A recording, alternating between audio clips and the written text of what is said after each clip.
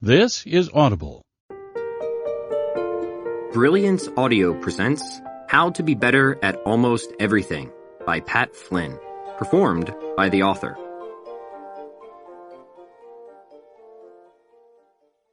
This book is dedicated to my grandfather John Jones and my grandmother Jacqueline Jones, aka DDOP and DDOM.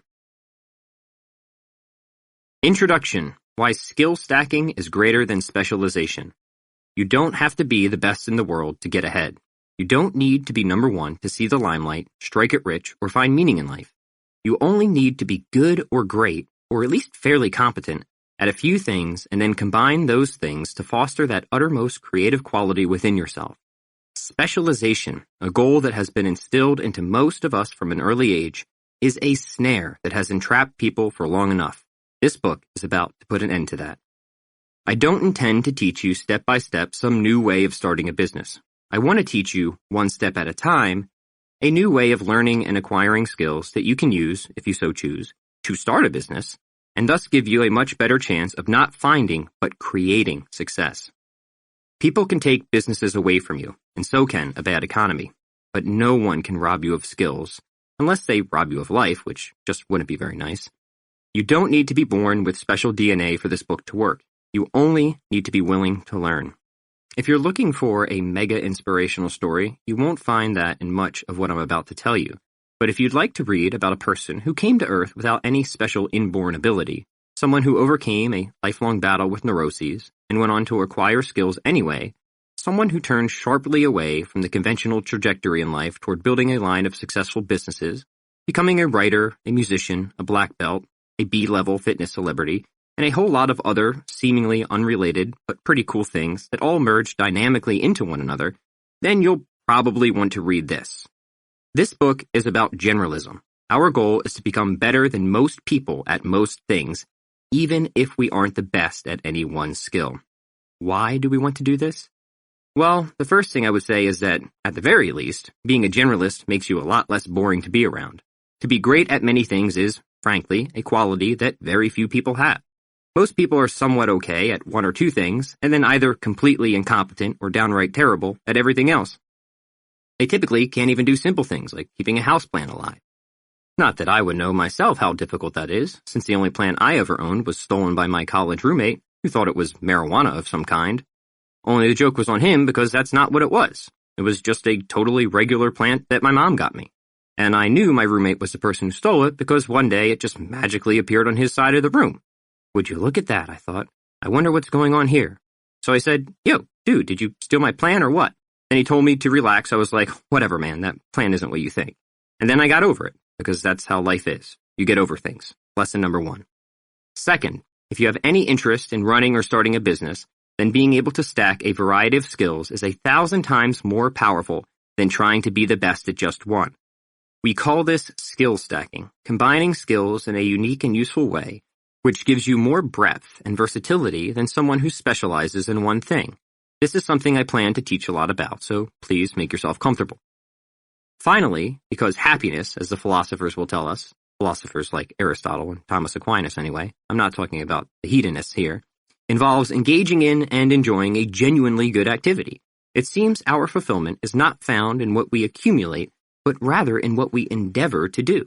In other words, skills are good because they give us something good to engage in, and we all need that. So, to put it all together, this book is about becoming good or great at many things, and at least fairly competent at almost everything else, and then learning to combine abilities to form competitive advantages, while at the same time finding total and complete fulfillment in life. Not too heavy of an assignment, right? The secret to all of it? Skill stacking. Yay. The enemy? Specialization. Ooh. Mostly, I want to teach you how to get better at getting better at things, the skill of acquiring skill, so you can build a reputation and a thriving business, if you so choose, with all the skills you never had and never thought you needed to have. The problem, as I see it, is that since most self-help books these days are about topics like finding confidence when you're semi-overweight or marketing yourself on social media, nobody's thought to teach you these inclusive skills. And while I'm all for finding confidence when you're semi-overweight, I used to be one such person, we'll talk about that in a bit, and marketing yourself on social media, Those types of skills have little to do with being happy and successful on the most fundamental level. Happiness is a skill. Business is a skill. I'm going to teach you how to get the skills you need and then how to combine those skills to find your competitive streak and creative spirit. Am I a super creative person? Well, I should like to think that I'm at least somewhat creative. I draw things, I record music, and I write. I even entered a video game tournament once. I didn't do half bad. I won the first round, anyway. But the reason I'm creative, if I'm creative at all, is that I'm a generalist. I'm somebody who got good at many things and then found a way to pull them together to come up with ideas for, and this always sounds somewhat self-aggrandizing when I say it like this, making money, and, more important, having a pretty fun time doing it. I only say pretty fun because there were 1 or 2 times it didn't go quite as well as I had hoped. I'll get over it. You know what? It is hard being me. Thank you for saying that. No, really. It means more than you know. Here, let's sit and maintain eye contact. So this is the way this book will work. First, I like numbering things. Keeps me organized. I'll talk about generalism and the principles behind it, and why I think this philosophy can help you or anyone find success and happiness by doing the things you love and making money from them. Doesn't that sound nice? I think that sounds nice. Second, I'll talk about skill stacking and why it's more effective for being an entrepreneur and human than specialization. We're trying to be the best at just one thing. Third, I'll talk about how to get better at anything that interests you through a series of principles that makes learning new skills 40 million times easier. I'll also share with you the skills I think almost every person needs to get started getting ahead both financially and figuratively. And don't worry, it's not like any of these skills take all that long to develop. It's just that most people never think to develop them. Finally, we'll talk about how to actually build a skill stack and put all your newfound talents to work in attaining the good life. Ah, yes, the good life. Because it wouldn't be a self-help book without talking about that. Along the way, we'll discuss some well-known people who use this philosophy of generalism, case studies, you could say, of those who became good or great at many things to find success and meaning and fulfillment.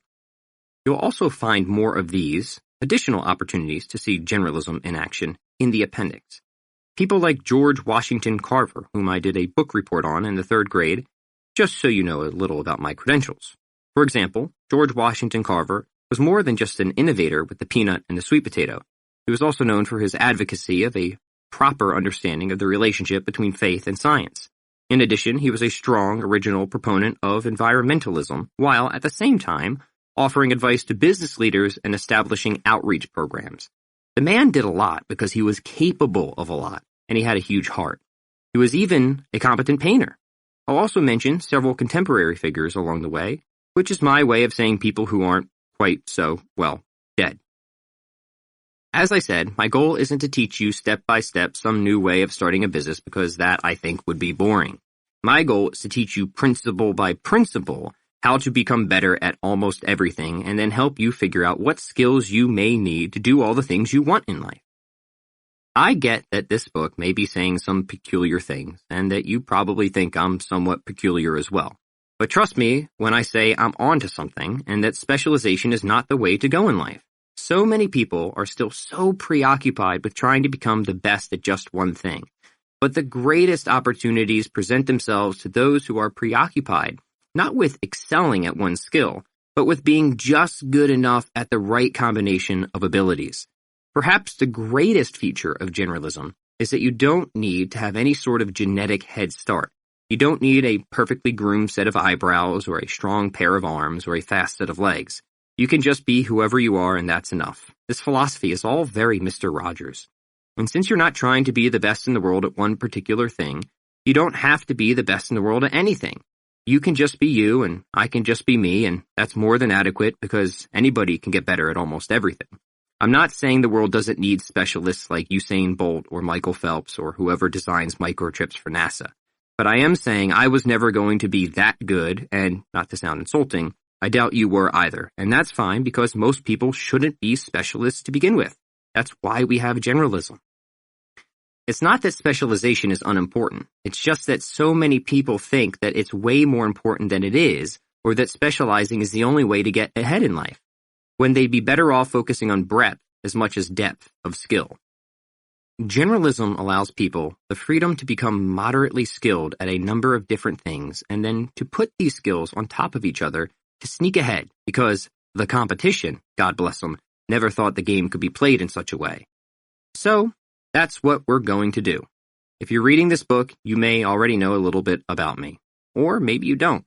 But that's where I'm going to start because, believe it or not, I know a lot about me. And you'll see, a lot of it is going to apply to you. Chapter 1. When Great is the Enemy of Good. It's not like the idea of generalism just occurred to me. It's something I had to figure out after going on a long time in the opposite direction. Like many of us, when I was a kid, I thought I should grow up to be the best at something. And for me, that something was the guitar. I wanted to be the fastest and most virtuosic guitarist around, so I could become famous, get tattoos, and do drugs and all that. Obviously, this isn't how things turned out. Here's why. First, I have maintained a healthy paranoia regarding substance abuse, because with a family history of addiction problems, I know very well what I might end up like. I also maintain an unhealthy fear of needles in general, and have way too much of an indecision problem to settle on something as permanent as a tattoo. Plus, I don't care all that much about becoming famous anymore, for reasons we'll later get into. Those, lofty goals aside, I realized about 5 years into playing guitar that specialization wasn't getting me to the places I wanted to go. By the time I was in high school, I was, in my opinion, the best guitarist around. But only a few people enjoyed hearing me play since I only played stuff that other guitarists wanted to listen to, like sweep-picking guitar solos. For non-musicians, an example of sweep-picking can be heard quite prominently throughout the work of virtuoso guitarists from the 1980s, like Yngwie Malmsteen. Check out Arpeggios from Hell. Because, and this is something every specialist eventually realizes, there comes a point in every skill when you become so good you suddenly lose people on a common level and begin appealing only to other specialists. And that's when you know you've gone too far. Most people in my high school didn't want to hear virtuosic guitar solos. They just wanted to be asked to prom by some singer-songwriter kid with a Dave Matthews haircut. So it would have been better if I hadn't spent so much time perfecting sweep picking and instead had gotten just a little better at singing. This was a clear case of where a skill stack, singing and playing the guitar, was more attractive than specialization, being a solo guitarist. Because if the goal was to get attention as a person/musician, it was the generalist, in my case my friend, Tom, who was doing so, and not the specialist, me, who might every once in a while impress people with a fiery guitar solo, but could not write a catchy melody. And since most people are basically Philistines when it comes to this stuff, they don't care for all that technical mumbo-jumbo, they just want a tune they can hum along to. That was lesson number 1, in which somebody who was not as good at the guitar as me was getting the thing that I wanted out of being a guitarist, which was having people say how good a guitarist he was, when everybody should have been saying how good a guitar player I was.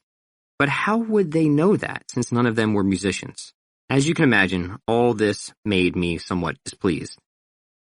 So specialists mostly appeal to other specialists. I got it then. But this was also not the only case where I was the person who was better at something, yet not doing quite as well on the, let's call it, commercial level. Yes, I was, in my opinion, the best guitarist in my high school, but that hardly says anything, since there were only about 10 kids in my high school who even played the guitar to begin with. It's not like I had all that much competition living in rural Wisconsin. It wasn't until I began auditioning for college that I realized how ordinary my abilities were even as a so-called specialist. This was lesson number 2. Not only had specialization not gotten me to where I wanted to be in life, but even with practicing 7 hours a day, I still sucked. I didn't suck, I just sucked in the sense like, wow, really? All these years and I'm still not even close to being nearly as good as I thought? That's a bummer. Because there I was, practicing every waking moment on that bastard of an instrument, and I got my ass handed to me by some 12-year-old Korean kid in an audition for Berkeley. That literally happened. So lesson number 3 was waking up to the grim reality of diminished returns and how little I got back for every additional hour I dedicated to getting better at the guitar, when I could have gotten so much more in return if I'd merely invested that time in other skills like singing, songwriting, or producing. I still would have gotten shown up on a technical level by that kid at Berkeley, but that was going to happen anyway. Even if I'd decided to increase my practice by 7 more hours per day, I seriously doubt I would ever have gotten to be as good as he was. Maybe he simply had connections in his brain that never formed for me because he started playing guitar when he was 2, but I didn't get started until I was in the 8th grade. Or maybe he was just smarter than me. That is also possible. One problem with specialization is that success is too often dependent on factors beyond your control, like who your parents were, where you were born, how you were raised, what you looked like, and so on. The good news is that generalism doesn't rely on any of that, so it doesn't matter if your parents were models or meth addicts, and it doesn't matter if you have any skill at all. You can be a total loser and still succeed. I did. But if I'm going to impart to you any wisdom at all, it's probably best to tell you a little bit about my own journey from being a specialist and not succeeding to becoming a generalist and doing fairly well for myself, all things considered. As you probably gathered, and we'll return to it, I started out wanting to be a guitar player. I practiced my calluses off, striving to become the best guitarist in the world, even though I now know that was never going to happen. But the things I learned by acquiring that skill have been super important and eventually helped me become a writer, business owner, and entrepreneur. Now, since we're already such good friends, I'll let you in on this. Sometime around the 9th grade, my buddies asked me to participate in a wet t-shirt contest to see who had the bigger man boobs, me or my friend Sean. I'm sorry to have to report this, but it was about the only competition I won in high school, though the upside was that it inspired me to start getting in shape. So, after being humiliated in front of everyone whose opinion I cared about, I began reading a bunch of books on dieting and exercise, and eventually I signed up for Taekwondo, where I got into strength training and kettlebells. What are kettlebells? They're a form of weights that sort of look like cannonballs with a handle on them. Don't worry about that now. We'll come back to it. In the meantime, I experienced a lot of panic attacks and went through a period of agoraphobia where I felt like I couldn't leave my house without a chaperone and a lucky charm of some kind. I'm not going to sugarcoat this. Life pretty much sucked at this point, and that's probably where I bottomed out. High school was tough for a lot of kids, right? Through Taekwondo, I learned about meditation and started to get a hold of myself. In 2006 or 2007, while I was still in high school, I decided to start a YouTube channel and a blog to talk about getting in shape and lifting weights and meditation and pretty much everything else I was interested in. I wanted to help others because I was starting to feel a lot of the benefits from consistently working out, and my life was changing in some positive ways. I was thrilled to be accepted into school for music, except my grandmother, isn't that a grandmother's job, talked me into getting a real degree in economics and finance.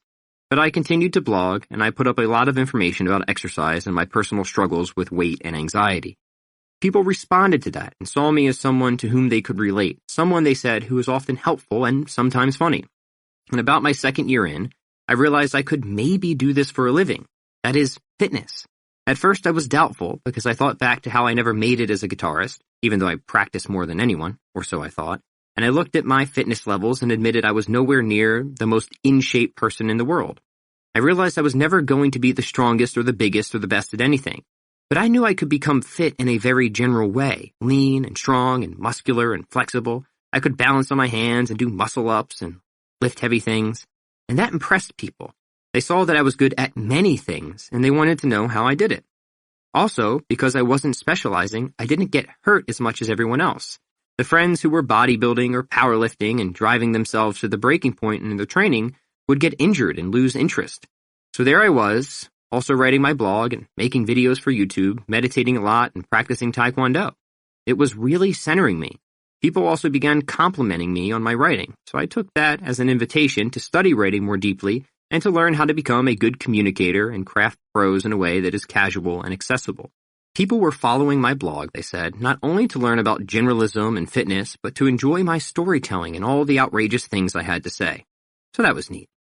This was an epiphany of sorts, though a very gradual one, whereby I began to see the value in a skill stack, in which the combination of my fitness abilities and my writing skills, even though I was far from being the best at either, seemed to be intriguing when put together. It was like a sandwich. Even if all the ingredients aren't amazing themselves, they still taste pretty good when mushed together. Eventually, I realized that I never needed to specialize. I never needed to be the best piece of pastrami. I just needed to be good enough pastrami and then have some bread and sauerkraut and creamy enough dressing. I also had no direct competition because most of the people I was up against in the fitness industry weren't writers, and most writers weren't in the fitness industry. Come my senior year of college, I fell into my first big book deal because one of my followers was looking for someone to write a book about fitness. I got the deal and even did a pretty darn good job with that book, or so the publisher said, so it led to a series. And along the way, I learned a lot about marketing and business and sales. I learned about psychology and philosophy as well, and I studied all of it with a furious interest so I could start to make a living based on everything I was doing. Up until that point, I had done a fine job at getting attention but almost nothing to make money from it. I began to spend a lot of time with business mentors, and I went to conferences to have my mind exploded by people who made more money than I even knew existed. And all that added to my skill stack, by the way. So back to my grandmother's advice, or not, as the case may be. While this was happening, I was still in school studying economics and finance. I said to my advisor, "Hey, listen, so I've got these books I have to write, and I'm running a business, and I was just wondering if instead of taking that last free elective, I could have a couple of life credits, let's call them." Well, long story just a little less long, he had no idea what I was talking about, and I eventually dropped out. And that, too, became part of my message, because as my business grew, people began asking me where I went to school, assuming I must have degrees in all of this. But I relished showing that college is not necessary to be successful. Education is a good thing, but you can get that from books and coaches and mentors. The funny thing, however, is that I have been offered the opportunity to go back to school for philosophy, which I'm now working on, because one of my followers happens to be a professor at this most adorable little university, and he's hoping I'll have a better experience as a grad student. Okay, sure, why not? We'll see how that goes. The point of this is that eventually you do indeed become the person you want to be, even if you don't think it's in the way that you want. You become somebody who is successful and productive and useful, but not by being the best you hope to be. In my case, with the guitar, you become a generalist, and that's how it happens. It's the accumulation of all these different skills that sets you apart. It's how you manage to weave them all together in a, at first, haphazardly, but eventually deliberate way that makes your existence enchanted.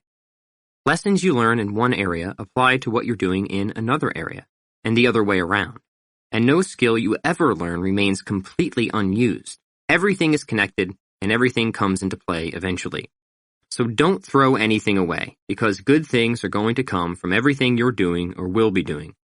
Your skills may all very soon coalesce, and you'll have money and sea-level fame. But here's the thing I want to leave you with. If you're not something without the sea-level fame, then you're not something with the sea-level fame. No amount of commercial success is ever going to make you happy.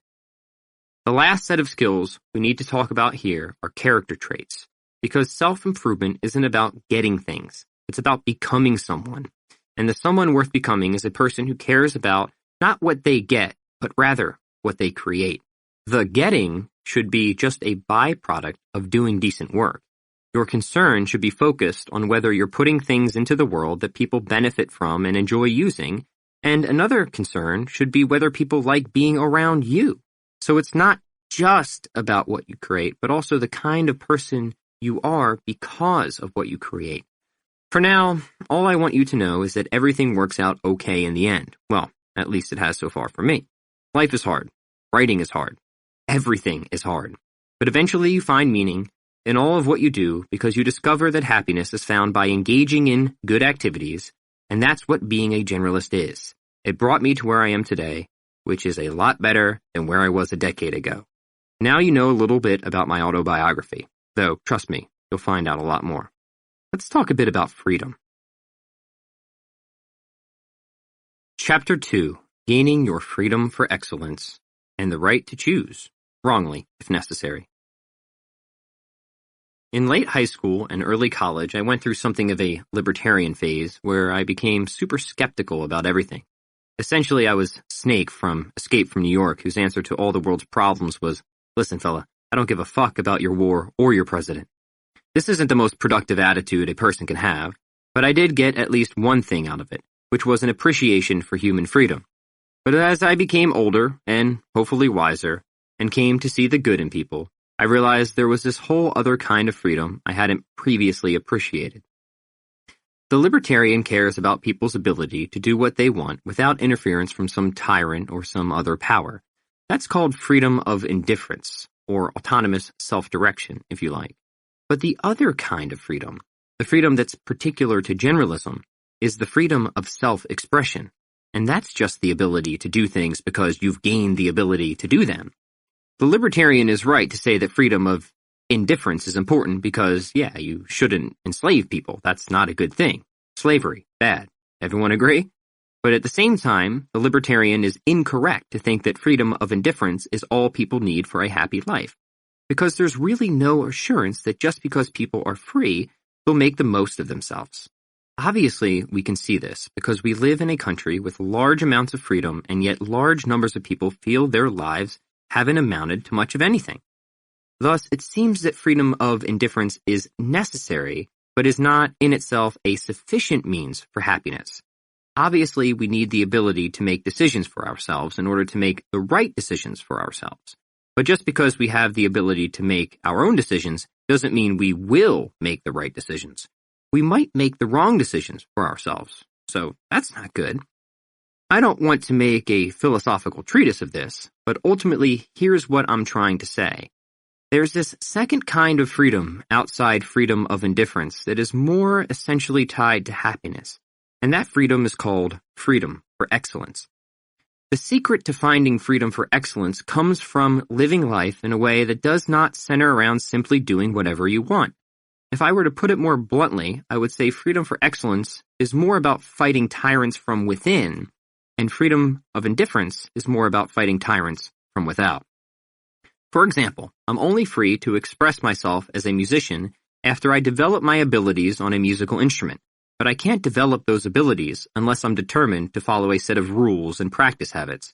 It's only by limiting my freedom in one sense that I can enhance it in another. It's only by giving up the freedom to not practice the guitar or practice the guitar however I please that I can practice the guitar in a way that's effective, which eventually grants me the freedom to express myself through the instrument. This is freedom of indifference. You don't tell me what to do, I won't tell you what to do, and we'll all just get along. Again, there's something to this. It's the stuff all good constitutions are made of. But then there's this other kind of freedom that says, hey, look man, it's great you don't want to be anybody's personal minion, I'm with you there, but do you really think just doing whatever you want is going to lead to a happy existence? Actually, dude, this is what I would tell that person. It's often better to take options away so long as you're removing those options yourself. Because here's freedom for excellence. This is the freedom that comes from restriction. Freedom for excellence isn't about being able to move in this or that direction like the notion of autonomous self-direction.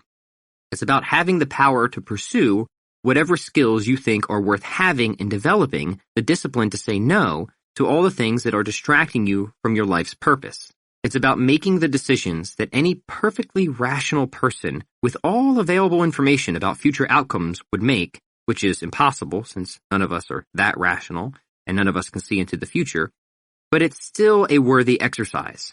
Freedom for excellence can be thought of as the discipline of desires to make the good at first possible and then effortless. And to me, that sounds a lot like somebody who wants to get better at things. The point of having freedom is not so you can squander it, but so you can make the most of it and yourself. So you're going to have to learn to make some hard decisions. You're going to have to learn to put off what's easy for what's important. You're going to have to live as if you are not free, as if you are a slave to good habits and effective behavior. Ultimately, you're going to have to learn to impose restrictions and practice habits so you don't abuse the freedom God gave you.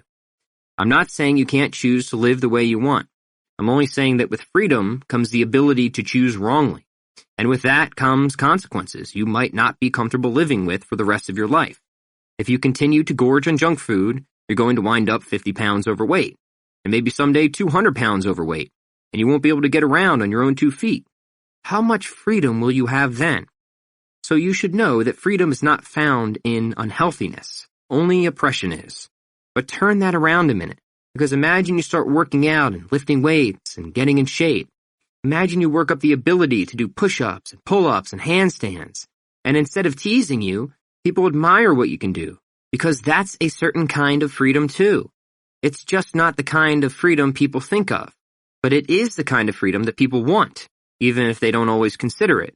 People want the ability to do things and the freedom to express themselves. But how are you going to express yourself through abilities you don't have? For example, you're free to play the guitar when you learn your scales and modes and chords, just like you're free to speak French when you've studied the pronunciation and grammar of the language. You're free to do pull-ups only after you become more fit and gain strength, all of which comes from discipline. This is freedom for excellence. Freedom of indifference is the freedom to choose otherwise. Maybe you grew up getting pretty much everything you wanted and were allowed whatever you wanted, and you took that freedom for granted. And if you take freedom of indifference for granted, why on earth would you give any thought to freedom for excellence? Isn't that how it always seems to go? It's not until you're at the point of losing something forever that you suddenly beg and plead and make whatever bargain you can to hold on to it. Think about what happens if you let time slip away and take for granted all this freedom, but don't do a single damn thing about it. Think about how much freedom you have, but also how much you don't have because you aren't getting better at anything. Think of all the freedom that's left on the table, so to speak. All of us have a certain amount of freedom given to us, freedom of indifference, which is mostly luck of the draw. But so much more freedom is available to us, freedom for excellence, which is earned if we're willing to apply just a bit of consistency and effort. To bring it all together, I would say, again, that freedom of indifference is a necessary but not sufficient means for freedom for excellence, and that every government should secure for its people that first freedom so they can attain some of the second. On the other hand, no government has any business getting into our lives and telling us how to be happy because no government could ever possibly know what happiness for all of its citizens is. That's really something for enlightened philosophers like the author of this book to figure out. All of this, of course, is building to a much bigger point, which is how becoming a generalist can make us not just successful, but happy. I believe we all have every right to pursue happiness, but we have no right to expect happiness just because we live and breathe. Because happiness is not something somebody can give us, and that includes our parents, our spouse, and the president. Happiness is what happens when we engage in good activities. So happiness is not only a habit, but an act. Happiness is not an outcome, it's a deed. It's not like we do one thing, like get married or make $1 million and suddenly we're happy and that's it. That's not what happiness is. Happiness is a state of mind that's produced over time by doing good things. Aristotle said the point of humans is to know things, make things, and do things. He said that because humans are rational animals, their goal in life is to seek the good. And the good, according to Aristotle, is anything that is spiritually, physically, or mentally productive. Without getting too far ahead of ourselves, Aristotle, and later on Thomas Aquinas, said the highest good is God. But there are also plenty of other things on the way to God, like art and engineering, and pretty much everything God made and wanted us to engage in.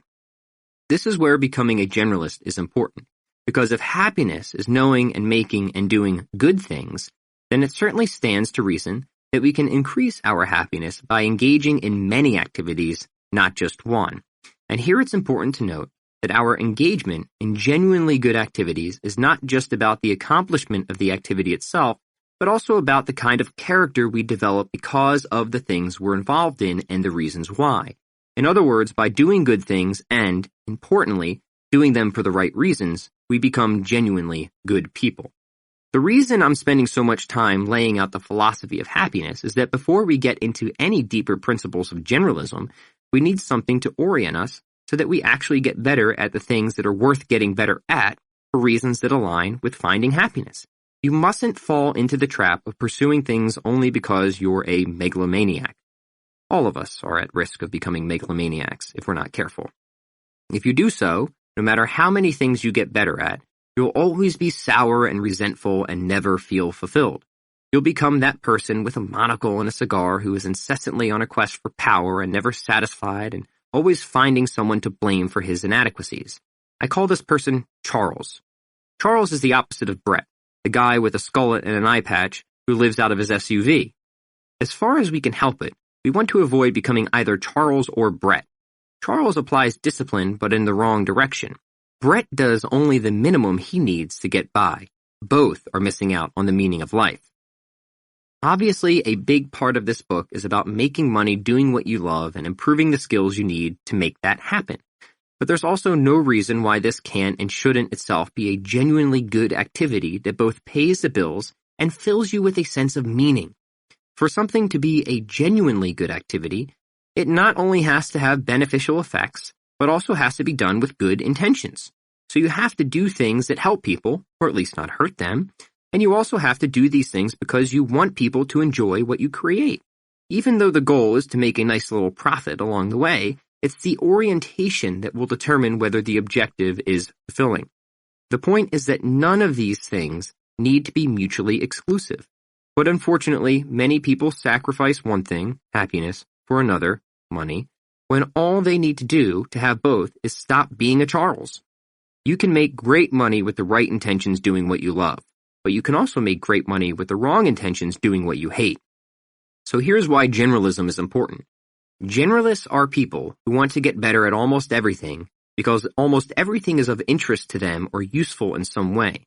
Specialists, on the other hand, can't help but match their identity to an outcome, because when people are striving to be the best in the world, they've really put themselves in a tough situation. They've built unhappiness into the system, whereas generalists are not overly concerned with an outcome and enjoy engaging in and getting better at some genuinely good activity. Of course, generalists are still going to dominate the competition because that's more a happy byproduct of being unique and good at many things. Generalists, however, never tie happiness to how many people they are doing better than, because generalists aren't trying to be better than anyone. They're only trying to be better at things. See the difference? By its very nature, specialization is set up to produce unhappiness, either because you're striving to be the best and not succeeding at it, or because even on the 0.0001% chance that you do become the best, it's next to impossible to stay there. Eventually, you're going to lose, and somebody is going to take your place and say you were never the best to begin with. They were. I don't know about you, but I've been in a few situations where both of these things have happened, and never did I feel particularly keen about it. When I specialized in guitar, I was always comparing myself to others and feeling awful and inadequate, and then as soon as I felt I was doing something special, somebody would swoop in and be like, "Nah, dude, you suck. Here, let me show you how that should actually be played." But as a generalist, I don't have that problem anymore. I've gotten away from wanting to be better than other people, and now I just focus on being good myself. Chapter 3. Becoming an Expert Generalist. 5 Key Principles. So far, we've talked a lot about why specialization is often a snare and what to do about it. And hopefully you're starting to see some of the advantages of becoming a generalist, such as being successful without hating every step along the way or having any special inheritance, genetic or otherwise. Often people pick up a self-help book looking for tactics or strategies. Just tell me what to do so I can get on my way. I've got a meeting to attend. But to me, that is totally the wrong way to go about it. What people need first is a foundational understanding of a general concept before getting into any of the finer details. For example, when it comes to weight loss, one of the principles is caloric control. Often people are concerned with specific diet plans, though, and since they don't understand that any diet plan can work so long as it reduces calories, they wind up hopping from one diet plan to the next, never knowing why all of them fail. But the reason plans fail, or work initially and then stop working, is that the dieter hasn't understood the theory of thermodynamics or how metabolism works. Once you understand those theories, you can then figure out the most appropriate diet plan by determining which one is going to most effectively get your calories to where they need to be while taking metabolic adaptations into account. Fasting, not eating for a while, is one good example. It's a topic I've written a lot about. Some people think it's the greatest thing on earth, which sometimes confuses me. Indeed, fasting works for a lot of people, but it's important to know that it works because it takes large swaths of calories out of a person's diet. Sometimes fasting doesn't work, though, because it makes people so hungry that they wind up binging on foods they otherwise would have declined, and then they'll come to me and say, "Hey, so I tried your stupid fasting plan, and it caused me to gain 10 pounds, so what gives? WTF?" Which is when I'll tell them, as delicately as I can, that they should have taken the time to read the principles section before they got started with the plan. That way, they would have known to modify the fasting schedule so they wouldn't get to such a point of overwhelming hunger. This is true for generalism, because as we continue to work through this book, we're going to present a framework that shows you how you can go about developing skills. Before we do so, however, we need to understand the principles of what we're talking about, the principles of getting better at things. These principles are as follows. 1. Skill stacking is greater than specialization. 2.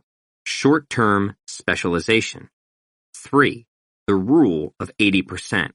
4. Integration over isolation. 5. Repetition and resistance. Let me give you a brief explanation of each principle, and then we'll see how they would apply toward getting better at something probably all of us are interested in: fitness. Skill stacking is greater than specialization. Simply put, it's better to be better than most people at most things than to be the best at any one thing. Skills in combination are more powerful than individual skills by themselves, even if they aren't as fully developed. This is the fundamental advantage of being a generalist, but it's not enough to acquire skills. You must also learn to combine them. For reference, I'm using the greater than sign to mean better than. Short-term specialization. Being a generalist doesn't mean you try to improve at everything at once. Good generalists are really just short-term specialists in the sense that they focus on one or two things at a time, and once those things are developed up to 80%, but never beyond, see the next principle, they then turn their attention to something else. The rule of 80%. The rule of 80% says that if 100% is the best in the world, then never go beyond 80% at anything, because that's specialization territory. 80%, believe me, is still masterful. So you can safely assume that if you're 80% good at something and still not getting ahead in life, then that something is not your problem. It's time to acquire another skill. Integration over isolation. This principle states that you should practice only the things you need to get good at as they pertain to the task at hand. This may seem obvious, but often people focus too much attention on techniques or skills that make no sense for what they want to achieve. For example, there's no point in a guitarist who wants to play AC/DC songs learning a B-flat 13 chord, since AC/DC never uses B-flat 13 chords. This principle also states that as far as possible, any technique should be practiced in the context of whatever outcome you're hoping to get. Again, thinking of the guitarist who wants to play AC/DC songs, that guitarist should learn just the chords needed to play those songs, and preferably in the context of the song itself. Specific practice produces specific results, so practice only the things you need and nothing more.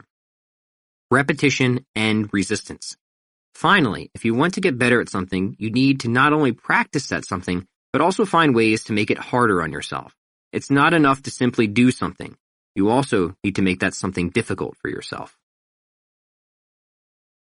Fitness as a metaphor. I think one of the best ways to explain these 5 principles would be through the example of fitness. And even though not many people think of fitness as a skill, they most definitely should. Because what is a skill if not the ability to complete a task? And what is fitness if not exactly that? It seems to me that being able to do a pull-up is hardly any different in theory from being able to play a guitar solo, since both activities require the use of repetition and resistance. The only actual difference is the kind of skill a person is performing. Neither activity is any less of a skill. Part of the reason a lot of people never reach their fitness goals is that they don't think of fitness as a skill. They think of fitness as a habit. And while building a habit is important for building a skill, it's not enough to just get into the routine of doing something without also finding a way to progress within that routine. Putting yourself in a routine will make you marginally better at that skill. It will make you better than people who don't do that something at all, but it will hardly make you great at it. For that, you need these other principles. So how about I talk you through this from the standpoint of a gym instructor, because wouldn't that be fun? We'll imagine I'm addressing a bunch of mealy-mouthed middle schoolers who are timid about exercise, essentially my former self. I want to do this because I feel like when I was in school, I got the worst impression about fitness imaginable, since I was always forced to do it without understanding why, and then I'd get embarrassed because of how terrible I was. I'm sure some of you can relate. Now, let me grab my whistle and put my gym shorts on. Ready? All right, children, gather round. Today is your first day of gym class, so there are a few things we need to get across before we subject your tiny bodies to the rigors that await. First, it's important to understand that fitness is no different than music or math in the sense that all we're doing is learning a skill. But instead of keeping time or adding integers, we're practicing physical things like push-ups and pull-ups. And while some people may be more inclined to be musicians or mathematicians, others may be more inclined to do pull-ups. That doesn't mean, however, that people who aren't inclined to do pull-ups can never be good at pull-ups. By inclined, I mean just naturally good at something. Fitness, for example, is considered a skill because you get better at what you practice. This is known as specific adaptations to imposed demands, and it applies to literally everything you can think of. You don't get better at softball without practicing hitting or pitching. You don't get better at making burritos without folding tortillas. And you don't get better at the guitar without playing guitar. And you don't get better at push-ups without doing push-ups. Fitness is really a collection of skills, now isn't it? Or at least we think it should be. Are people really fit if they can do 1,000 sit-ups but can't run a mile or climb a rope or do a push-up? It doesn't seem to me like they're fit at all. They've just got one ability. That seems like a specialist or somebody who's good at one thing but bad at everything else. This class isn't about building specialists. It's about building generalists. Our goal is to create what's called general physical preparedness. Children, I want you to be capable of and ready for almost everything. I want you to be able to climb a rope and run a mile and lift heavy things. I don't want you to worry about being the best at any one of these gym class activities. We'll leave that for the specialists. Our goal is to get as fit as we can across a very broad array of activities. GPP over SPP is our motto. General physical preparedness over specific physical preparedness. Why? Well, a couple of reasons. First, the competitive advantage. Surely you will not beat specialists at their specialty, but you will beat them at most anything that isn't. You won't outlift the powerlifter, but you should outrun them and have more flexibility and speed. You won't outrun a triathlete, but you should lift heavier weights and have more muscle than they do. And so on and so forth. Your generalism will give you more advantages.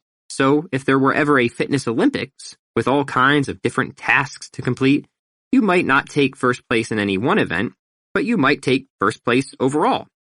That's kind of what we're going for. But also this, fitness and health are not the same thing, and this is something you really need to understand. As we said, fitness is the ability to complete a task.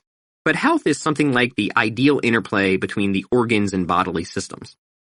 The problem with specializing is that you can actually take fitness to the point where it destroys your health. You can try so hard to be the best at some physical thing that you blow out your back in the process or cause your kidneys to fail. These things do happen, and detriments to health are all too common a price to pay for wanting to be the best in the world at something involving fitness. Just think of most football players or powerlifters or gymnasts. Nobody would deny that a person must be very fit to achieve greatness in any one of those sports. But I also doubt anyone would deny that they take a heavy toll. The football player winds up concussed, and the powerlifter winds up in need of new vertebrae, and the gymnast winds up with seriously deformed elbows. This is the price of specialization. There is no escaping it. But the generalist doesn't have to suffer any such ills since they don't care about being the best at anything. The generalist, and that's you, children, doesn't have to put fitness and health at odds, and in fact does exactly the opposite. Whatever we do to increase our fitness should at least not cause harm to our health and should preferably improve it. This means that if we are getting fit in one sense, we'd like to see an increase of health in a similar sense. Fitness is a foundation of health, and health is a foundation of fitness. For example, here's a sample plan that you can use to get started on your general fitness routine. Let's begin with this. Walk 20 to 60 minutes per day, briskly. Also, use the following morning recharge mobility routine. 2 minutes of jumping rope, 5 minutes of Turkish get-ups, and 2 minutes of Hindu push-ups. Just repeat those exercises for anywhere between 10 to 15 minutes. Now, let's take this day by day. On day 1, I want you to perform a pushing exercise and a hinging exercise. Once I work through the weekly routine, I'll explain some of the exercise options. So, I want you to do 5 sets of 3 reps at your 5 rep max on day 1 of a pushing and hinging exercise. On day 2, I want you to do a squatting and pulling exercise. Do 3 sets of 8 reps at your 12 rep max. After that, perform a loaded carry for 3 sets by 1 minute. On day 3, we'll do interval running. That's where you do a 10-second sprint, followed by a 30-second jog, followed by a 1-minute brisk walk. Repeat that sequence for 15 to 20 minutes. On day 4, we're back to a pushing and hinging exercise for 3 sets of 8 reps at your 12 rep max. On day 5, we're back to a pulling and squatting exercise 5 sets of 3 reps at your 5 rep max. After that, we'll go back to the carry, 3 sets by 1 minute. Day 6, we're going to do a pushing, a pulling, a hinging, and a squatting exercise, all for 3 sets by 5 reps at your 7 rep max. Then on day 7, we'll just do some walking and mobility to recover. Now, a few notes. You can visit my exercise at www.chroniclesofstrength.com to find tutorials for all these exercises. But here is a sample list to get you started. For pushes, you could do military press, bench press, dips, or push-ups. For pulls, you could do pull-ups, chin-ups, bent over rows. For hinge, you could do deadlifts, single-leg deadlifts, hip thrusts, or kettlebell swings. For squats, you could do front squats, back squats, goblet squats, or split squats. And for the loaded carries, you could do farmer walk, overhead walk, or rack walk. Again, visit my website or YouTube channel to see these exercises performed and broken down. Also, a few more notes. When I say at rep max, I mean to use a weight that you could lift for no more than the number prescribed. So 7 rep max means to use a weight you could lift for no more than 7 reps on that particular exercise. Intensity is paramount. Be sure you're going heavy enough. And finally, I'll leave you with a few additional resources. First is Intervention by Dan John. Second is my book, which I co-authored with Kellyanne Petrucci, Paleo Workouts for Dummies. I also have a guide of 101 free kettlebell workouts, which you can get at the website www.101kettlebellworkouts.com. Finally, head to my YouTube channel at www.youtube.com/user/SUPMUHHUMBRUH to see all these exercises in action. To be a generalist in fitness is to be fit at many things, not just one. So we can say people are fitness generalists to the extent they can do many tasks well, even if they can't do any one task best. Everyone got that? Please put that down in your notes. This is the first principle, you see. GPP is greater than SPP. In other words, skill stacking is greater than specialization. Listen up, because this next part is important. Since I just made the case for why we're going to focus on being generalists and not specialists, now I have to tell you how we're going to go about it. And this part is going to sound a little ironic at first, but I promise it'll make sense once we get into a couple of examples. The reason it's going to sound ironic is this. A generalist is really just a short-term specialist. I understand that I just spent the past 15 minutes arguing against specialization. But what I was really arguing against was not the use of specialization, but being a specialist. And there is a great deal of difference between the two. The use of specialization is just focusing on something to get better at it, whereas being a specialist is a commitment to becoming the best at something because you think that's where you're going to find success or happiness. A specialist is someone who uses long-term specialization then, but a generalist is someone who uses short-term specialization. Here, sit up straight and let me explain. The generalist, and this doesn't matter whether it's in fitness or anything else, doesn't get good at almost everything by trying to do everything at once. That would be a fool's assumption. Such an approach would only dilute effectiveness and cause a person to go mostly nowhere. Instead, generalists must learn to surge and maintain.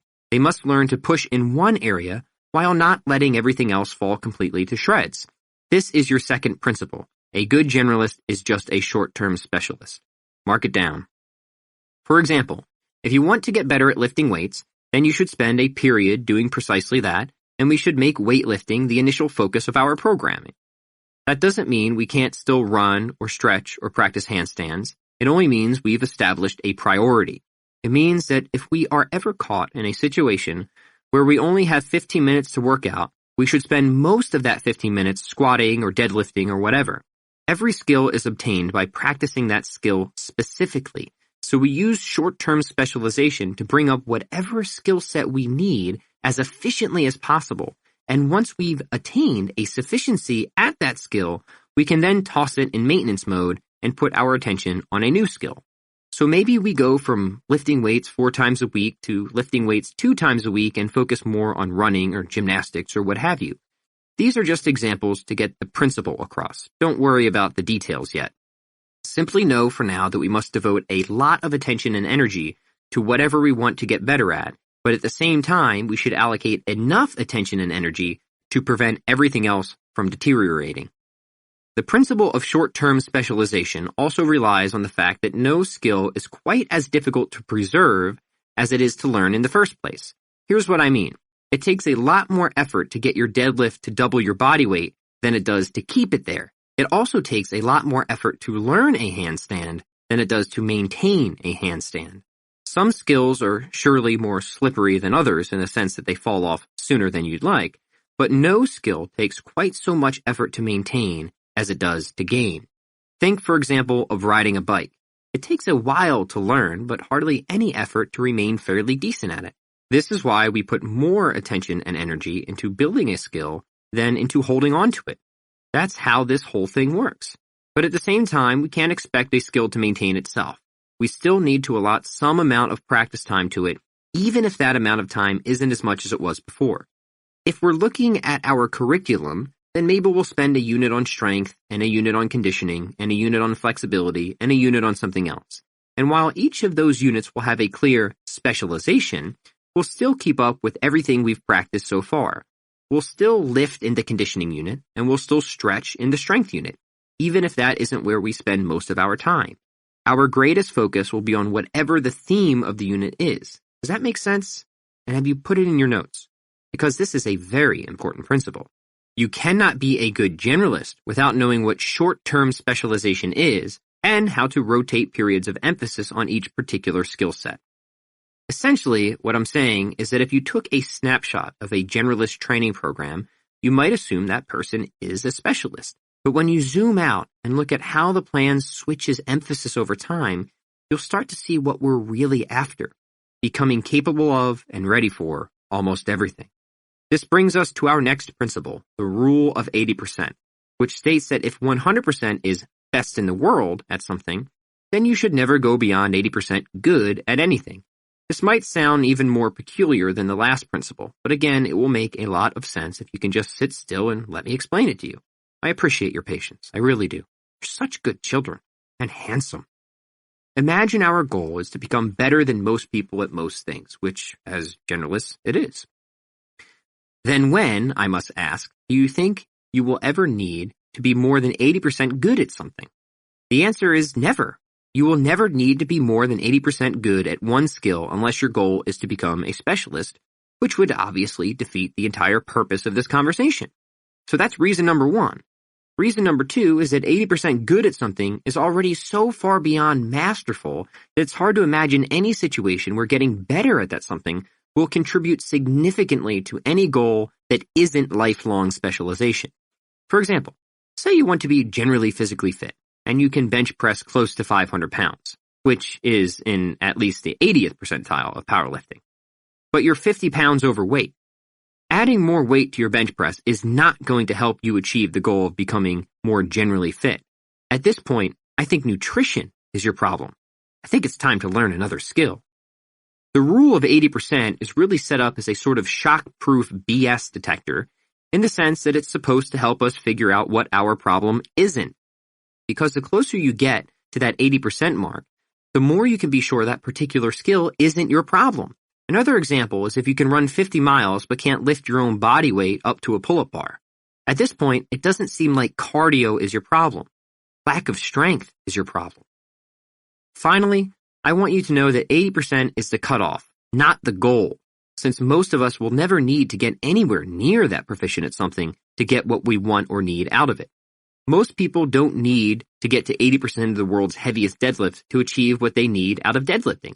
They probably need to only get to 20 to 40%.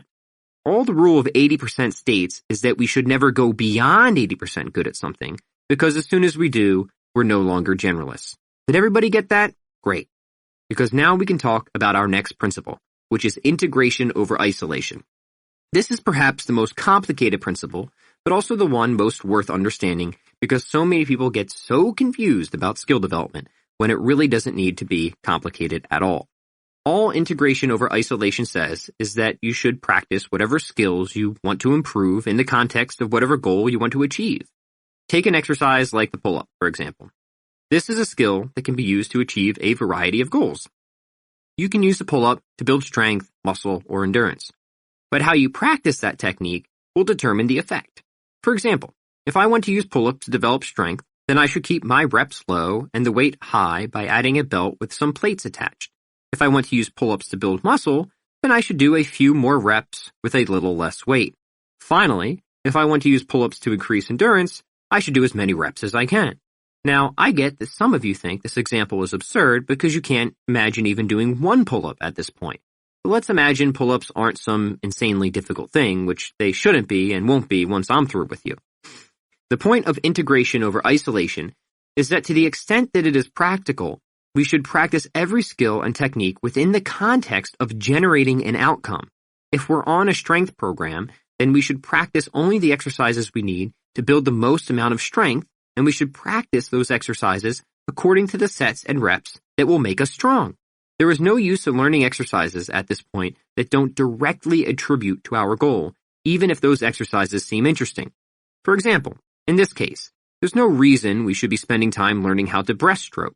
The breaststroke is a fine exercise and useful for endurance, because swimming is useful for endurance, but we shouldn't spend most of our time during a strength phase in a swimming pool, geriatric workouts excluded. This would be like learning to draw cartoons when you want to create realistic oil paintings of landscapes. Integration over isolation forces us to start with the end in mind and devise a plan based on what we want to achieve. Mostly it helps us focus specifically on the skills we need to practice to produce a particular outcome. For example, if we want to get better at running, then we should put together a plan that teaches stride mechanics and features protocols to increase aerobic capacity. And preferably, we should be able to practice stride mechanics within the context of those aerobic protocols. In other words, we practice the technique of running within the running program itself.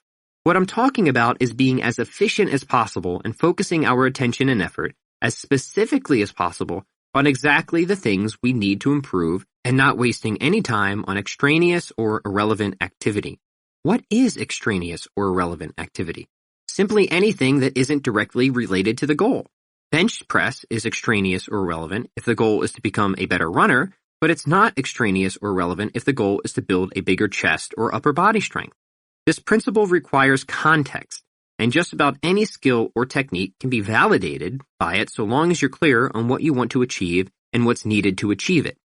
A running program probably shouldn't focus overmuch on bench pressing, though we should, according to our third principle, bench press every now and then just to maintain what we've already earned.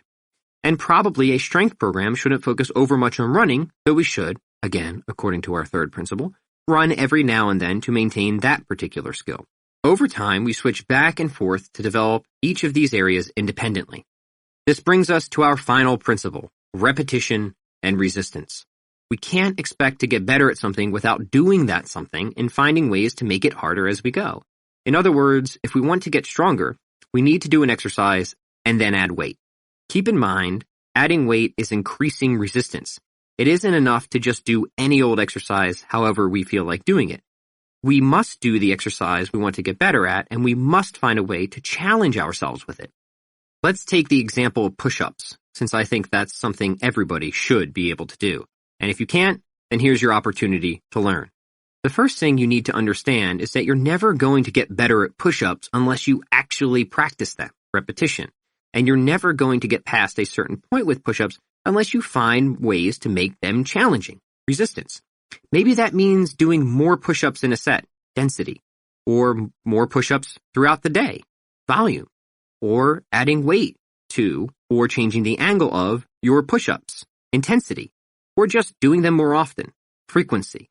All these variables are ways of increasing resistance, and all of them work, though some may work better for certain exercises than others.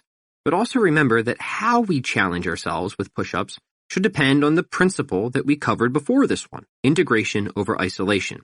So, for example, if we want to use push-ups to develop strength, we should focus more on adding intensity, increasing weight, or altering the leverage, whereas if we want to use the push-up to develop endurance, we should focus more on adding density, increasing the number of reps we do per set. Again, some context is needed, but for now we aren't trying to get that specific. I just want you to understand the principles and their universality. Yes, Universality, because so far I've only spoken about how these principles apply to skills found within fitness. But perhaps it would now be appropriate to take off my gym shorts and provide a few analogies of how they might apply to other disciplines. Except I won't actually take off my shorts, because you either go commando or you don't. And look, I've made my decision. At some point, you're going to have to make yours. Let's imagine we get better at writing, and we're looking at these 5 principles. First, we need to determine what kind of writing we want to get better at. Do we want to become better humor writers or fantasy novelists or what? Let's say we want to become better humor writers, short-term specialization. I think that's a fine place to start and a useful skill, especially if you ever want to start a blog or write a book, since it's a good thing to be able to make people laugh. Then we've got to think about the skills we need to get a chuckle out of someone. The first, it seems, would be the power of observation, since all humor is essentially just telling people the truth in a more efficient way than what they're used to. For example, I saw a chuckle-worthy definition the other day that read, charity, verb, to make an ingrate. I thought that was pretty funny, because it's something to which everybody can relate. You probably remember a time when you opened your house to people and fed them dinner and let them shower, and did they ever say thanks? No. All they did was leave dishes in the sink and hair in the drain. Then obviously you felt like asking them to leave, but you thought about what Jesus said on the mountain about people you can't stand, though since you aren't a Bible scholar, you can't remember what it was, only you're pretty sure it had something to do with being nice. So it seems to me that being funny comes down to surprising people with something they already think is the case. At least that's part of it. So maybe you start developing your humor by paying better attention to what's going on and taking notes of things that seem ironic. That's repetition and resistance. And say you're in the fitness field like I am, so maybe you pay particular attention to whatever ironies you see in the gym, integration over isolation, which, God knows, offers no small amount of material. Now, I don't want to get too far into this just yet. I only want to point out how these principles apply no matter what skill you want to get better at. And obviously humor is an example of a skill that can attach to basically anything, so it fits in perfectly with the idea of a skill stack. Here's how I'd like to wrap this section up. Memorize these 5 principles and start to think of ways they might apply to something you want to get better at. Or use these 5 principles to assess why you didn't improve at something as quickly as you would have liked. That's what's helpful about the way we're doing things. You can apply the principles of generalism to get better quickly, and you can employ them to figure out where or why you're stuck on something you've already started. In the next couple of sections, I'll begin to outline what I believe are a series of essential skills, because if we're going to acquire a skill stack, we need a foundation on which to construct it, and that foundation should be composed of skills that are useful and awesome for everybody. So go use the bathroom if you need, but hurry back. The fun is just about to begin. Chapter 4, How to Practice Better and Improve Faster. Now that I've explained the principles of generalism, I'll tell you how I came to learn about each of them through a specific skill or teacher.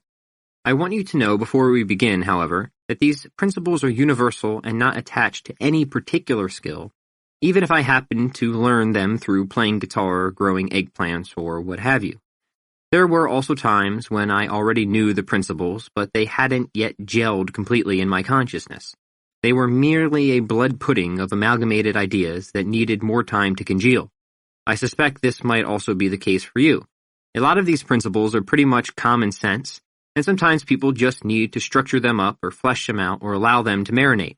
My hope with the sections that follow is to do exactly that, by giving you a fuller representation of each of these 5 principles and some context on how they apply, or at least how they applied for me.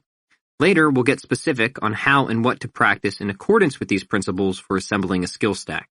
Please understand that these 5 principles are the orienting and philosophic foundation of generalism, and without them, any tactics we'll examine later may still be limitedly useful, but might also send you in the wrong direction, chasing pointless things. Principles are what guide us, so don't skip ahead. Be patient and thorough in examining these following few pages. The lessons are neither long nor lugubrious, but they are important. Principle 1. Skill stacking is greater than specialization. I learned about skill stacking from my high school guitar instructor, who made me very unhappy at first because all I wanted was to learn shredder-style guitar solos. But every time I proposed doing so, he'd say we should take the time to learn other kinds of music too.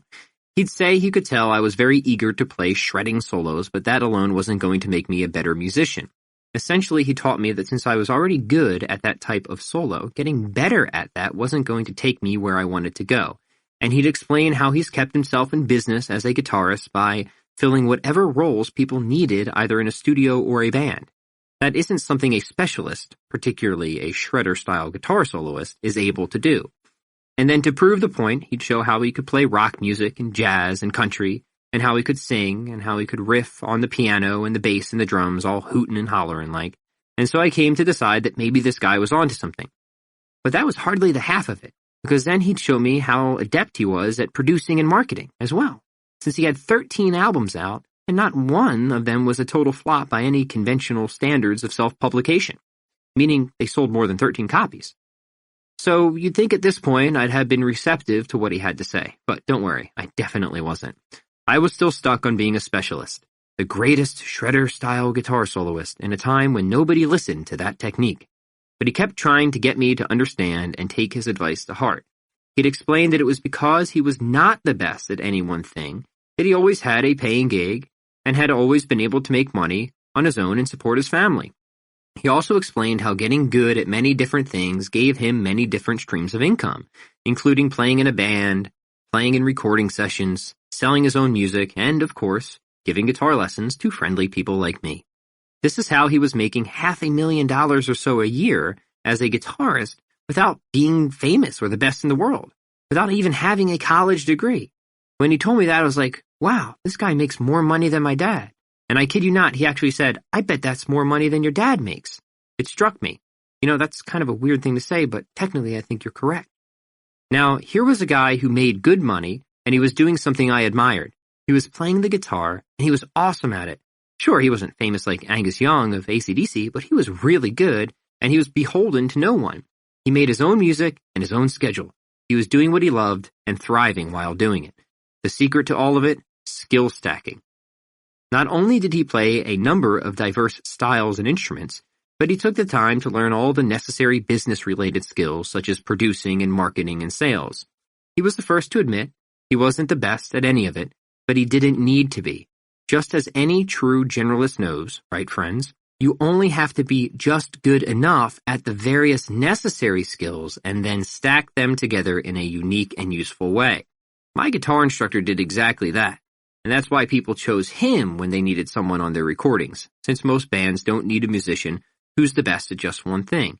They need somebody who can play rock one day and jazz the next, and maybe even sell some paraphernalia. What I learned from my guitar instructor is that skill stacking applies at the bottom level and the top, within a specific skill and to the whole lasagna of life itself. For instance, he could also get the word out about his skills and what he could offer, and he could cut albums that didn't sound half bad. That were quite catchy, in fact. I never appreciated that until I became older, but looking back, now I can see this was all very deliberate and effective and good. He was a stark contrast to a lot of my previous guitar teachers.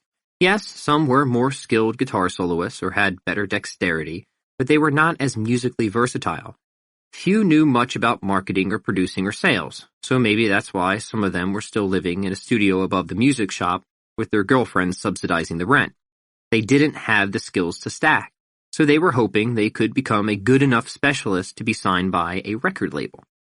I think that last point is among the most significant differences between generalists and specialists. Specialists try to be the best at something so they can get enough attention from somebody to scoop them up and offer them a contract of some kind. They end up being dependent on somebody else. Generalists, however, acquire whatever skills they need so they can be successful entirely on their own. That, my little rabbit, is the secret to sweet, sweet freedom. I learned this principle as a young guitarist, but it didn't fully apply until I was a business owner. That's when it finally became obvious. When it comes to business, I'm not the best at any one facet of it.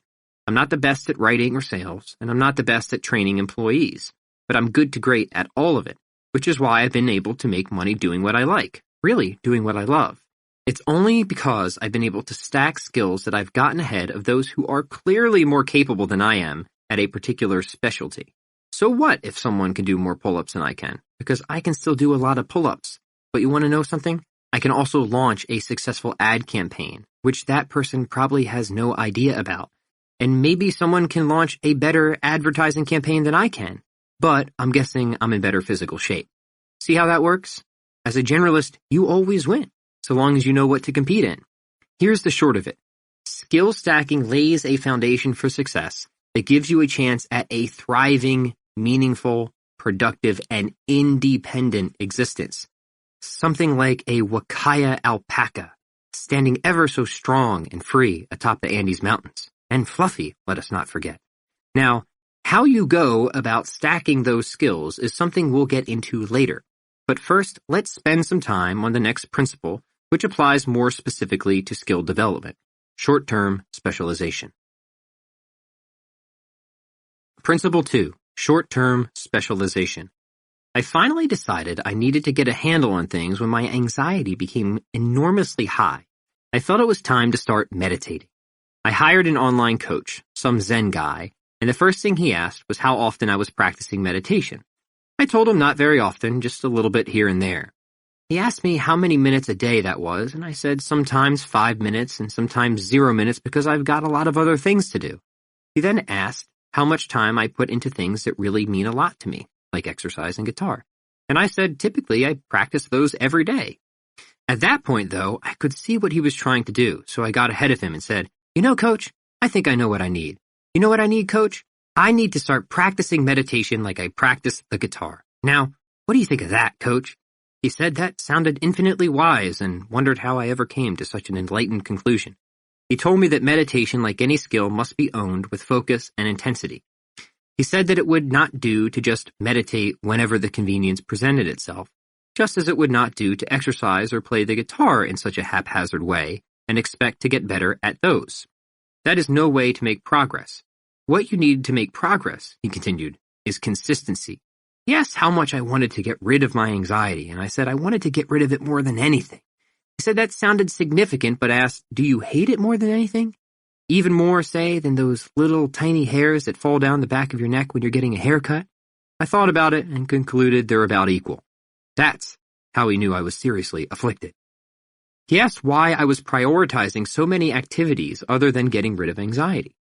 If anxiety was my biggest concern, he wondered, why was I so focused on things that had no relevance to that? I told him that I didn't know why, and he speculated that perhaps I was afraid of something. And he was right. I was afraid of what I might be giving up by getting rid of my anxiety. I admitted I was scared that if I started to specialize on something like meditation, I would lose progress elsewhere and not be as good at those other skills anymore. He understood. I told him this in itself gave me anxiety. He seemed almost irritated at that, and he advised me that all progress itself is a matter of managing compromise, and I shouldn't hold such a childish view of things. If I want to fix one problem, I have to be willing to make a little less progress on another, at least for the time being. He noted that if I'm working especially hard on getting rid of my anxiety, then I shouldn't be concerned with setting all-time personal records in weightlifting or perfecting my songwriting. I should just focus on getting good at meditating. I shouldn't let other areas of my life fall apart, but I need to be willing to let progress slide occasionally and become okay with the notion of opportunity cost, sacrificing some gains in one area for focus on another. I understood what he was saying, but I didn't like it. He said it didn't matter what I liked. This is how we improve, and I didn't have to specialize in meditation forever.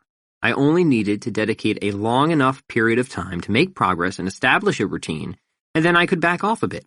He explained that meditation is just like exercise in the sense that I must devote more effort and energy up front to overcome my inertia, but once I've built that momentum, it becomes fairly easy to maintain. I didn't know it at the time, but this man was explaining the principle of short-term specialization to me. The fear I had is the same fear I think all of us have. We make progress in one area, but then we're afraid to switch focus because we don't want that progress to taper off. We're afraid that if we focus on adding muscle after losing weight, we won't be as lean as we were before, so we keep ourselves in a cycle of dieting. Sure, we stay lean, but that comes at a cost. We never really grow or improve in anything else. However, if we would have just been okay with shifting focus for a while, we could have added strength and muscle, and so what if we gain a little weight in the process? We could always focus on leaning out again later, and when we do, we'll look even better than before since we'll have a lot more definition in our muscles. It's that little sacrifice in the short term that allows for considerable progress in the long term. That's short-term specialization. So yeah, while I was meditating, I made a lot of progress reducing my anxiety, but not as much at everything else. But I still maintained everything else, and I even improved upon some skills. Just because you switch emphasis doesn't mean you have to let other skills fade away. It's not actually all that hard to get good at meditating while doing other things, like staying physically active, for example. There's enough time to short-term specialize in each. But it is hard to start a successful business while training for a bikini competition and recording a guitar album, for instance. These types of goals are better done one at a time, I would think. The point is that you have to be okay with letting some areas develop more slowly as you surge in the area you most want to improve. You have to be okay if progress in some areas slips off a bit as you're doing this. This all sounds fine in theory, but in practice it comes with a lot of hang-ups, because once we get good at something, we can hardly stand to see it recede, even if only an inch. You're going to have to get over that, like I did. At some point, these sacrifices have to be made, so they might as well be made intentionally. And remember, you're not letting progress slide forever. When you come back to something later, you'll probably make more progress than ever, since you've given yourself the time to improve in other areas that might very well support the previous thing. For example, say you got strong at deadlifting, but then you decide to lose some weight, so you go on a diet. Well, chances are, while you're leaning out, your deadlift isn't going to be as strong as it was, even though you should still train the deadlift. Just accept that your deadlift will fall off a little because the sacrifice you're making with that skill is more than offset by the progress you're making in body composition. Once you've reached your desired level of slimness, you can focus on deadlifting again, and the next thing you know, you'll be stronger than ever at it, this time without being 30 pounds overweight. That's the power of short-term specialization. Back to my meditation example. After my coach said I was being silly about this, he told me to start meditating first thing in the morning and to put my best effort into it. He said to also challenge myself with one anxiety-producing activity a day and use mindfulness to see my way through it. See principle number 4, integration over isolation. I followed his advice, and because I was willing to specialize for a little while, I began to see a fantastic improvement in my quality of life. I became way less anxious and started to sleep better and was a lot nicer to people because of that. Obviously, this carried over and improved my performance elsewhere, since less stress meant more attention, more focus. In a roundabout way, it was specializing in meditation that made me better at a lot of other things, including working out, because of the carryover benefits, just like the carryover benefits you get from exercise. Not all skills work this way, but a lot of them do. It's nice when it happens. Speaking of fitness, this may be an appropriate segue into our next principle, the rule of 80%, which is perfectly illustrated by the gym. Principle 3, the rule of 80%. The rule of 80% was taught to me in the weight room, since my original fitness coach was also my Taekwondo instructor, who knew very well there was little point in trying to be the best in the world at exercising. Everything we did had to make me better at what I was trying to be good at, which was kicking and punching things. And to do this, he wanted me to improve as many areas of my fitness as possible without going too far in any one direction. This would lead me to being well-rounded, which also means I would be better at Taekwondo. We spent a lot of time strength training, but we also ran and stretched muscles. He was making me a generalist in fitness even if I had never thought of it that way. And the one thing I most expressly remember about training with him was that good enough was good enough. He never pushed me to have the world's heaviest front squat. He wanted me to have only a heavy enough front squat to get what I needed from the exercise. In this case, it was a stronger anterior chain, which meant more powerful kicks, and then leave it at that. If an exercise wasn't making me better at everything else, we stopped focusing so much on it and moved on. Well, fast forward a little more than a decade, and here we are with the rule of 80%, which, as mentioned, states that a generalist should go up to, but never beyond, 80% good at anything. This principle was again reinforced by my business partner, Sam Sikdar. Sam holds a major in electrical engineering from the University of Pennsylvania and makes his living owning martial arts studios. He's a proficient generalist, and he's also good with graphs and numbers. The reason I mention that is because Sam once said that the closer you get to 80% good at something, the more the rate of return diminishes, until it's not worth putting any more effort in, unless you're trying to be the best in the world at that particular thing. He calls this point the asymptotic trade-off. So if you've ever seen a chart where the slope suddenly rounds off and starts decreasing at an increasing rate, you have some idea of what Sam's talking about. It's a sort of flattening out point as far as progress goes. As I explained in the previous chapter, if you're already 80% good at something and not reaching your goals, that something isn't your problem. For example, imagine being 80% good at bench pressing. Well, I just looked up the world record drug-free bench press, which the internet tells me is 713 pounds. So, if 713 pounds is 100%, then 80% good at bench pressing is 570 pounds for men. That is way more than any person needs to get the benefits from bench pressing. Believe that. I repeat, there is no reason a generalist needs to be more than 80% good at anything. There is no reason a generalist needs to be more than 80% good at anything. There is no reason a generalist needs to be more than 80% good at anything. Now, I know I've repeated 80% a bunch of times, but I don't want you to think of this principle as something you need to measure with exact percentage points. It's more of a perspective than anything. The bottom line is that you should just enter training for any skill with the idea that good enough is good enough, and that the closer you get to 80% at that skill, the less likely it is that that skill is contributing to your overall goal. For example, let's say your goal is to increase general physical preparedness. Well then, don't spend most of your time trying to take your bench press from 320 pounds to 350 pounds and miss out on everything else. Let your bench press stay at 320 pounds and go work on handstands or sprints or whatever. This is not to say you can't still make improvements to your bench press, but once you've gotten what you need out of the exercise, the focus should be shifted. I'm saying that the rule of 80% is used to inform short-term specialization. In other words, once you've reached the point of good enough, it's time to switch it up. But how do you know when good enough is good enough? Well, that depends on the goal and what you expect to get out of whatever you're working on. But the general idea is that you'll need more of the fundamentals and less of the things that aren't. For strength, you'll need more of the big lifts like squats and deadlifts and fewer of the isolation exercises.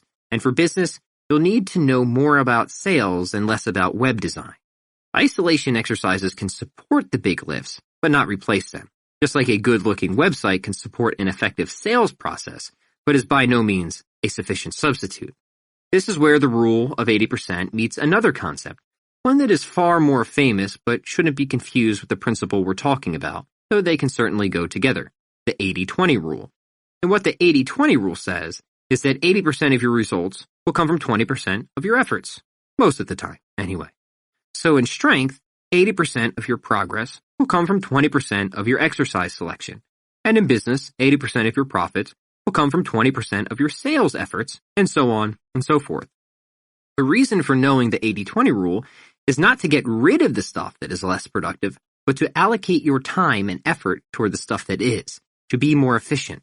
Say, for example, you know that deadlifting is one of those vital few exercises that offers significant return on investment. Little hint, it is. Well, that should tell you it's more worthwhile to develop the deadlift to a higher percent than another exercise that isn't as useful, such as, for example, the hamstring curl. What I'm saying is good enough at the deadlift will be closer to 80% than good enough at the hamstring curl, because the deadlift is more useful for building strength than the hamstring curl. Let's move on. These numbers are getting to be a bit much, and we still have 2 more principles to go. Next, we're going to see how we can better practice our chosen skills through integration. Principle 4, integration over isolation. As anybody who's started a business knows, there are a million things you don't know about starting a business, which can give you a lot to worry about. And not because you didn't just drop out of college to make all your dreams come true by starting a blog about how you got started exercising again. No human could ever be that imprudent. Starting a business is overwhelming, so it's hard, like really, really hard, to decide what the right efforts are. My business coach was always direct about this and said that when it came to business, there were a few things I needed to be great at and a lot of things I needed to be at least okay at. He said the things I needed to be great at were attracting attention and making sales, and after that I should perhaps know a little something about management and taxes and whatnot. But he made it clear that if the goal was to make money, there were a lot of things I could focus on, but only a few things that I should focus on. He said the essential skills of any business owner come down to getting attention making sales, and retaining customers. He said any skill that doesn't contribute to any of those can be initially ignored. This reminded me of when I was a younger Taekwondo student. Sam told me that while there are 1,001 kicks, you need to know only about 5 to 10 to be a competitor. Roundhouse, back kick, front kick, and so on. There is no need, he said, to put too much effort into flying side kicks or tornado rounds because you'll hardly ever use them, at least not in sparring anyway. Well, it's no different with music because my guitar instructor said pretty much the same thing. Don't worry so much about studying all those obscure jazz chords or exotic Indian scales because most of the stuff you'll be asked to play will involve a lot of the same few things in various forms. Think of the Rolling Stones. Think of all the blues-based rock bands. Get the basics down. Stick to the fundamentals. The principle of integration over isolation starts with the end in mind. What is the goal, and how are you going to get there? Not coincidentally, integration over isolation is a little bit like the 80-20 rule we just discussed because this principle is supposed to help us focus on what's important. We need to narrow things down so we know what to practice and how. Integration over isolation says practice only the things that produce an effect necessary for the achievement of a goal and ignore whatever doesn't. The principle also states that we should practice the skill as best as possible within the context of the goal we want to achieve, meaning that if we want to play a particular song and we need to learn a G chord to do that, then we should practice that G chord in the context of the song we want to learn. That is, in relation to the other chords in the song, at the appropriate tempo, and so on. Only, we may not be able to do that at first because the song may have a fast tempo, and we may not be familiar with any of those other chords. So we might have to pull the G chord out of context and practice it by itself a while, which would indeed be isolation. Integration over isolation doesn't mean a practice should never isolate an element. It only means a practice should isolate only the specific techniques or skills you need that will later become integrated toward the achievement of the goal. In fact, we often will have to isolate because the skill or technique is new to us, and putting it into context right away just won't be feasible.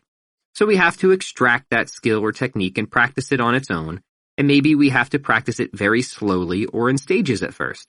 Restrum the G chord, or maybe even just the first 2 notes of a G chord. Or we drill roundhouse kicks on a heavy bag, or maybe before that we work on balancing on one leg. But as soon as we can put that G chord into the context of the song or practice, that roundhouse kick in a sparring match, we should do that. So even if we aren't able to integrate right away, our goal is to integrate as soon as possible and to practice only the skills that we will integrate. There are a potentially infinite number of ways to isolate. In the above example, you could strum a G chord using 3 strings on the guitar. And just to be clear on our terms, to integrate means to perform something within the context that it is intended to be in, and to isolate means to extract something and practice it on its own so you can get it up to speed. Isolation is a tool for learning a skill or technique by itself, but the problem is that a person can get caught in a pattern of isolation and begin learning skills or techniques for the sake of learning them without actually producing anything with them or using them for any sort of greater project. An example would be practicing every conceivable Taekwondo kick rather than learning only the few you need to win sparring matches, or strumming every conceivable guitar chord instead of practicing only the few you need to play your grandma's favorite Elvis song. Generalism isn't about learning every skill or technique in the world just because. It's about being better at just the right number of things and then combining those things to form a competitive and creative advantage. So that means figuring out the fundamental skills and then the fundamental practices within them. Writing is a fundamental skill, but you don't need to learn every word in the dictionary to be good at it. In fact, you probably already know all the words you need to be an effective wordsmith. You just need to arrange them more clearly, which is a matter of integration, not isolation. Though maybe you don't know enough words, so you do need to spend some time with a dictionary or thesaurus. But even if that's the case, you shouldn't spend any more time with that book than you need to get the job done. Simply as you begin writing and come to discover you can't think of the word you want, you should then open the reference to find it. In other words, the practice of isolation is informed by the practice of integration. When you need a word, find it, but don't spend all your time finding words you don't need. Integration tells you what to isolate. Because if you're integrating, that is, practicing something within the context of an outcome, and realize you're coming up short on a particular skill or technique, then you'll know what skill or technique to isolate. Again, using the example of an AC/DC song. If you're strumming along to Dirty Deeds Done Dirt Cheap, and realize you're struggling because you don't know how to play a chord on the and of one, that tells you it's time to isolate playing chords on the and of one, until you've got the rhythm so perfected that you can play the chord in context without even thinking about it. But you wouldn't sit around isolating every possible rhythmic configuration on the guitar. That would be wasteful. Instead, you let the integration tell you what to practice in isolation, and then you practice in isolation for as long as you need until you can achieve integration. Make sense? Yes? No? Some grunt of acknowledgement would be nice. How we isolate and how we integrate will themselves be informed by the next and last principle of generalism: repetition and resistance. But let's not get ahead of ourselves. The principles have flowed in this order because I have decided that's the order in which they should flow, which makes perfect sense, of course. It's a sort of top-down hierarchy, if you will, where we start by understanding what our goal is, skill stacking over specialization, how to achieve it generally, short-term specialization, how much to achieve of it, the rule of 80%, and then how to proceed specifically, integration over isolation, and finally, repetition and resistance. Principle 5, repetition and resistance. When I began working out, people couldn't believe it because of all my friends, I was always the most out of shape. I was never good at sports, and I was clumsy and hefty, so none of my so-called chums took me seriously when I started going to the weight room. In fact, nobody did. But as time went by, I began losing weight and building strength, and after not too long, all the people who initially doubted were soon asking for advice. And what I would say is this: you need to understand repetition and resistance. That's our starting point. If you want to get stronger, if you want to build skill, because remember, this principle extends far beyond the weight room, you need to practice what you want to get good at, and you need to find ways of making it harder as you go. So when it comes to working out, you need to do the exercises that are challenging, and you need to make them more challenging because eventually you'll adapt. In other words, you need to do reps and add weight. Part of the reason people don't progress, in the gym or otherwise, is that they're doing reps but not adding weight. They're in a routine, but they're not making their routine challenging. They're not using progressive resistance, in other words. They're just keeping things the same. They keep military pressing the same weight, or keep doing the same number of push-ups, or keep running the same number of miles. Well, it's similar with any other skill. Repetition will only get you so far. If you want to get stronger, then you need to add weight to what you're doing. I think a lot of people understand that to improve at a skill, you have to practice it. But I don't think a lot of people understand that to really improve, you have to find ways to practice that skill under increasingly difficult demands. It's not enough to merely write. You also have to try writing at a higher level or in different styles. It's not enough to merely pluck notes on the guitar. You also have to pluck notes at different tempos and time signatures. It's not enough to merely practice what you're already good at. You have to practice the things that strain your capabilities, the things that you're not already good at. Here's the litmus test. If you ever have a practice session in anything and you're not challenged by it, then you're not using the principle of repetition and resistance. You're not really practicing, at least not in an optimal way. So you can ignore all the terrific nonsense one is so accustomed to hearing about only perfect practice being effective, because whoever said that never did a workout with any significant weight. When you're struggling, your practice is never going to be perfect, but it is going to improve.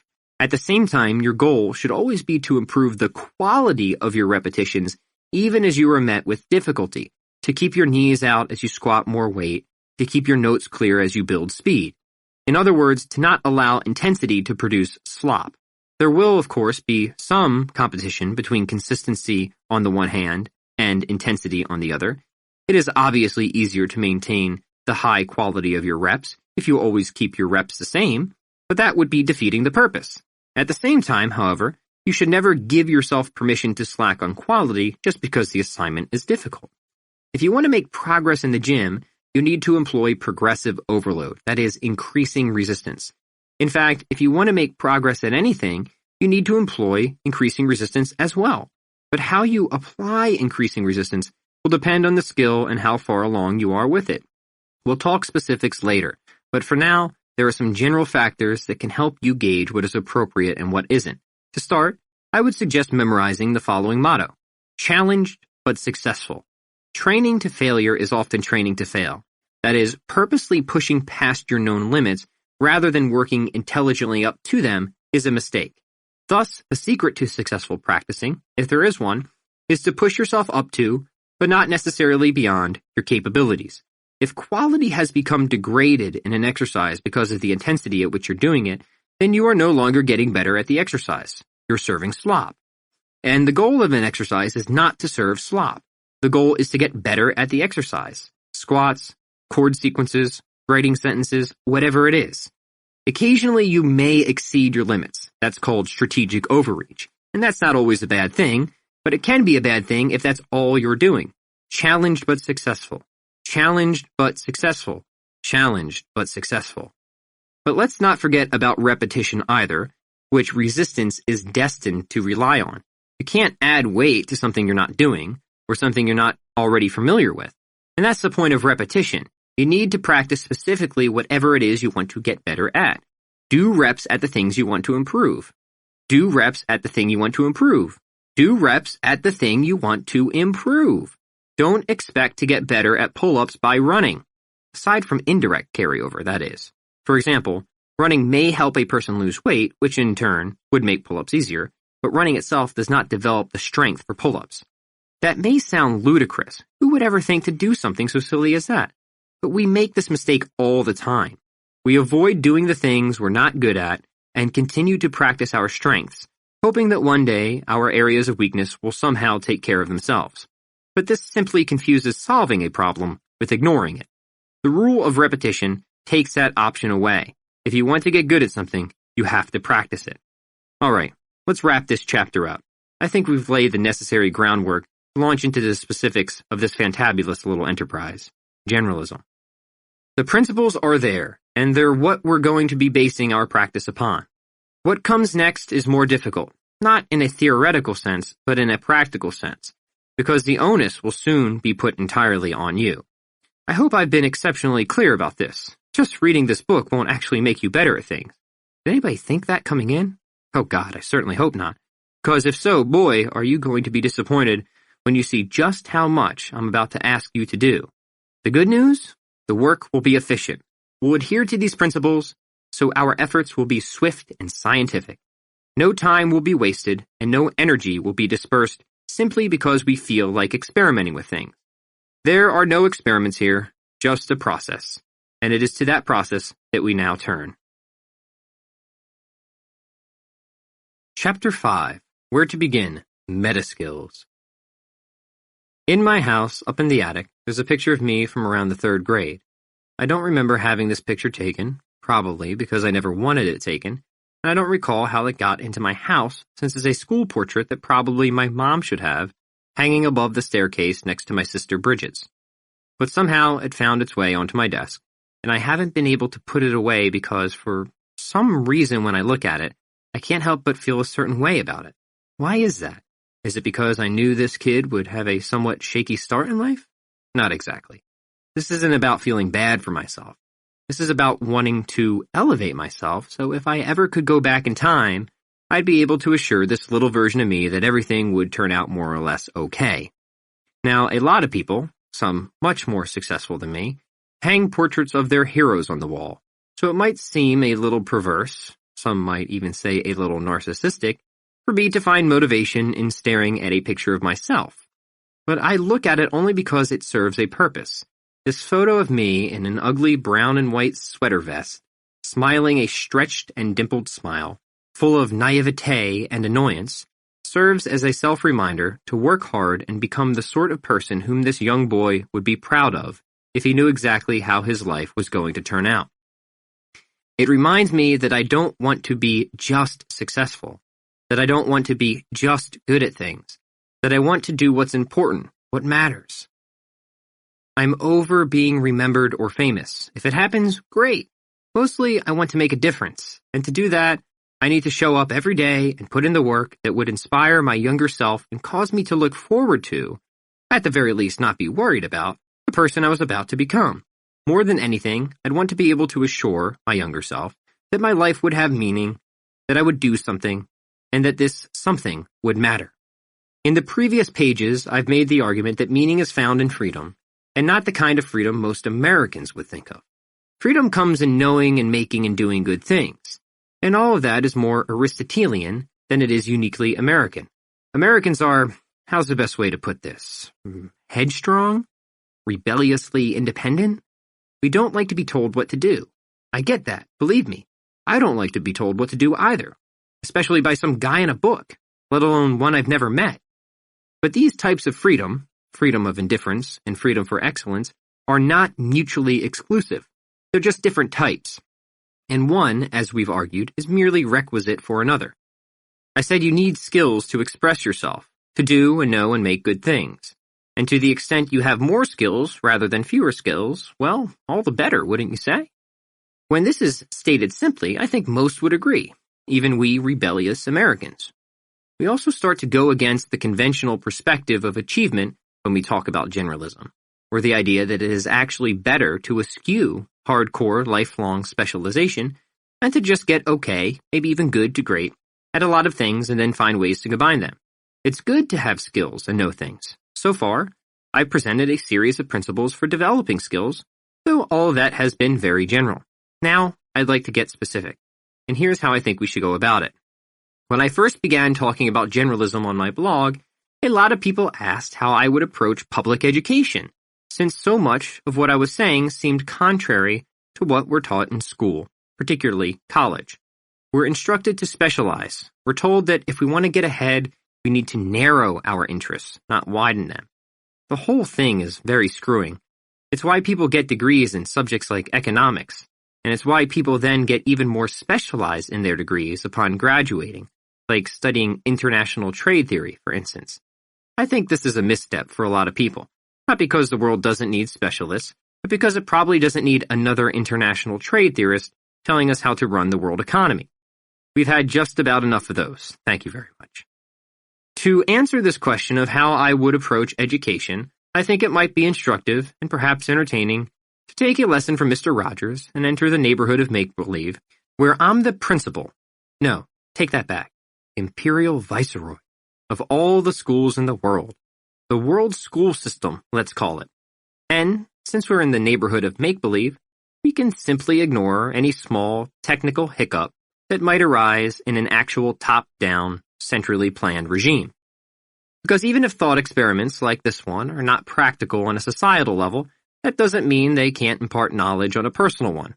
By explaining how I would educate all God's children, that is, how I would teach generalism generally, my hope is that you'll see how this would apply to you individually, that is, how you would become a generalist specifically. The idea behind my world school system would be to bring kids up through a hierarchy of skills, whereupon the foundation would be skills that are essential and helpful to anyone. These we shall call meta skills. And then the skills would become more particular and specific and probably exciting as we go. This is how we should create a skill stack. First, we build the bottom and focus on all the skills that apply to everyone, skills like focus and logic and faith. Those last two may sound contradictory to some, but you'll see why they're not. From there, we plop on our personal interests. Maybe we want to be musicians or cage fighters or whatever. Wonderful. Let's spend time developing those interest skills. Finally, as it is in most situations, there are filler or need-based skills required, the skills needed to bridge the gap between being good at something and getting paid to do it. So, these are the types of skills. Meta skills, fundamental skills that are helpful to everyone. For example, persuasion. Interest skills, skills you are interested in and love doing. For example, playing the ukulele. Need-based skills, skills needed to make a living around your interest. For example, marketing and promotion. Looking at the above skill stack, if a person were good at the ukulele, but also knew a thing about persuasion and how to advertise, they would have almost everything they need to garner a paycheck by playing their adorable little instrument, even if they're not the best in the world at it. That would be the objective of my world school system, to teach all the kids the skills every human should possess, develop the skills each individual is particularly interested in, and layer on any other skills needed for each person to make a living by doing what they love. That's a skill stack. Your first day at school. A letter from the Imperial Viceroy. Welcome to your first day as part of the world school system. I'm glad you made it. As if you had any other choice. You're here now. That's all that matters. And we're all together. Isn't that nice? I think that is just so nice. Since we have so many formative years ahead of us, I thought we should take a few moments to get to know one another and to understand the reason why we're here. Because the job, of course, of the world school system is to guide our youth, that's you, toward competency, productivity, fulfillment, and being a useful, not too annoying citizen. The goal is to get the stars to align, so to speak, to ensure that all our students find that just right mix of success and happiness and peace.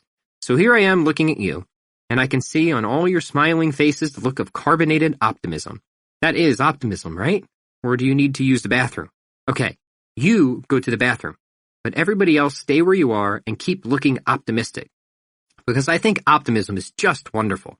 I think we can all have trust and some providential hand at play, even if we must not think everything's going to be done for us.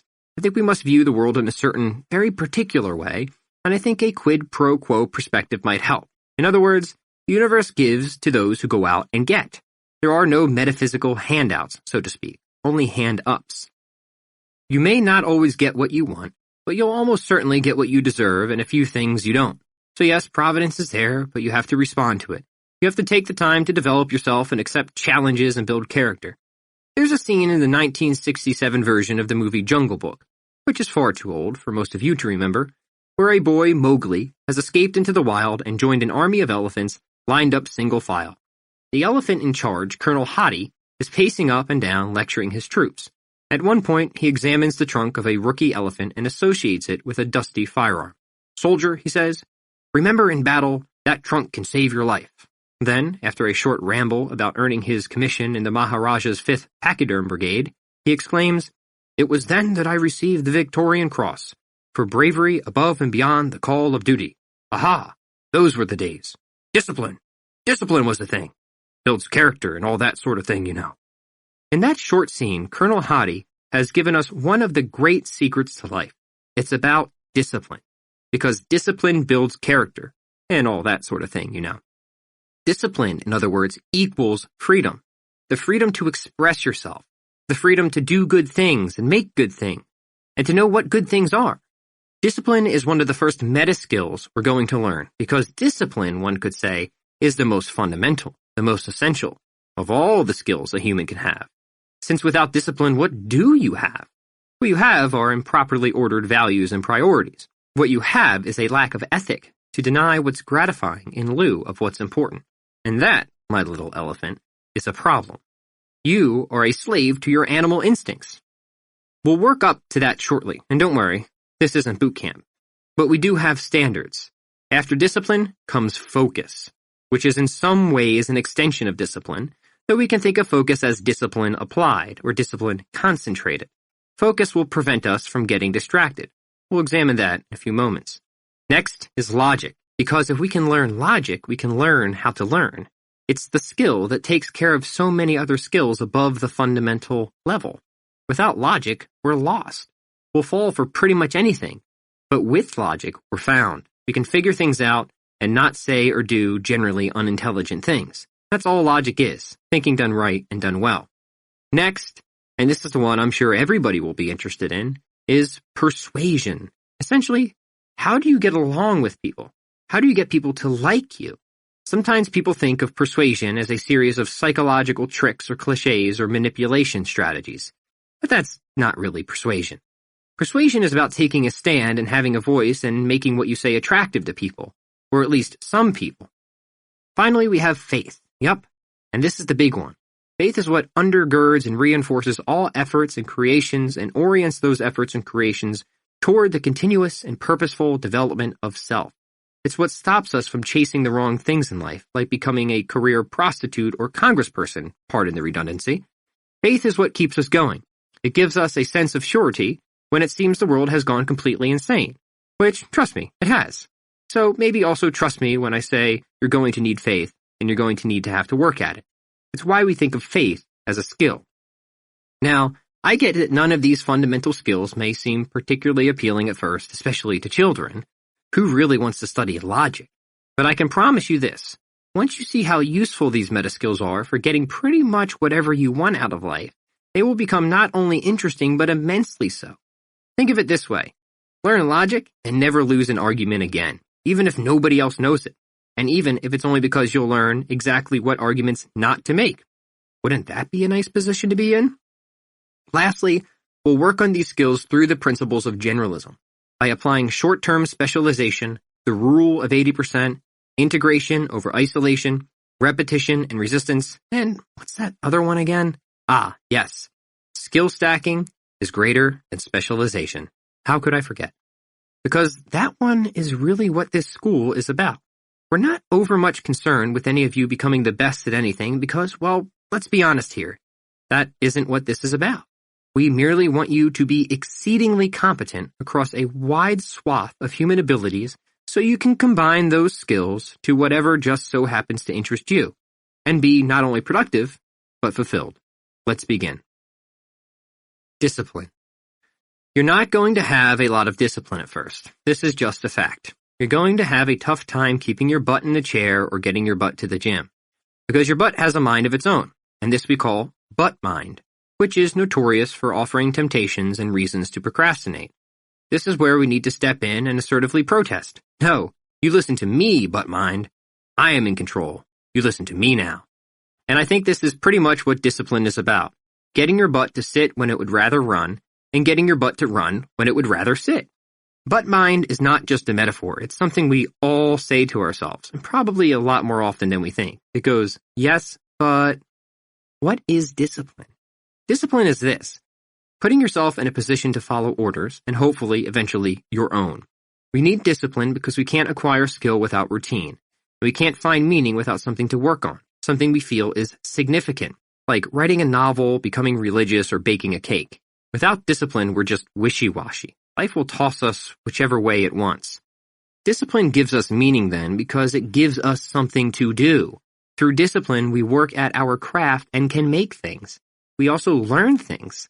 And through discipline, we develop a routine that makes sense of our day. We wake up, steep the coffee grounds, and start on something big and fantastic. We sit our butts in the seat or use them to do kettlebell swings. Maybe toward the evening, there's time for dessert. But let's just see how the day goes before we make any decisions about that. Discipline sets the agenda, and that's what makes us productive and creative. Whoever has found discipline has found freedom. Discipline, in fact, equals freedom, and there's actually now a guy who writes books on this idea, and he's a former Navy SEAL and people love him. He also happens to be fairly intimidating, so when he says discipline equals freedom, you're likely to believe him. Now, I'm not particularly intimidating, so I wouldn't expect I could just say something and have you take my word for it. But hopefully by this point I've made a good argument, because I've said about 1,000,000 times that the person with freedom is not the person who chooses to do whatever they want, but the person who chooses to not do whatever they want. Freedom is found in restriction that leads to the practice of something useful. If you want freedom, you need boundaries that force you to improve. You need to impose rules upon yourself. And you need to adhere to those rules as if they were enforced by someone in uniform. So, like I said, you're not going to have a lot of discipline at first. Nobody does. You're probably going to start out a pretty indolent sack, like me. You'll slink by, you'll do the minimum, you'll cheat on your exams by peering over a person's shoulder, and if they're bratty about it, they'll wrap their arms around their test so you can't see what they're writing. But one day something will hit you where it hurts, and you'll realize you've been wasting your life with this attitude of mere survival and disinterest in getting better at things. We can say this is your awakening. You'll feel degenerate and awful, which, believe it or not, is a good thing. I mean, it's certainly better to feel degenerate and awful now, while you can still do something about it, than to feel degenerate and awful on your deathbed. Let's take a few minutes right now to all feel degenerate and awful, so we don't wind up like that. Everyone feel it? The terribleness? Okay, good. Because sometimes you need to meditate not just on what you do want, but on all the things you don't want to get yourself inspired. The problem with calling discipline a skill is that it leads us into somewhat of a paradox. Because what do you need to develop skill if not discipline? And if discipline is a skill and you don't have discipline, then how in the name of Jonah and the whale do you even get started on such a thing? I'll tell you. You go back to that deteriorated and abysmal sense of self, the lack, as I call it. You look yourself dead in the eye. Most people will need a mirror for this and say, enough is enough, you sack of mildewed shit. It's time to get it together. Discipline is empowered by passion. Sometimes that passion starts as a negative, and as you improve, it goes into a chrysanthemum or whatever they call it, and turns into this big, huge, beautiful, and bountiful thing. It becomes gorgeous and worth pursuing. It becomes something you want to chase rather than something that chases you. But at first, yes, most of us find discipline by trying to avoid some ugly, insignificant, god-awful, no-good, terrible pain in our lives. So the more we meditate on that pain, the less we stop trying to ignore it or avoid it, and the more passion we have for our pursuit.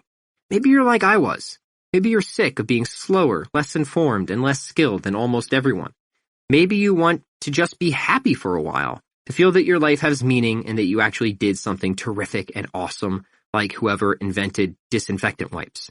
That guy should be super proud, because honestly, that's enough. You can't really ask for anything more. But you need to focus on that sense of inadequacy. Like, visualize it, you know? Yes, it'll suck. It'll sound like the reverse of all self-help advice that says you should envision your future with mansions atop waterfalls, but it'll get you going when you don't feel like you have the discipline to start. It'll motivate you more than mansions atop waterfalls. You're just going to have to trust me on that. Pain is the only way out. The Buddha taught us that, and he said nirvana is found through the way of samsara. He made a compelling point. I remember working with a guy.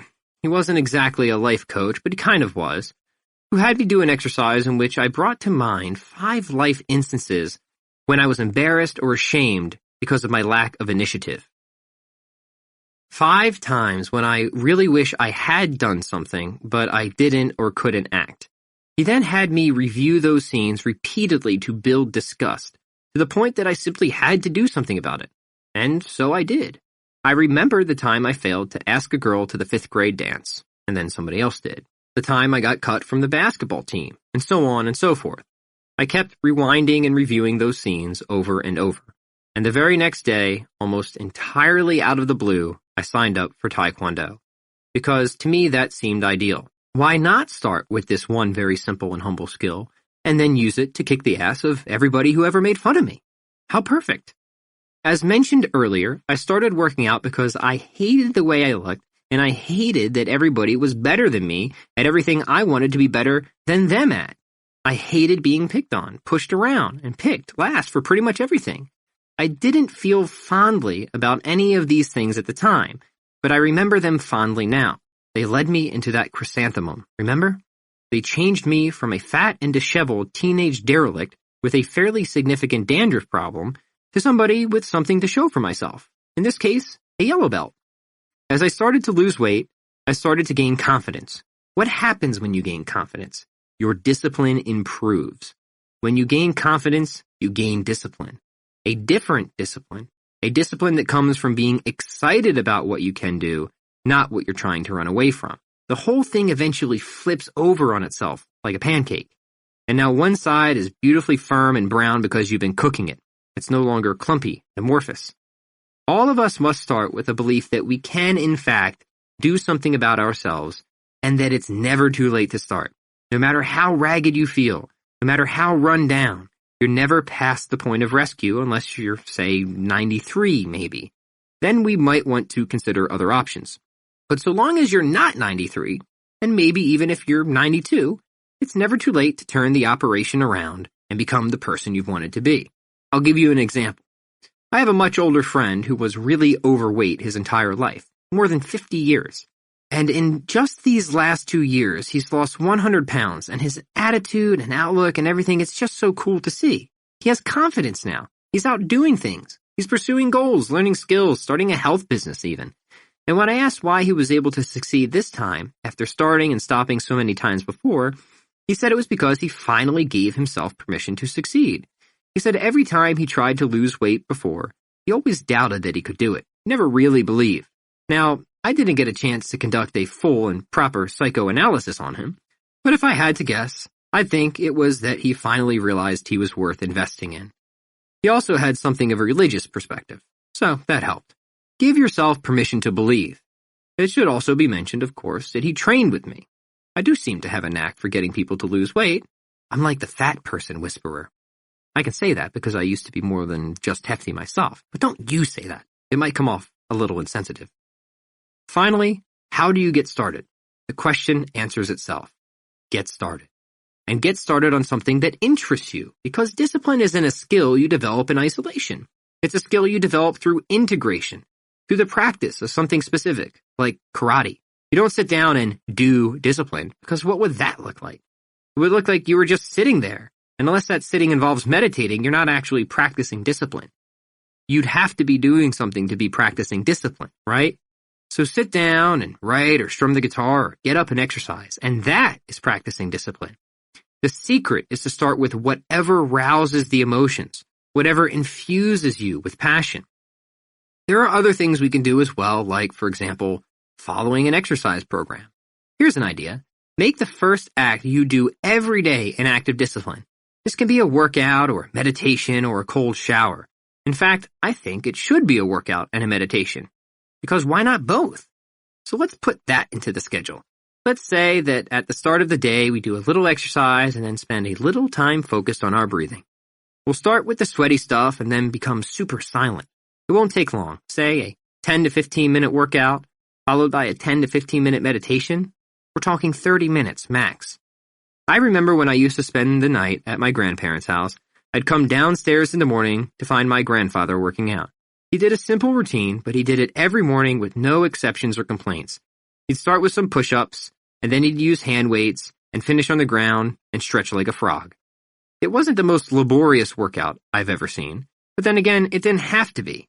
He was very active otherwise, so this was just the start of his day, a way to get himself going. Small acts of discipline undertaken every day do magical and fantastic things to our unconscious mind. Having the discipline to do the work kickstarts the creative process. A writer friend of mine said good ideas are rewarded to those with a disciplined mind. It's not something you just happen into. He said if you want to invoke the muse, you have to show that you are worthy of handling what she gives you. And the only way to do that is to show up every day and to be on time. He said it's like waiting outside a Zen monastery. You're going to be tested, and likely you'll think you'll never get in. But eventually, if you keep showing up, those doors will open, even if only to slide you a piece of bread. The good ideas will come. I promise. At least, he promises. This means that you need to get better at showing up for whatever you want to get better at. That's discipline. And we practice by starting something and finishing what we start. Because next to starting, finishing is the hardest thing. Maybe even harder than starting itself. The only thing that isn't hard to finish is sex. So in one sense, I'm just super at finishing. But in another, I'm still working on it like anybody. Because you get started, and you get so far along, and then you quit. Because, well, you know, life is hard. That's why we need discipline. It's about the only thing that can get us through. Exercise can help. We can torture ourselves physically to acquire grit. That always works. Certainly it does in the military. We can do exercises that are just plain excruciating, and see if we can go 10 seconds longer or 10 pounds heavier than we think every time, or every other time, or what have you. Front squats, hollow holds, pretty much any of these will do the trick. Whatever hurts, whatever you hate doing, go with that. As we move into the other sections, that is, the other meta skills, you will find particular ways of practicing discipline. Note that your initial discipline must come by pursuing what's important. All the other meta skills can follow. And they will follow as you become interested in them. And you should become interested in them because they're fun skills to have and, like, super useful. Here's one quick and very important part of developing discipline. Track and monitor everything. Write down what you eat, what workouts you're doing, all your income and expenses. If you're playing guitar, record your practice sessions. If you're practicing a martial art, then get yourself on videotape. What gets measured gets managed, as they say. And you know what?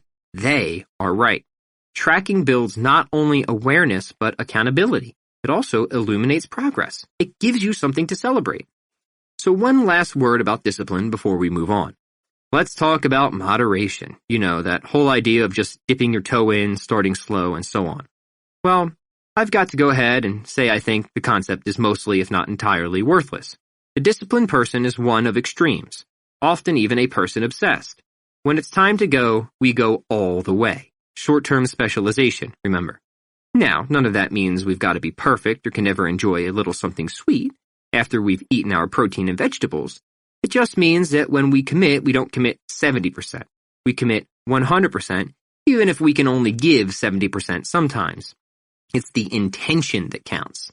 This is different from the rule of 80% we learned earlier, just to clarify. This is why, when I'm talking fitness or business and people ask how long it will take to reach their goal, I give them an estimate of about double the time I honestly expect. This is sort of my assessment device. Because if you care about something, if you found that boiling hot cauldron of passion, then spending double the amount of time on developing that something should be no big deal, right? If you ask me how long it will take to become happy and successful and totally fulfilled, and I reply, until you're 93, would you still be interested? Would you still engage in everything we're about to do?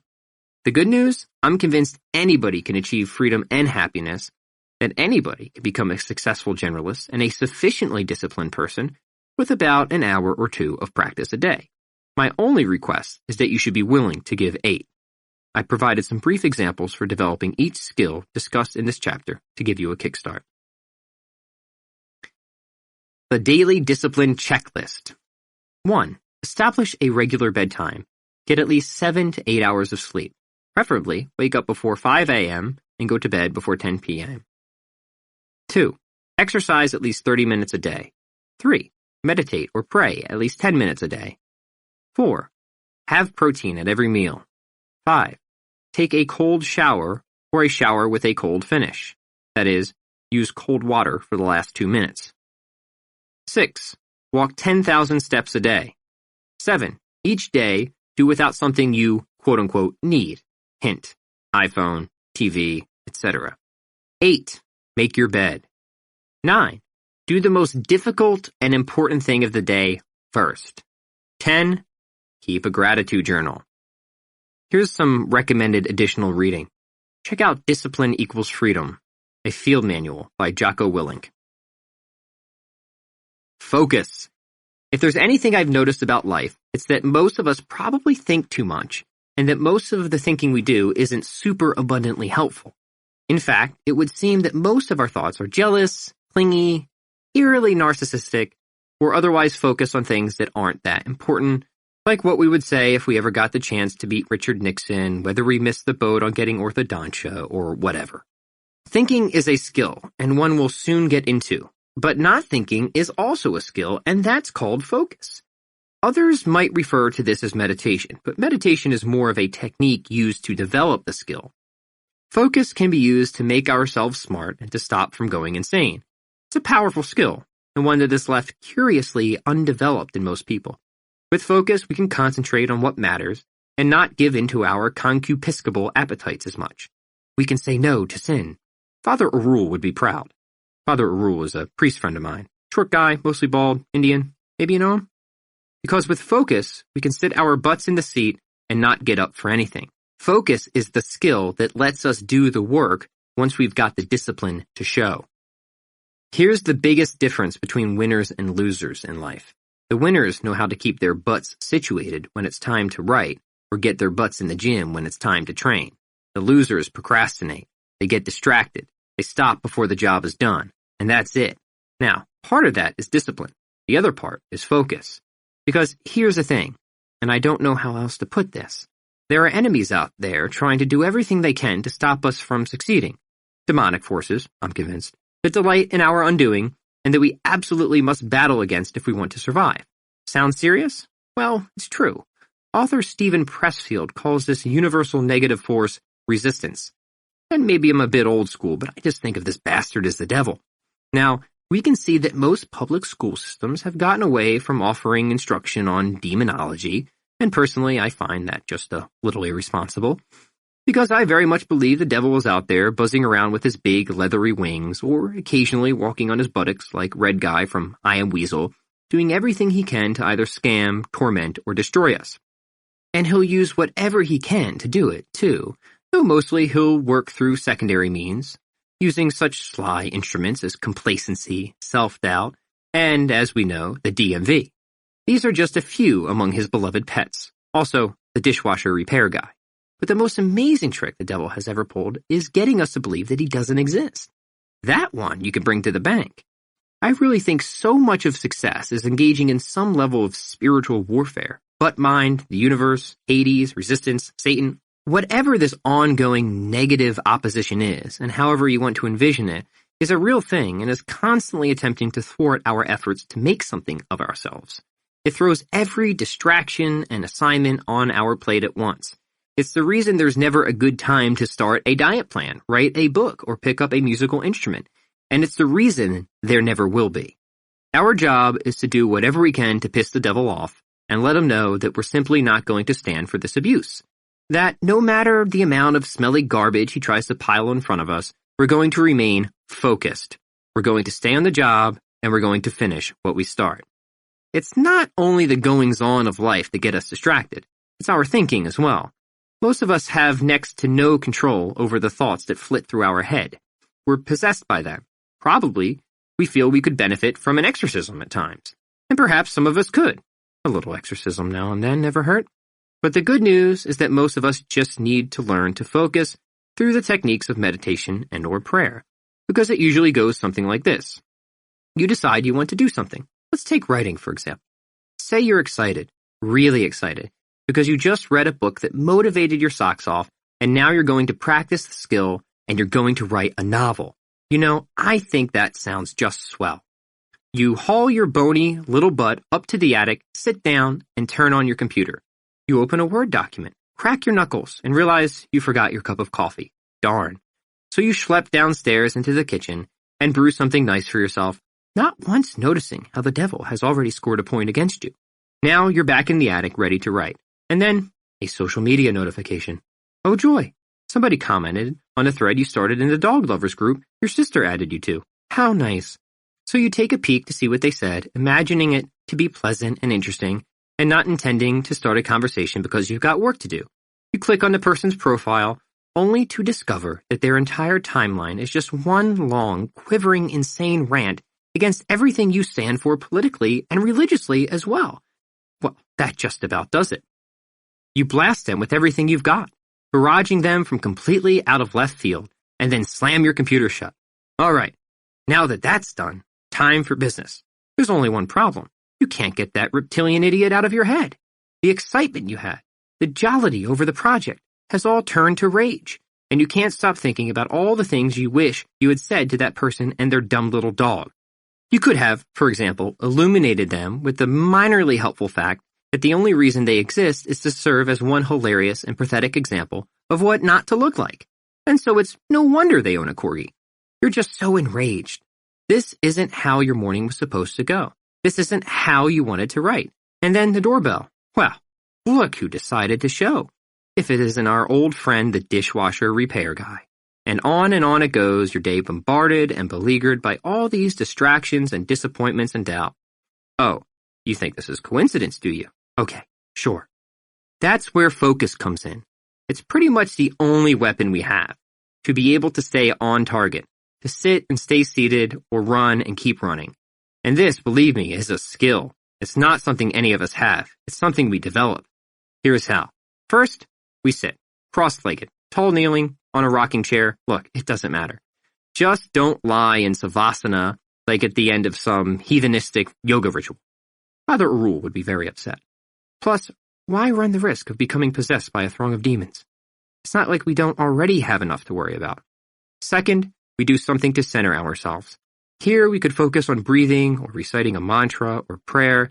For people who are particularly prone to overthinking, yes, hello, I recommend speaking out loud. It gives you something a little more solid to hold on to. The whole mindful breathing thing is a bit much starting out. It's too easy to get distracted. But if it works for you, great. Or you could start with some sort of guided meditation. That can be helpful. Here's a plan for practicing focus and meditation. Upon waking, engage in 10 minutes of mindfulness meditation and or prayer. Then, during the day, practice trigger meditations. For example, doorway mantras or prayers. Every time you walk through a doorway, recite a mantra or say a prayer, returning to the present moment. 2-minute car meditations are also a good idea. Every time you're about to leave the car, or at least twice per day, take 2 minutes to practice mindfulness meditation. And also before bed, engage in a mindfulness prayer-based tea ritual an hour or so before bed. It'll help with a lot, and especially sleep. A recommended resource for this would be How to Pray, Reflections and Essays by C.S. Lewis. It's pretty simple. We sit for at least 5 to 10 minutes first thing in the morning and let whatever thoughts happen to come. We don't try to push them away, but we don't try to hold on to them either. Instead, we simply note them. We build awareness and welcome them lovingly, but also don't pay too much attention to them. Oh, hello, anxiety. Come right in. Cup of tea, perhaps? It's this warm, empathetic invitation that gives us headspace. We're after clarity and independence of mind. We're after a state where we're no longer so entangled with our emotions that they dictate our every behavior and where we can dispassionately observe them, almost as if we're standing on the sidewalk watching the cars go by. Because most of the time, it feels like we're standing right in the middle of the road, doesn't it? Dodging and swerving and throwing our hands up, yelling, "Stop!" Focus is simply about standing off to the side where it's safe and not alarming. It's not about trying to halt the traffic of your thinking, which only leads to congestion problems. It's about alleviating that congestion and letting it cool off, which it will. You just need to get out of its way. You need to stop getting so involved with the circulation of thoughts. You need to stop playing traffic cop. Start your day with this, and do it again before lunch and then after dinner. Remember the principles of generalism, repetition, and resistance. Start with a period of meditation and/or prayer that is challenging but leaves you successful. Don't strive for too much too soon. You'll just get angry and overwhelmed. Increase resistance by meditating or praying for longer periods or in more chaotic environments like work. The latter is when we get into integration. I remember a talk from a holy man who, upon being asked how often he meditates, said he meditates all the time, that he was even meditating right at that moment. The person interviewing him was astonished by this, and his eyes widened. He looked aghast. Now, this holy man could have been making a bunch of stuff up, having once decided that so far as con jobs go, spiritual guru might work out better in some respects than colonics, but say he wasn't. Say he was the real deal. Well, and I think the point the holy man was making is that meditation isn't something you're supposed to do on the side of a mountain. Meditation is something you're supposed to practice very nearly all the time. Harnessing the power of focus is how we snap our attention onto whatever deserves it and pull our attention away from anything that doesn't. There's no reason your work, playing the piano, practicing with a potato gun, shooting pool, shouldn't be a point of meditation. You should also be focusing on whatever skill you're working on. But at first we develop the skill by extracting the principles and practicing them in a seated or kneeling position. At home, in church, while waiting in the parking lot as your spouse finishes the weekly shopping. And as soon as we're able, we apply this focus to every single activity we can. This is how we break free of the prison of our own minds. This is how we overcome anxiety and self-sabotage and avoid turning into someone we really don't want to be. It all starts in our mind. Here's a little suggested schedule to help you own your focus. Logic. It was the philosopher Norman L. Geisler who told us why logic matters. Simply put, you can't avoid studying logic, so you might as well know what you're doing. It is the basis for all other studies. It is the basis for all math and science. Even music, from Bach to the Beach Boys, is based on logic. Without it, there could be no rational discussion of anything. Writing would be impossible. How can you put a sentence together without a logical order? Okay, sold. Now, where do we start? Well, we start by examining a few simple rules of logical thinking and how learning what makes for a good argument and how to avoid a few of the more common fallacies.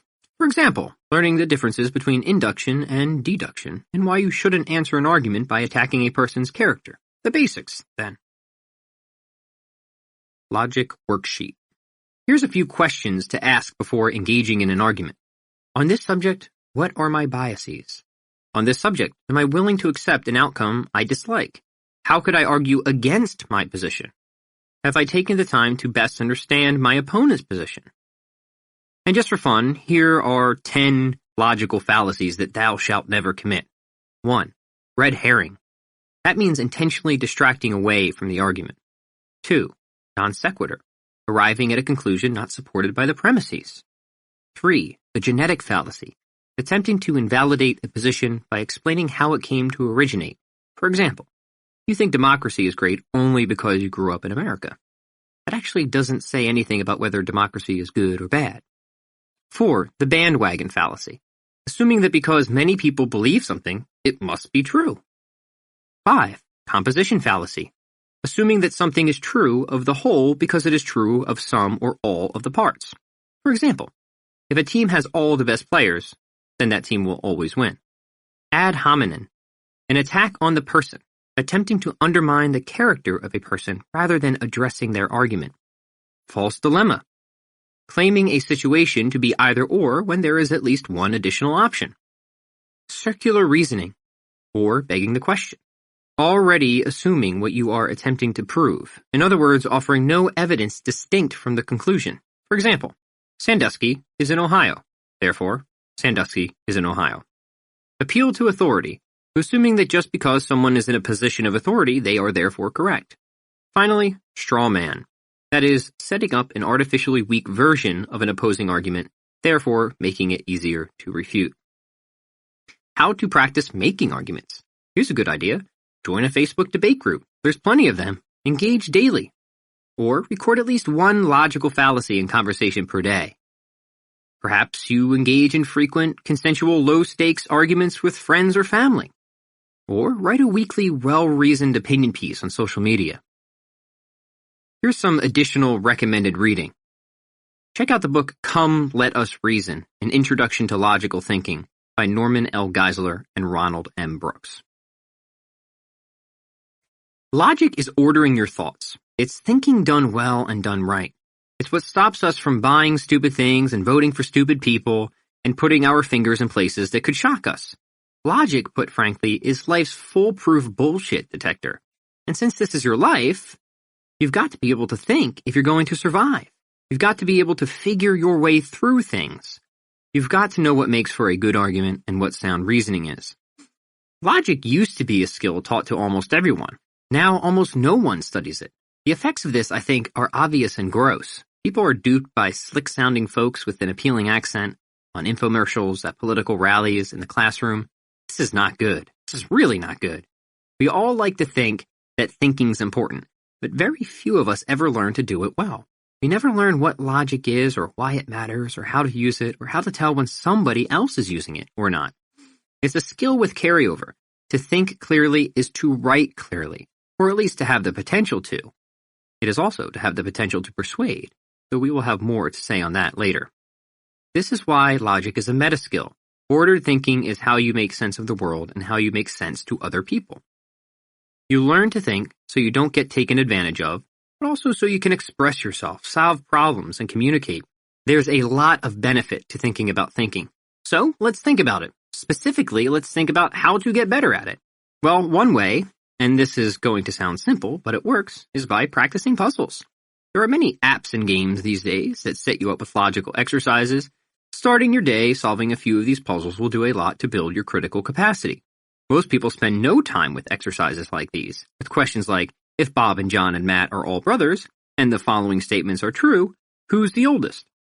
Another one of the best ways to become a better thinker is to engage in debate, to actually practice making arguments and defending a position on something. So that's why in our little world school system, everybody is on the debate team and everybody argues and is judged on how they do, and winners will be celebrated and losers sentenced to some sort of yet-to-be-determined, very likely excruciating punishment, probably. Nobody gets out of this, because this will force students to intellectually grind a question to pulp, and that's something we should all get in the habit of doing. There will be assigned reading as well. The book in this class will be Come, Let Us Reason, An Introduction to Logical Thinking by Norman L. Geisler and Ronald M. Brooks. From there, each student will engage in a weekly debate with another student or as part of a panel. Sometimes students will get to pick their topic and other times they won't, since it's a good exercise to argue for a position you don't necessarily believe in. In fact, people should be doing that as often as they can. A good debate involves knowing not only your position, but the opposite as well. Plus, having to argue for a position you don't agree with will either strengthen your defense or cause you to adopt a different point of view. But either way, you're getting closer to getting things right, and that's what we want. Like for any other skill, we use integration over isolation. Yes, it's good to study the rules of logic and each of the many individual fallacies, something we don't really have time to cover in detail now. You learn to be logical mostly by making and defending arguments and trying to get better at it. Pick a topic you're interested in. It can be spicy or it can be dull. You don't have to make every argument about religion or politics.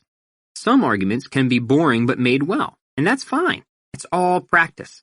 Often it's better to start with lower key topics because emotions will be less likely to erupt if, for example, you're making an argument that oatmeal can lower a person's blood sugar instead of an argument that the minimum wage has long-term effects on the American economy. So you might be surprised.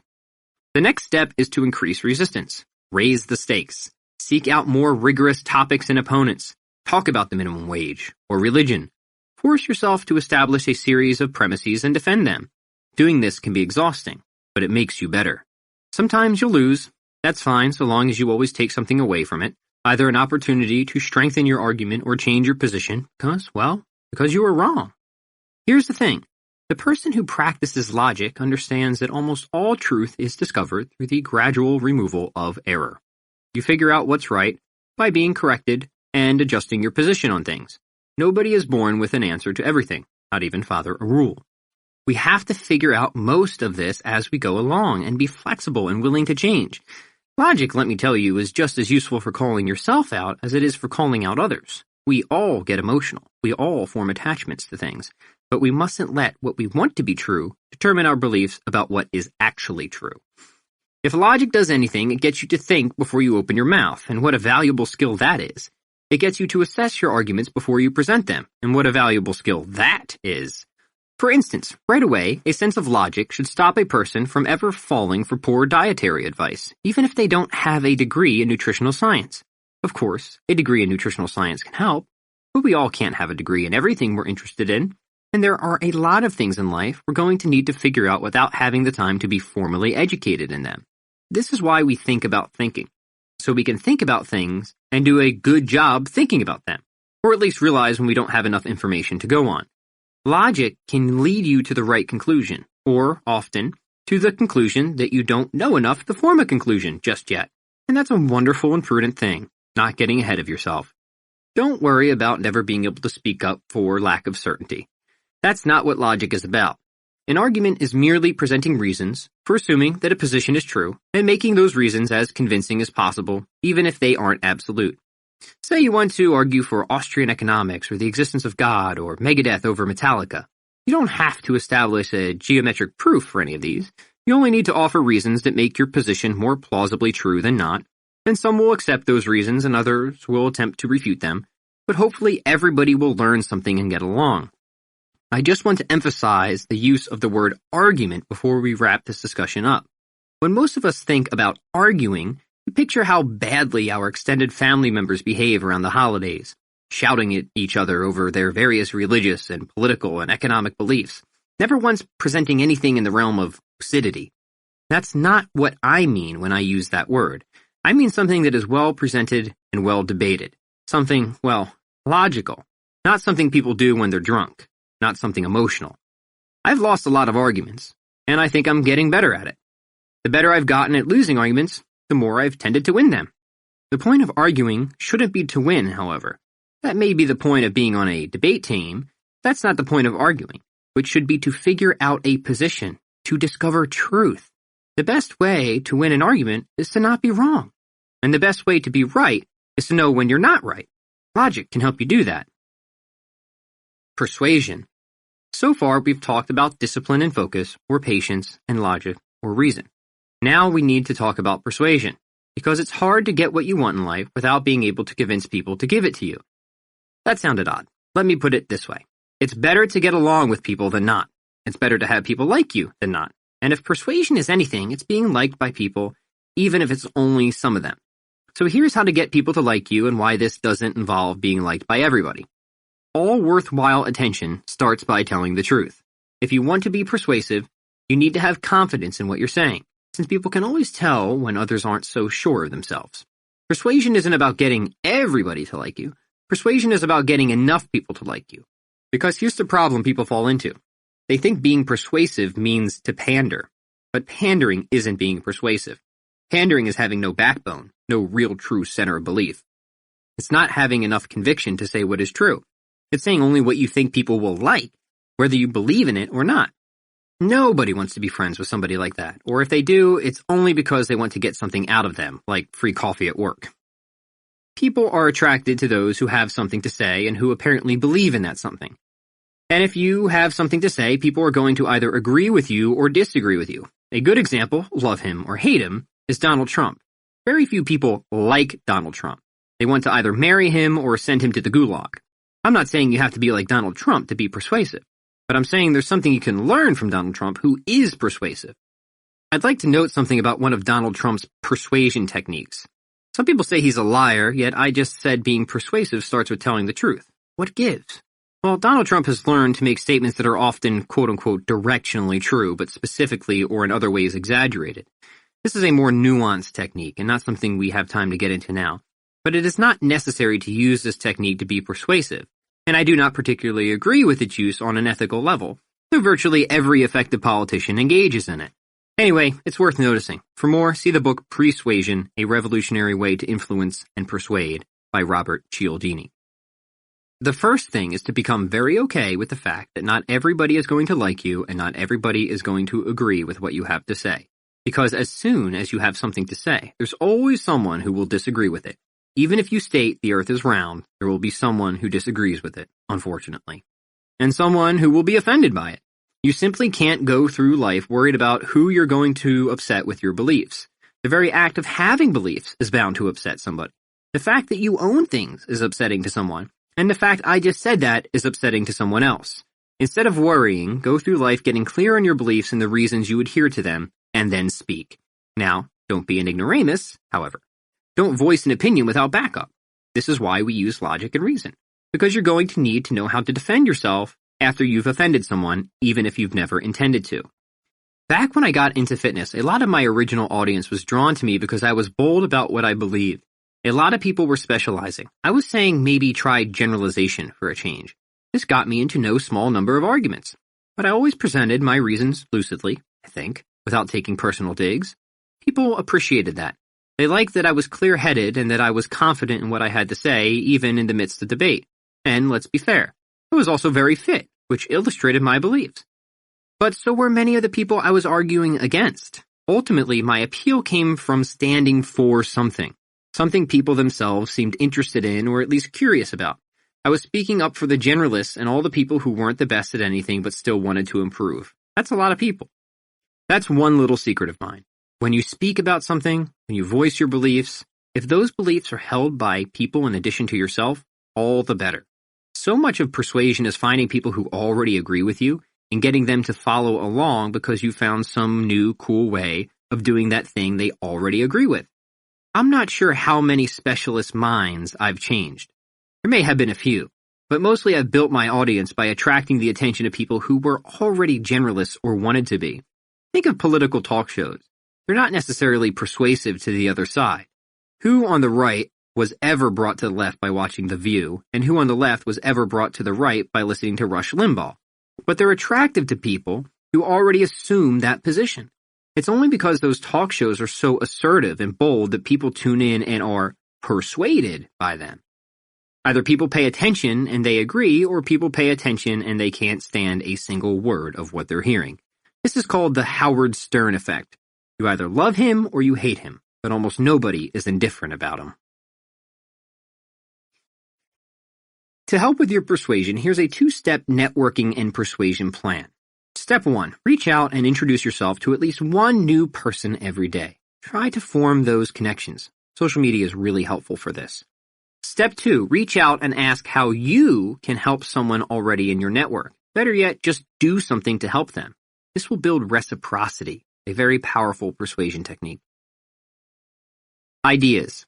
Share something with your connections online. Comment meaningfully on their work, or send them something you think they'd enjoy reading. Even better, introduce them to someone they might benefit from. Here's some additional recommended reading. How to Talk to Anyone, 92 Little Tricks for Big Success in Relationships by Lil Lowndes. At this point, I'd like to add a measure of subtlety to this approach. Although I've used examples like Donald Trump and Howard Stern, I don't want you to think being polemic is the same as being persuasive. These are merely illustrations to bring out a particular element of persuasion, which is polarization. You can be persuasive without being polemic, without causing people to want to twist your bratty little nose off. But I'm not sure how persuasive you can be without being polarizing. And that's what I'm trying to get at. To be polarizing is to make people choose one way or another. It's about marking your territory and saying, here's what I believe, and I want to be as clear as I can about it. You don't need to be rude or offensive to be polarizing, but you do need to be upfront about where you stand. People don't need to hate you, but some will strongly disagree with you or see your way, your style, your product or service as simply not for them. And that's fine, because the more people you push away, the more you attract from the other side. The problem is that people are afraid of pushing away. They're afraid of not being liked by someone, and the trade-off is that they wind up being ignored by everyone. There's a saying in marketing that if you're not upsetting at least one person with every advertisement you write, then you're not really marketing. I think this is true for everything. If you're not upsetting at least one person every day by taking a stand on something, voicing your opinion, or being clear about who you are, then you're not really living. Think of the apostles. Those guys really knew how to piss people off, since many were put to death because they just wouldn't shut up about that Jesus guy. And now look, people remember them, even though they weren't all that well liked at the time. Talk about polarizing. They weren't polemic or rude.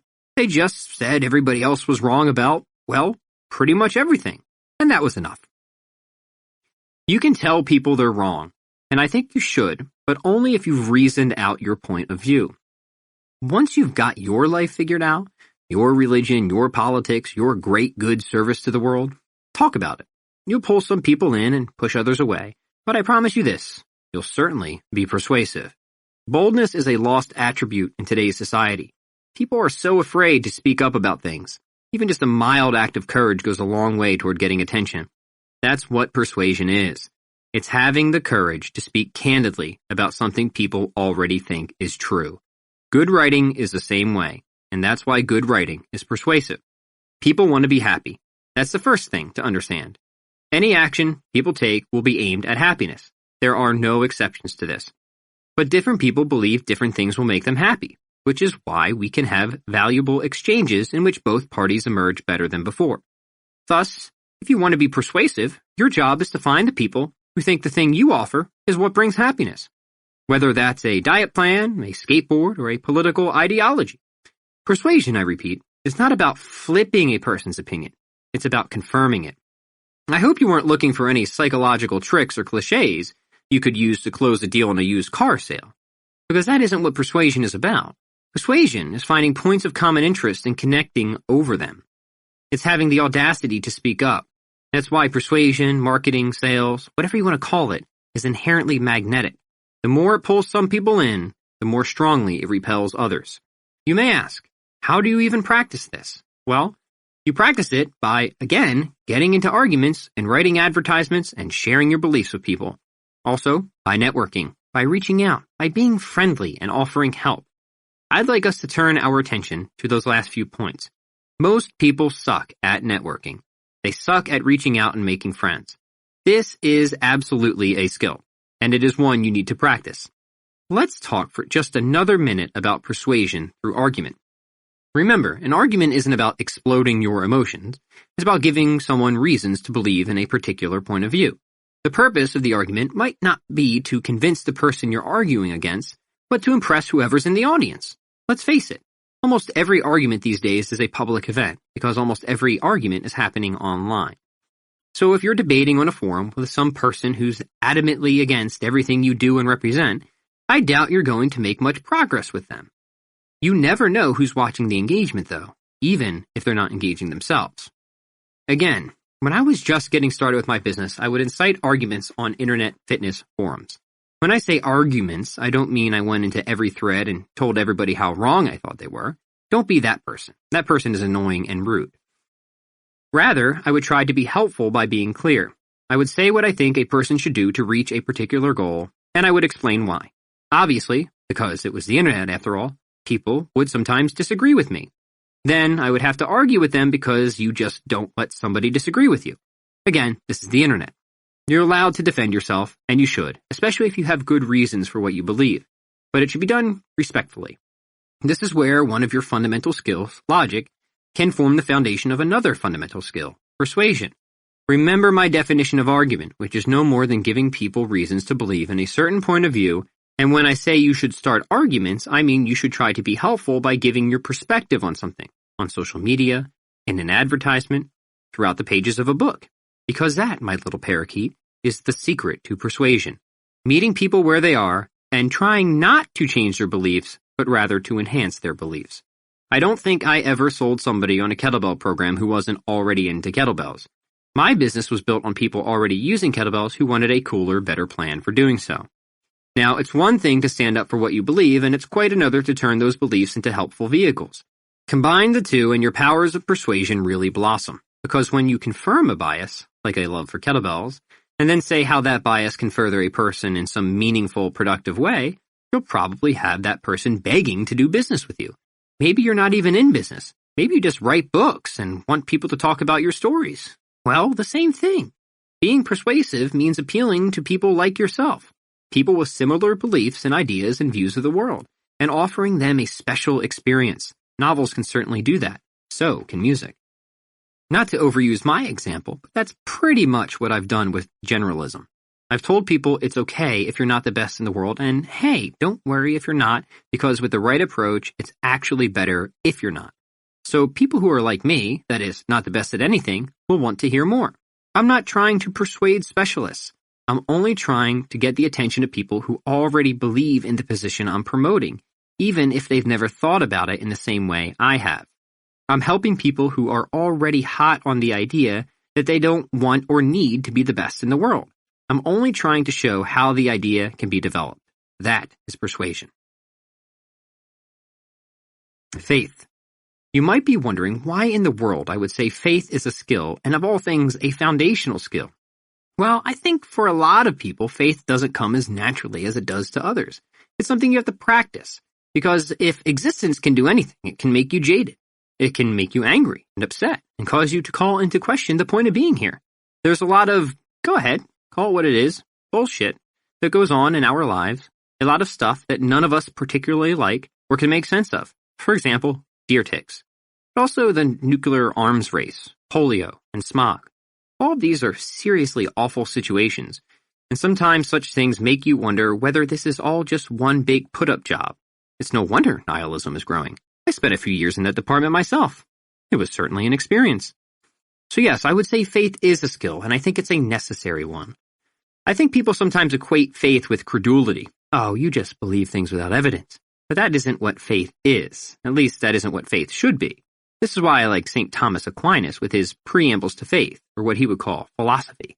Essentially, he says, here are the reasons we have for believing the world isn't just some random, pitiless accident, and why we can trust in God's plan.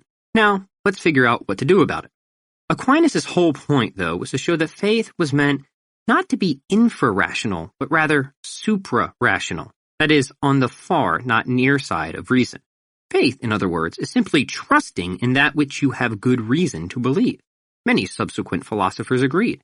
This was a turning point for me, because for most of my life, I was anything but a person of faith. I was indeed a person of science, of facts, and of reason.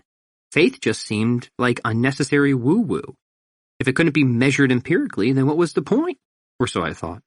Then one day I got into an argument with a religious person, as I called people of belief at the time, and straight away we quarreled over the existence of God. I accused him of believing in things with no evidence, and he responded by asking what sort of evidence I required to change my mind. I said something scientific would be nice, don't you think? He replied that I simply had made a category mistake, and that no clear-thinking religious person sees God as just another entity within the universe, some big bearded warlock in the sky twirling his beard or twisting his ring. So to expect to detect him empirically is to have a fundamental misunderstanding about who God is, to be arguing against something that God is almost certainly not. He said if God is anything, he is the ultimate sole reality, timeless, spaceless, possessed of intellect and will and so on. An extremely simple but extremely powerful mind, in other words. God in principle is not some thing to be found under a microscope. And there went my spaghetti monster argument before I could even present it. He then trotted out a series of logical arguments for the existence of God that I had never heard before. Arguments that were altogether convincing. arguments that I didn't even know existed. Now, I don't recall how particularly convincing I found them at the time, but they did cause me to see there was another side of the story, one I had somehow successfully avoided, maybe because I just never wanted to believe in something like God.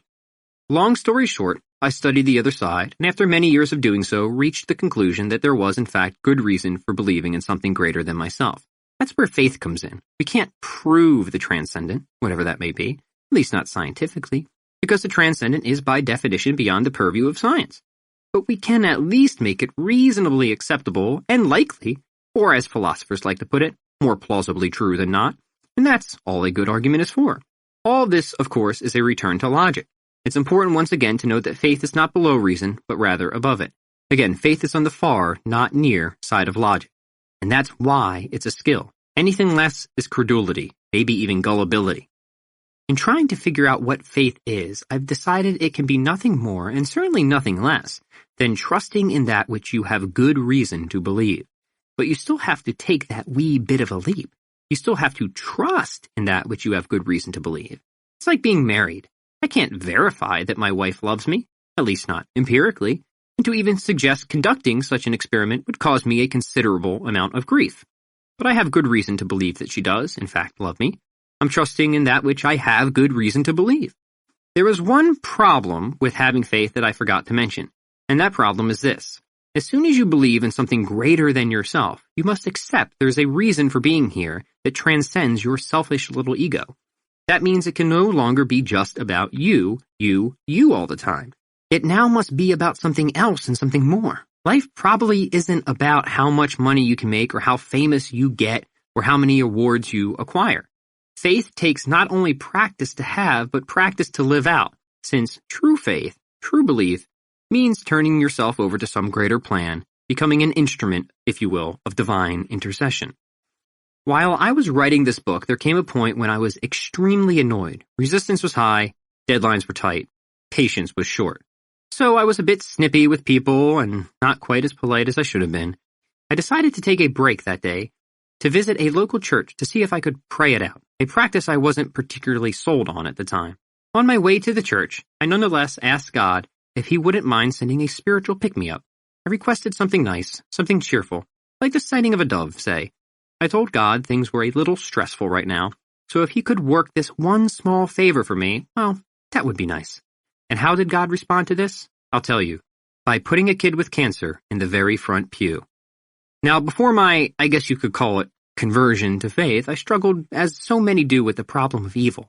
Why, I would always wonder, if there was a loving God, would he allow such horrible things to happen in the world, particularly things like childhood cancer, which I think we might all agree is at the very top of the list of things that suck and make absolutely no sense. Eventually I concluded there is at least no logical contradiction between the two. That is, so long as God may have morally sufficient reasons beyond our grasp for allowing such atrocities to occur, then such atrocities are not in conflict with God's existence. St. Thomas Aquinas taught me that. Solving a problem logically is not the same as solving a problem emotionally, however. That day, I came a great deal closer to solving that problem emotionally. As I walked into the church, we were handed a copy of a song we would be singing to Ben, This Little Light of Mine. Throughout the service, various groups of people came to offer prayers and support for this young boy and his family. The church was packed with people of all ages and types, each giving whatever they could, some flowers, other Legos, and all of us a lot of love. The priest eventually presented his homily. He told everybody in the congregation that Ben's presence was indeed a miracle, in the sense that one particular catastrophic illness had given so many people the opportunity to show just how much they love one another and offer such profound kindness to a family most of them have never met. I just so happened to agree and began to see a point in something I might otherwise have written off as utterly barbaric and gross. I began to see how suffering in some ways might very well be the necessary means for us to build character traits that would be impossible in a world free of calamity and sin. This made sense to me, a little bit. I then began to think, if heaven is real, and if we are free agents, then certain incentives ought to be provided for us to become the kinds of people others wouldn't mind spending an eternity with. Without sickness, there could be no caring for the sick, no compassion. Without wrongdoing, there could be no justice or mercy. But still, childhood cancer? Do we really need that? Maybe, in fact, we do. Maybe it's because we get so darn lost in the noise, as Flannery O'Connor once proposed, that God needs to shout. Maybe? I don't know. More personal, however, was the sense of perspective this experience had given me. Who was I to worry about missing a book deadline, God forbid, while this family and their boy were grappling with arguably the most impossible struggle of all? Immediately my ego was vanquished. My petty problems dissolved, and I began to pray. I walked out of church a delivered man and resolved to remain a delivered man for at least the next several hours. But at that moment, I became solidly convinced of one thing. God answers our prayers. He might not always give us what we ask for, but if we're receptive to subtle, or in some cases not so subtle hints, we'll find He is always willing to give us what we need, and then some. Okay, great. How does all this play into becoming better at almost everything? I'll tell you. Faith is the ultimate and perhaps only way of orienting yourself toward happiness. It's what drives your efforts and goals in a direction that actually will fulfill you and actually could make a difference in the world. Look, I'm a believer in capitalism, if that hasn't already come across. But if it's being conducted by people of good conscience, all the better. Because then we wouldn't need the stupid government to keep interfering with things, which almost always has the effect of making the problem worse than it was to begin with. What's that Harry Brown quote? The one about government being the only entity that could ever make you feel grateful for handing you a crutch after breaking your leg? I like Harry Brown. He knew things. Just imagine if all people were rooted in a sense of higher purpose. We probably wouldn't have much, if any, need for the EPA or the IRS or international trade agreements. People would stop doing things just because they were profitable and start doing things more because they were good. Obviously, I'm fantasizing. Utopia is not of this world. People would still have to do hard and dirty jobs to pay their bills, and people are by no means angels. But you can't tell me things wouldn't at least significantly improve if everybody were rooted in a sense of something greater, something beyond themselves.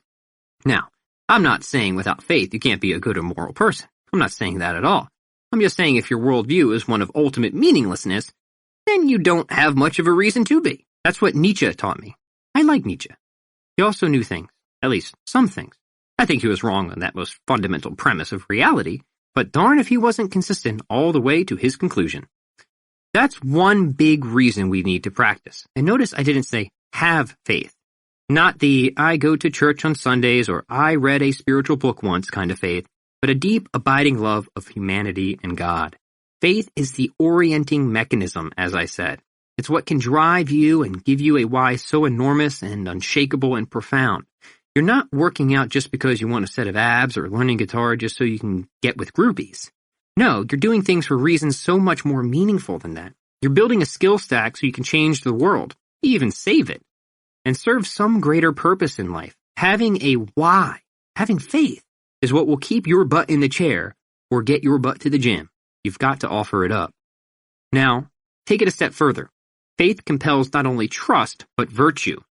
In other words, it's not just about what you believe, but also about the kind of person you become because of that belief. This again is very Aristotelian. Aristotle argued that the point of knowing and making and doing good things was, at least in part, to build positive character traits. You do good things because doing is becoming. Therefore, morality is about not only the acts you perform, but the sort of person you're shaped into because of them. Here again is where faith can either help or hurt, depending on how well you understand it. You want to do the right things, but you also want to do them for the right reasons. Because good acts without good intentions don't make a better person, do they? You've got to want to do the thing you're supposed to do, if you get what I mean. For me, that was always the hardest part. I was charitable before I had faith, I just didn't particularly want to be. Mostly my generosity was driven by my desire to buy myself a good night's sleep. Now it's driven by love, mostly. I had to work at that, and I'm still doing so. It's part of my spiritual practice. We can argue that, at the end of your life, faith is the only skill that's going to matter. Ninja skills, writing skills, your ability as a salesperson, none of that is coming with you. And neither is your Beanie Baby collection, your bank account, or that Cayman GT4. What you will be remembered for is the person you were and how you affected others. This point was made painfully obvious to me when my grandfather passed. He was a man I never considered to be the epitome of success when I was growing up. He had a lower middle-class job and lived in an upper lower-class neighborhood. He never seemed to aspire to anything, But that's only because I had the wrong view of aspiration. My grandfather aspired to everything because he aspired to love people and be a man of faith, and he accomplished both. He was the one who always held me on his shoulder as a crying baby, came to all my sporting events, however insignificant, volunteered constantly at charity events, and never missed a Sunday sermon. His was the most crowded funeral I ever saw. People lined up around the building like at a midnight premiere for a summer blockbuster. And that's when I realized he had a skill that was fundamental and essential and utterly lacking in my own life. If I had died that day, I doubt if even most of my own family would have shown up. For me, the line would have been like one at a matinee of a movie that's been out for 3 months. My grandfather taught me that faith was not just believing, but also trying really hard to make good on those beliefs, no matter how many times you fail or don't live up to your own expectations. We're all going to fail, and to some extent, we're all going to suck at having faith, especially at first. But that's what makes it a skill: repetition and resistance, integration over isolation. Just start with small acts of goodness and giving. Bring water to the thirsty and food to the hungry, and offer somebody who looks downtrodden an unexpected compliment. Meditate and pray at home or in church, and then bring your faith out into the world. Then take on more challenges. Maybe work a mission trip in there somewhere. Or, here's a challenging one: tithe. Let me tell you, tithing is tough. You have all these plans for the money you're making, vacations, retirement, clothes, whatever, and then you go and just give it away? Don't tell me that's an easy thing to do. Maybe for some people it is, but certainly it wasn't for me. Don't tell me faith isn't a skill. Yes, make gobs of money doing good and then give gobs of money away to an even greater good. But don't stop there, and don't be afraid to get your hands dirty. Go out and do the good acts yourself. Prep the meals, visit the poor, wash the feet of some very sick person. If you tell me these things are hard, I'll tell you, I know. Honestly, I'm not trying to be pushy about religion, which reminds me, a friend of mine goes to a church whose motto is friendly but not cultish. I like that. I think it makes sense. That's another person who knows this. Whatever religion you are, or whatever religion you aren't, faith should be attractive because it's beautiful and because of the good things it gets people to do and because of how it brings people together. You don't believe in God because you want eternal fire insurance. That's not what faith is about. You believe in God because you love the world and want to save it, and because you love Him and everything He's given you. Faith will stop you from taking shortcuts. Faith will give you the framework you need to engage in fulfillment. If you need a practice plan, start with this. When you meditate or pray in the morning, you don't need to make it just an exercise and focus. You can make it a spiritual workout as well. Start there. Here's a few quick ideas to build a spiritual practice. First, morning meditation. Spend 5 to 15 minutes in mindfulness meditation. Use a guided app to get started if you need. The skill being developed is focus, and the benefit is presence and awareness. This will flow into all the rest of your life. Be sure to do it every day. Second, mid-afternoon affirmations and prayers. Whatever your religious orientation, prayer is a powerful and transformative practice. Affirmations also tend to work well. So spend 5 to 15 minutes on prayer every day, whether reciting affirmations, chanting mantras, praying the rosary, or praying in whatever way your religion suggests or you feel comfortable. I prefer to do this in the mid-afternoon, though I will sometimes stack this with my morning meditation session. Prayer, I found, can often be a steadying force to lead into meditation. There are no strict rules here, aside from that you should try to stick with one prayer or form initially in order to set up a pattern for yourself. Lastly, evening journal sessions. Finally, spend 5 to 10 minutes every night reflecting upon your day in a positive manner. Don't just record what you did. Rather, explain why you're grateful for whatever happened. This simple exercise gets you in the habit of seeing the good things in life and seeing that life itself is good. A much-needed habit in a society that constantly slams us with bad news. For additional reading, I recommend Mere Christianity, also by C.S. Lewis. Chapter 6. Skills you may be interested in, but may not need. This next step is easy. Start getting good at the things you want to get good at. This is not so much a next step as it is a simultaneous step. There's no reason to wait to develop your interests. The meta skills, while foundational, don't have to come first. It's better if they come sooner than later, but this is why we have a practice method and short-term specialization and all that, so we can get better at many things instead of just one. What are your interests? What do you want to get better at? There are no rules here, really. The only thing I would suggest is this. If you're going to get good at something, make it something you want to get good at. That sounds like a truism, and that's because it's true. Remember when we talked about discipline and how the only way to develop discipline is by practicing discipline, and the only way to practice discipline without already having discipline is by doing something you like? Well, it's time to find that something you like. When I was growing up, I went through a long stretch of being a seriously bad student. I'd skip class and refuse to do homework. Once, I got in-school suspension for showing my underpants to my German teacher. Some thought I was a degenerate. The truth is, I wasn't so much a degenerate as I was disinterested in all the subjects I was supposed to learn in school. I didn't really care about calculus. I didn't really care about German either. Looking back, I wish I had paid better attention to both because now I see the value in these things. Well, maybe not German, but French would be nice. Unfortunately, nobody ever taught me that math was a way of learning logic. Instead, math was just a way of learning math, which I thought was a skill with limited value when it came to high-level branches such as calculus. I would have been interested in logic. Maybe. It's easy to say that now. Mostly back then I was interested in music. This is why, even as a terrible student, I'd spend hours practicing guitar. It wasn't that I didn't have any motivation. It was just that my motivation chased a separate set of interests than what was being taught at school. This is what I want for you. I want you to develop whatever makes you most excited. Yes, we need some quote-unquote liberal arts, and that's why we have those foundational skills, and that's why I took so much time explaining why I think they're important. Maybe you're interested in those, or maybe you're not, but over time I think you will be. Either way, let's get started with the things you like. What do you like? Woodworking, painting, gardening, cooking, training dogs? You can make a business out of just about anything you can be good at. Well, let's return to music. Let's say you're interested in drums. Or, you know what? Scratch that, guitar. Drums are cool, but I know guitar, so let's go with guitar. Say you want to make music and you want people to pay you to do it. And say you want to grow your hair out and get it highlighted. I think that would be just fine. Let's go back to a few of our principles. If you're starting a new skill, the first thing to do is to short-term specialize in it. This goes for guitar and it goes for anything that isn't guitar. I would say you should dedicate at least an hour of practice a day to anything you're short-term specializing in. That's a reasonable start. You could do more, depending on the skill, and in some cases, you could do less. There's not an exact prescription for this. You need to use some judgment to decide how much practice is necessary and how much is too much or too little. When in doubt, ask somebody who's figured it out. Hire a coach, in other words. Now, let's consider integration over isolation. What kind of guitar player do you want to be? Do you want to be a rock player, a jazz player, a country guitar player, or maybe you want to be a generalist with your guitar playing? Certainly, I wouldn't argue against that. Still, you'll have to pick a place to start, so let's say you want to learn rock. Let's say that whenever you hear Metallica, it sends a yellow streak up your spine, because if something can get you going like that, it's a skill worth investing in. You probably think that it's cool and resonate with it. Imagine all the things in your life that do that.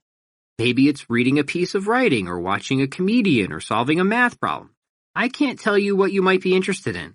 I can only tell you how to get better at that thing once you've determined what it is. For me, there are now quite a number of things that fill me with giddy excitement. I'm not actually a huge sports fan, but I can see why people get into it. Debating, I love. Boy, do I get giddy when somebody gives a great argument on stage, something I only started to appreciate after I joined the debate team in middle school. What else? I get giddy over yo-yo tricks sometimes, though I'm not sure I get quite giddy enough to want to dedicate my life to learning them, but still, it's enough to cause me to learn at least a little bit. I get giddy over philosophy and science, and certainly I get giddy over growing businesses. Finally, I get giddy over God. Faith gets me triply giddy. These are my interests, most of them anyway. Now it's time to identify a few of your own. You might not even know your interests at first. Maybe you have a few fleeting areas you're interested in, a few suspects in the lineup, so to speak. But maybe you're not positive because you've never spent time practicing them. That's the test, because to the extent you love something, you won't mind practicing it, despite the endless frustrations that are absolutely destined to occur. I remember watching a clinic by one of my favorite guitarists back in high school, and at one point someone from the audience asked him how he found so much time to practice guitar. He said, seeming almost confused, "Because I want to play the guitar?" To him, it wasn't a valid question. Of course he found the time to practice the guitar, because he wanted to play the guitar. How simple! I mean, of course. If you want to do something, you're going to find the time to do it. This isn't a question about making time or scheduling or anything like that. This is a question about what moves you. This is a question about what matters most in your life. Now, hopefully I've done a fair job explaining what should matter most in your life. In case it isn't clear, I'm not exactly a moral relativist. Aristotle taught us that there is only one right way to live, and that one right way is living well. A truism? Perhaps. But isn't it still true? Aristotle also taught us that living well means focusing ourselves around certain interests, developing virtue, and, most important, seeking the good. Aquinas, his successor in many ways, defined happiness even more specifically when he said it involves in engaging in and enjoying genuinely good activities, and doing so to the extent that both the effects and intentions are morally good, or at least neutral. So there are not too many restrictions here. If you follow these sages, you can align your interests to produce actual, real, authentic happiness. In other words, something isn't good just because you desire it. Rather, there are things that are really good for you, and so those are the things you should desire. Aristotle said this: "He is happy who lives in accordance with complete virtue and is sufficiently equipped with external goods, not for some chance periods but throughout a complete life." And Aquinas wrote this: "It is impossible for any created good to constitute man's happiness, for happiness is that perfect good which entirely satisfies one's desire. Otherwise, it would not be the ultimate end if something yet remained to be desired." Now, the object of will, i.e., of a man's desire, is what is universally good, just as the object of the intellect is what is universally true. Hence, it is evident that nothing can satisfy man's will except what is universally good. That is to be found not in any creature, but in God alone. What does this mean? Actually, it's simple. It means that while we're alive, perfect happiness can't be attained, but certainly a large degree of it can be, and that would be through the prudent accumulation of knowledge, virtue, wealth, and friendship. People hear that word wealth and they're like, ew, was Aristotle some sort of fat capitalist or something? I don't think so. But he did recognize the importance of having your material needs met. Aristotle was basically saying that it's hard to be happy when you're starving to death. He even went so far as to distinctly declare that wealth should be possessed, as with most other material things, in moderation. It should be deliberately built, but not to excess. In other words, make a lot of money if you want, but don't do it only for yourself. In fact, you should probably give most of it away if that's the case. That might sound unappealing to a lot of people, but think of the kind of character it builds if you profit for the sake of doing good, rather than for the sake of stockpiling wealth. I guess you could see this as a metric of sorts, a way of measuring priority. The person who makes a lot of money but then gives most of it away is doing things for reasons other than making money, which is doing things for a better reason. We'll get back to talking about practicing your interest in a second, but this is important. I can tell you that Aristotle is absolutely right about this, because there was a time in my life when I had gotten pretty good at making money, and frankly, I still am. I had a goal upon leaving college of making $1 million before I was 27, and I accomplished that goal. And I had the fast yellow Porsche, and ate at all the nice fancy restaurants, and vacationed at all the ritziest, goldenest places, and you know what? I'm not going to say I was miserable. That certainly was not the case, but I wasn't particularly happy either. That is, I wasn't particularly fulfilled. Rather, it was a constant game of cat and mouse, in which I'd chase a goal, an object, or something I wanted to do or buy, and then I'd reach that goal, get that object, or do or buy that something I wanted, and I'd enjoy it for a while, nibble on it, play with it, or take pictures of it, and then that feeling would fizzle out. It was very schizophrenic now that I think about it. The problem was that I thought happiness was found in having accomplishments and a nice big number in my bank account. It turns out I was mistaken. Happiness is not found that way. Happiness is found in exactly what Aristotle says, doing and knowing and making good things. According to Aristotle, happiness is more of a cumulative quality, then, and something that can only be assessed at the end of one's life. It's not like the sort of happiness of having a happy childhood, or being glad one moment and angry the next. It's more happy in the sense of flourishing and fulfillment. Eudaimonia is the word in Greek to describe this. And that can only happen over time. And then, Aquinas would say, to perfect our happiness, we need to come to know God. Maybe that means getting hit by a bus or something to figure that one out. Let's not rush that part. In the meantime, we can simply pray. The reason I bring all this up, again, I just want you to have the right orientation when deciding on the things you want to get better at. I want you to engage in them and enjoy them because they are good things to enjoy. And just about anything can be a good thing to enjoy when done for the benefit of others and for the right reasons. I think we could even make a case for cage fighting. But certainly music and writing and mathematics and biology and really honestly just about anything. It's so important, so very, very important to keep the overall goal in mind. We're moving toward happiness. We stack skills to not only create advantages, but find fulfillment. Okay, end of sermon. Let's move on. So, integration over isolation. Say you choose guitar and want to learn rock. Well, then start with a song. Either get someone to teach it to you or pull up an instructional video on the interweb and take it bit by bit. Right away, you'll run into something you can't do.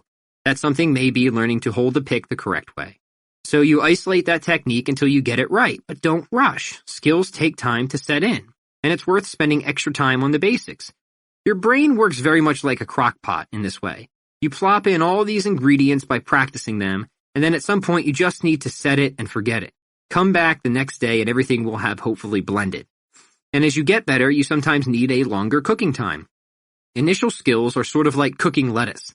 You don't need all that much time to take in all the beginner stuff and ready it for use in a much larger recipe. Later, you'll get onto roasting chuck, the higher level skills that take a lot more time to soften and set in. Whether that's sweep picking or doing a freestanding handstand, your patience will need to increase as your practice time remains steadfast and dedicated. Remember, you're always working towards some specific goal even as you are practicing techniques in isolation. Maybe that goal is to perform smoke on the water in your living room in front of your grandparents or to do your first set of 5 pull-ups. But whatever the goal is, be sure you have one and be sure you're working toward that goal in some capacity at all times. Don't just practice techniques to practice techniques. Integration over isolation. Practice the techniques you need to learn in order to do the things you want to do, and practice them in a context that is as close as possible to the context in which they'll be performed. Let's take the example of another skill at this point. Writing. Say you want to be a humor writer and you want to write jokes, whether you want to do stand-up, write stories and columns, or perhaps be a staff writer for a comedy show. I think that's great. Part of your practice, then, will be reading and listening to all the funniest people you can find. Just like part of the practice for any musician would be listening to the musicians and instrumentalists they want to be like. After this, you'll actually need to sit down and write. Obviously, if you want to be a humor writer, you'll need to practice writing thoughts that make people laugh. Grammar and syntax may need to be isolated, but this should again be done in the direction of the goal. I think what you'll find with humor writing is that sometimes you'll want to intelligently break the rules of grammar and syntax to achieve a certain effect, like writer Ring Lardner was so exceptional at. For example, in his book, The Young Immigrants, "Are you lost, Daddy?" I asked tenderly. "Shut up," he explained. You might analyze that snippet to try examine what made it funny. Part of it certainly would be the element of surprise. Nobody really explains shutting up to someone, do they? As if this needs to be explained. And such is the problem with attempting to dissect humor. It dies in the process. But when coming from the perspective of a kid, it kind of makes sense. It gave you an idea, though. Maybe you want to try to write a short story from the perspective of your childhood, and maybe you want to bring out the absurdities of family road trips. Great. I think that's a surefire way to get a laugh out of almost anybody. Who doesn't have material they could use from family road trips gone awry? If you want, you could borrow some of mine. I've got quite a surplus. This is integration over isolation. You're practicing writing, but you're practicing specifically in the context you want to get better at. Now, if I were doing this, I'd want to highlight something about how my mom would fall asleep in the passenger seat while driving out east, and how half the time she'd still have a cigarette in her mouth. What would happen next is that cigarette would drop onto her lap and my dad would scream, "God damn it, Judy!" And we'd all become hysterical and the whole van would start to rock and swerve. My mom would awake with a start and search frantically for the lit cigarette and attempt to flick it out the window. The only problem was that half the time the window wasn't open, so it would typically bounce and burn itself out on the side of one of the armrests. This isn't much of a story in this format, but that's okay. The first operation of any writing project is to just get something down. You can shape it into something more exciting later. Start with a very rough first draft. All creative efforts are done in segments. You write songs by coming up with simple melodies and stories by devising simple themes. The details, the nuances, the tone, the decoration of language, all that can be added in layers. The key for any skill, whether you're practicing technique or actively creating, is to get started and work toward the goal in mind. Obviously, repetition and resistance are also tucked into this. You can't integrate or isolate if you're not practicing a skill and increasing the demands as you go. Perhaps you move from learning to hold a pick to strumming a chord, or from writing 300 words to writing 500 to 1,000. Just be sure that however you're increasing resistance, it remains in line with the goal. Don't make things harder without making them relevant, in other words.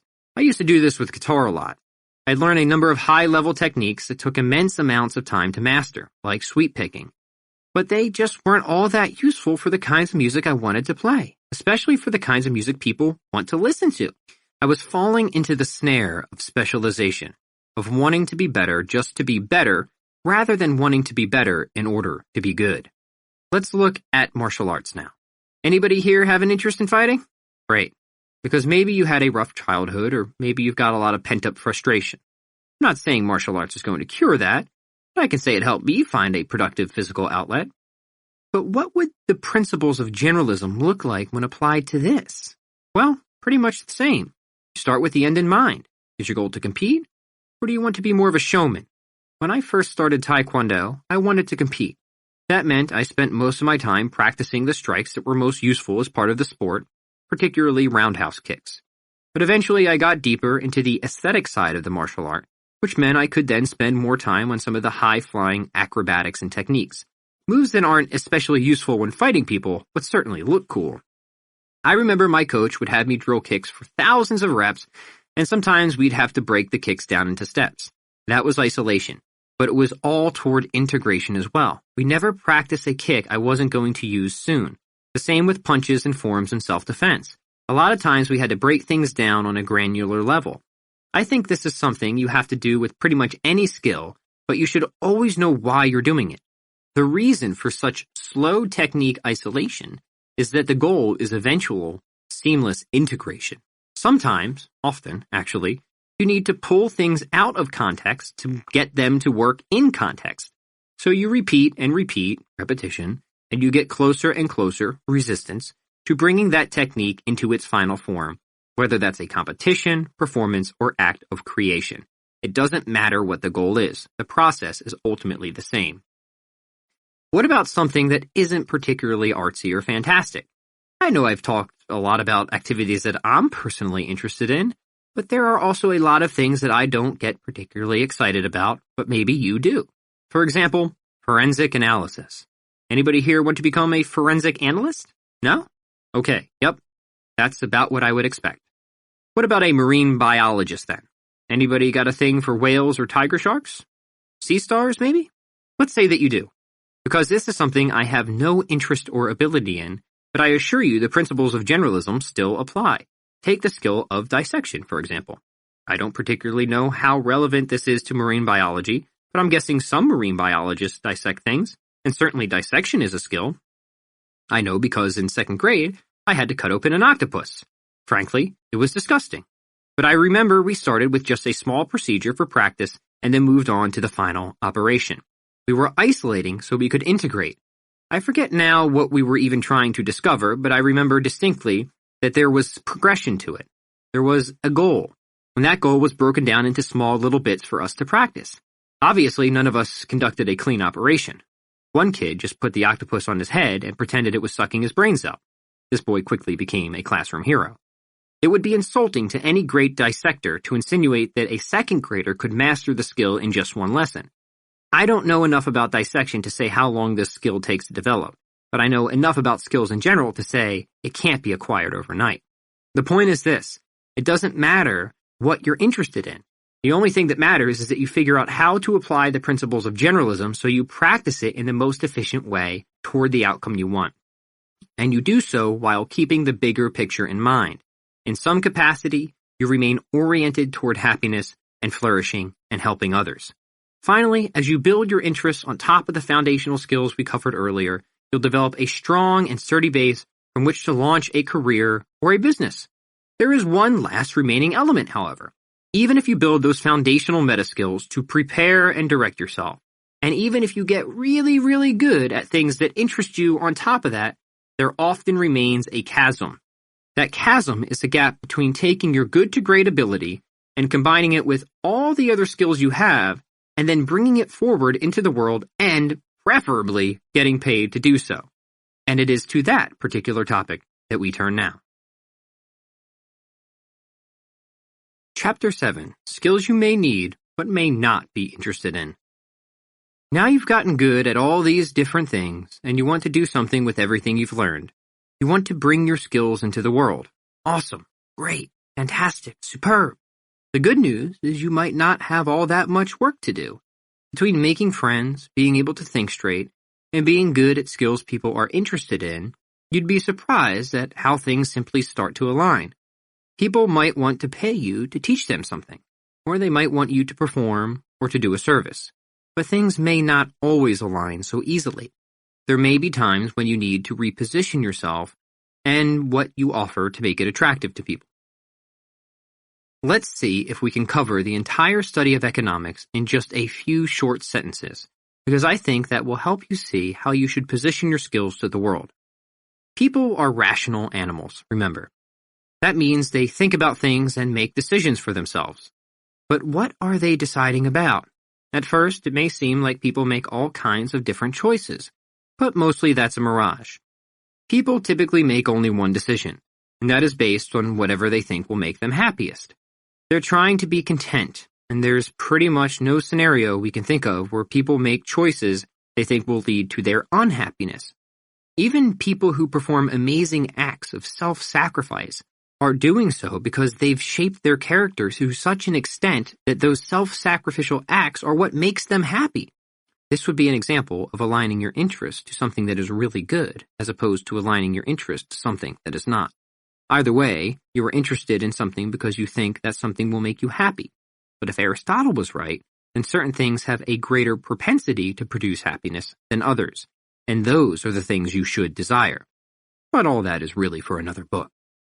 But we don't need to analyze every decision people make in order to arrive at the obvious conclusion that they make choices they think will make them happy either now or later. In fact, even if people are doing something they don't particularly feel like doing now, like waking up early to go to work, that's only because they know that they will be far less happy later if they don't go to work and get fired. What have we covered so far? Point 1, people are rational. Point 2, they make decisions because they want to be happy.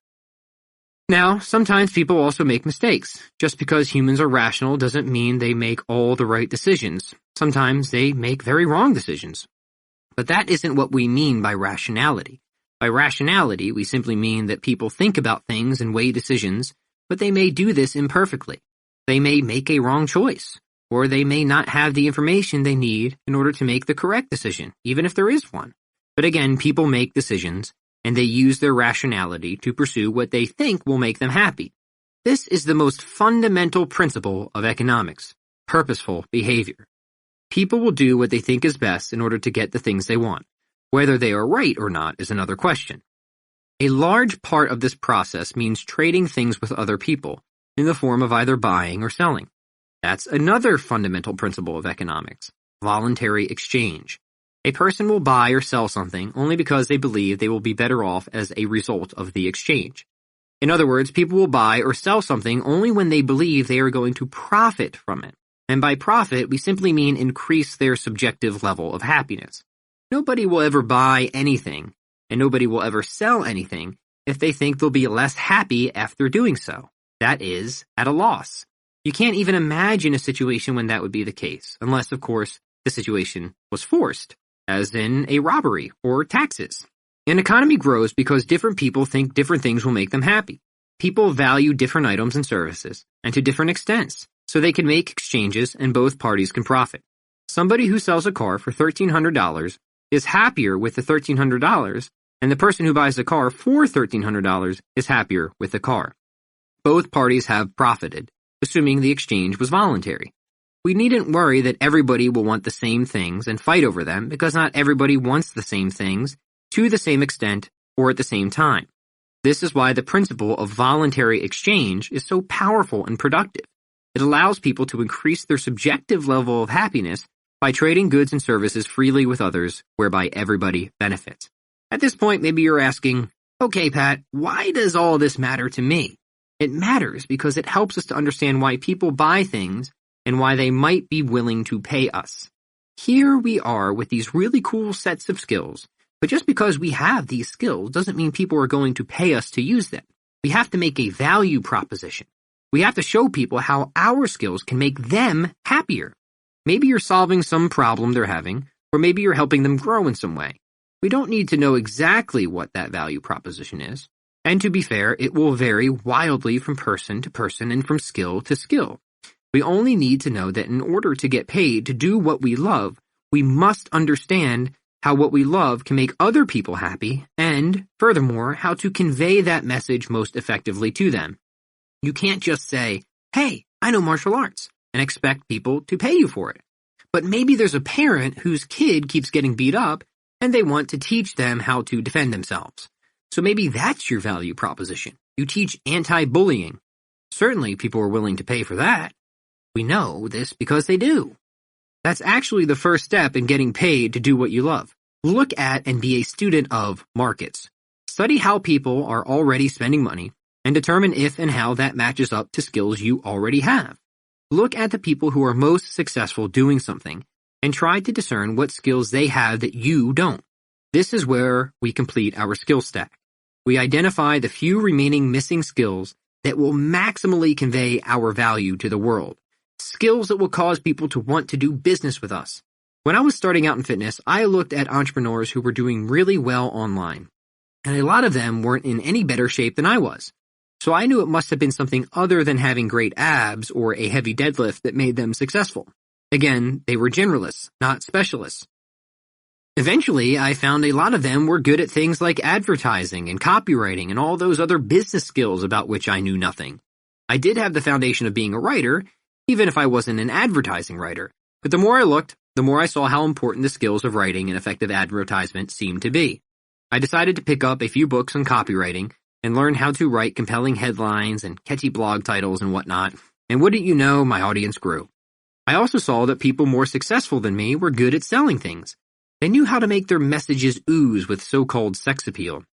They knew how to speak in such a way to their audience that doing business with them would, in fact, increase their audience's personal happiness. Whether they knew it or not, they understood that most fundamental law of economics.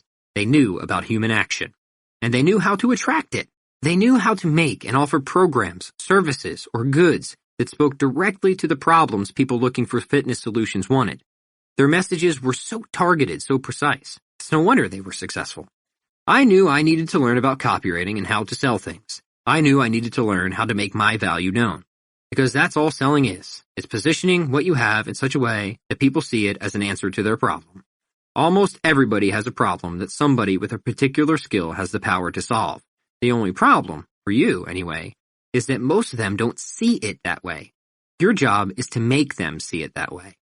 I was already good at writing and fitness, but I sucked at sales. So this became a need-based skill for me. It became something I needed to get better at to make a living by doing what I loved. That's why I studied it, and maybe you'll need to do the same. I'm not saying selling is a fundamental skill. I think it's a need-based skill. Not every successful person is also a phenomenal salesperson. Some people just create stuff that people want so badly it literally sells itself, which tells you a lot about the nature of sales. Though a lot of successful people are indeed very good salespeople. Plus, a lot of selling is baked into that fundamental skill of persuasion. Selling focuses more on specifics, like how to price goods or services, and how to position yourself in a specific market or environment. But all those specifics are pointless without a more fundamental understanding of persuasion to begin with. Selling, to the extent it moves beyond persuasion, boils down to this. People pay only for the things they want. If you hope to be successful, you need to sell the things that people want. It doesn't matter how persuasive you are otherwise, how many people like you and want to hang out with you or come to your birthday party. If you're not selling something that solves a problem for people, ain't nobody gonna buy it. The best advice I can offer about selling isn't to study high-pressure sales techniques. Rather, it is to focus your saleable skill in a way that will make it of interest to other people. In other words, give the people what they want and are asking for. Try to make something so attractive that it sells itself. Now, generally, that isn't going to happen, but it'll make your sales job a heck of a lot easier. In some cases, people may want something not because it's entirely necessary, but because it's tied to some sort of social status. For example, the iPhone, whatever version it is now. The fear of missing out is a major motivator for a lot of people. People often want what almost everybody else has, even if that thing isn't needed for a good or happy life. Think first about what you love and how you can use it to help people. If you're a writer, what can you do to sell your writing? Because, let's be honest, it might be difficult to become famous from a novel before anybody's ever heard of you. What if you taught writing courses or wrote advertisements or something like that? That at least offers a service to fulfill a demand and could provide the income and exposure you need to launch that novel you've been so desperately scribbling. You have to think creatively, just like you do in your writing. This is what generalism is about, and it's what can help you break free. Sometimes you use one skill or subset of a skill to subsidize another. I've used my more sellable skills of fitness and writing to subsidize my, I'm not going to call it music career because it's not really a career, but let's say musical activity. I've been able to get a good amount of attention for my music, not because I started as a musician and grew an audience by playing around in some grungy old bar bands, but because I built an audience from my stack of skills in fitness and writing.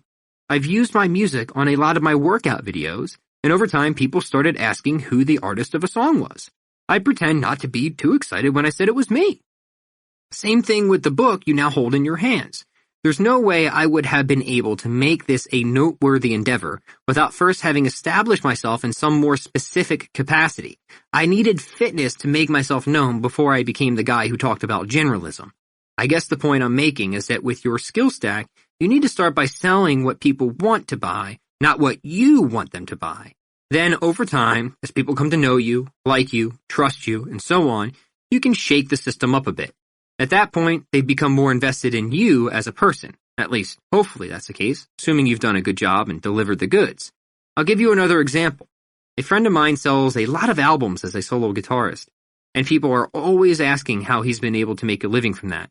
His secret was that he didn't start by selling albums. He started by having a YouTube channel that taught people how to play the songs they wanted to learn, and then offered courses doing the exact same thing. Because he provided people with what they wanted, guitar lessons in some capacity, they came to know and enjoy him and his style. And as soon as that started to happen, they began purchasing and reviewing his albums and talking about them. People on the outside thought he got lucky. He didn't get lucky. He provided value, and eventually that value was returned to him. He was, and is, a remarkable generalist, very skilled in online advertising and marketing. All his skills helped build his presence on YouTube, and all his skills eventually funneled back into doing the one thing he wanted to do more than anything, create and sell his own music. But notice the compromise. Notice that he wasn't content to just make it selling music online. Music that was very good, music that probably almost nobody would have ever discovered if he simply decided to put it out there. Rather, he was willing to accept reality and position his skill in the most helpful way possible to build an audience. After he did this, people discovered his music because they had already discovered him. And notice the skill stack.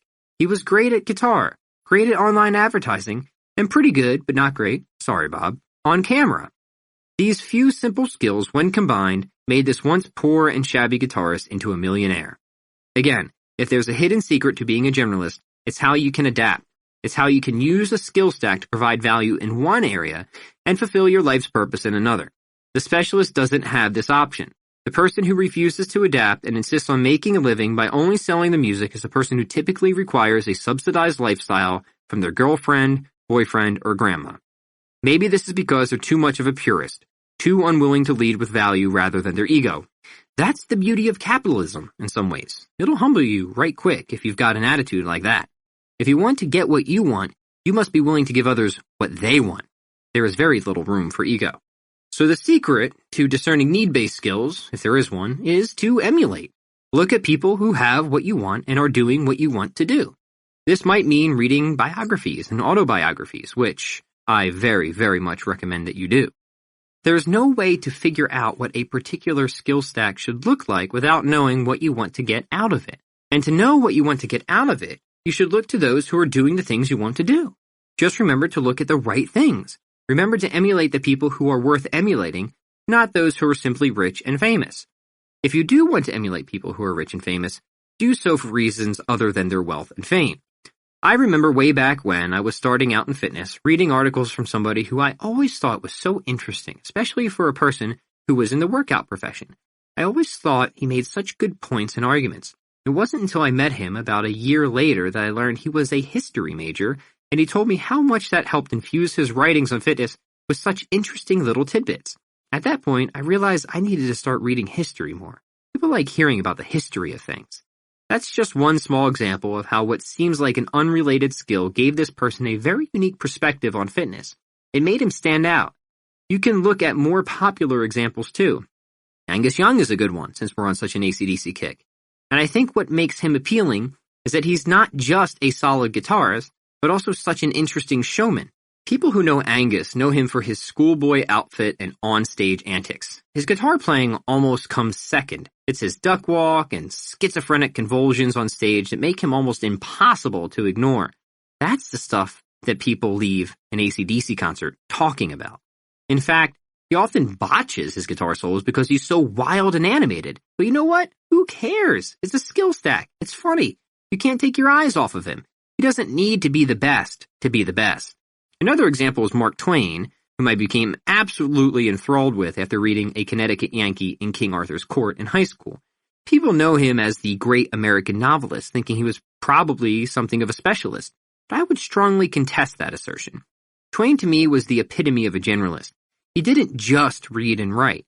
Twain studied philosophy and history and was arguably one of America's first stand-up comedians. Someone once remarked that Twain wasn't a writer who performed. He was a performer who wrote. Not only that, but he was trained to be a steamboat pilot and a business person. He was quite smart when it came to marketing and selling books. He didn't become popular by coincidence, mind you. The man was practiced and learned in so many respects. In fact, he's one of the reasons I became interested in more than just one thing. The more I studied Twain, the more I saw just how inseparable all his variegated skills were from his success. But how about somebody who isn't a writer or a fitness person? How about someone like Benjamin Franklin? Now, does anybody need to be convinced that Benjamin Franklin was a generalist? Was there anything you can think of that Benjamin Franklin didn't do? He created political cartoons, invented the lightning rod and bifocals, was the first postmaster general, and was a prominent, to say the least, politician. He was learned in matters ranging from science and philosophy to diplomacy and sales.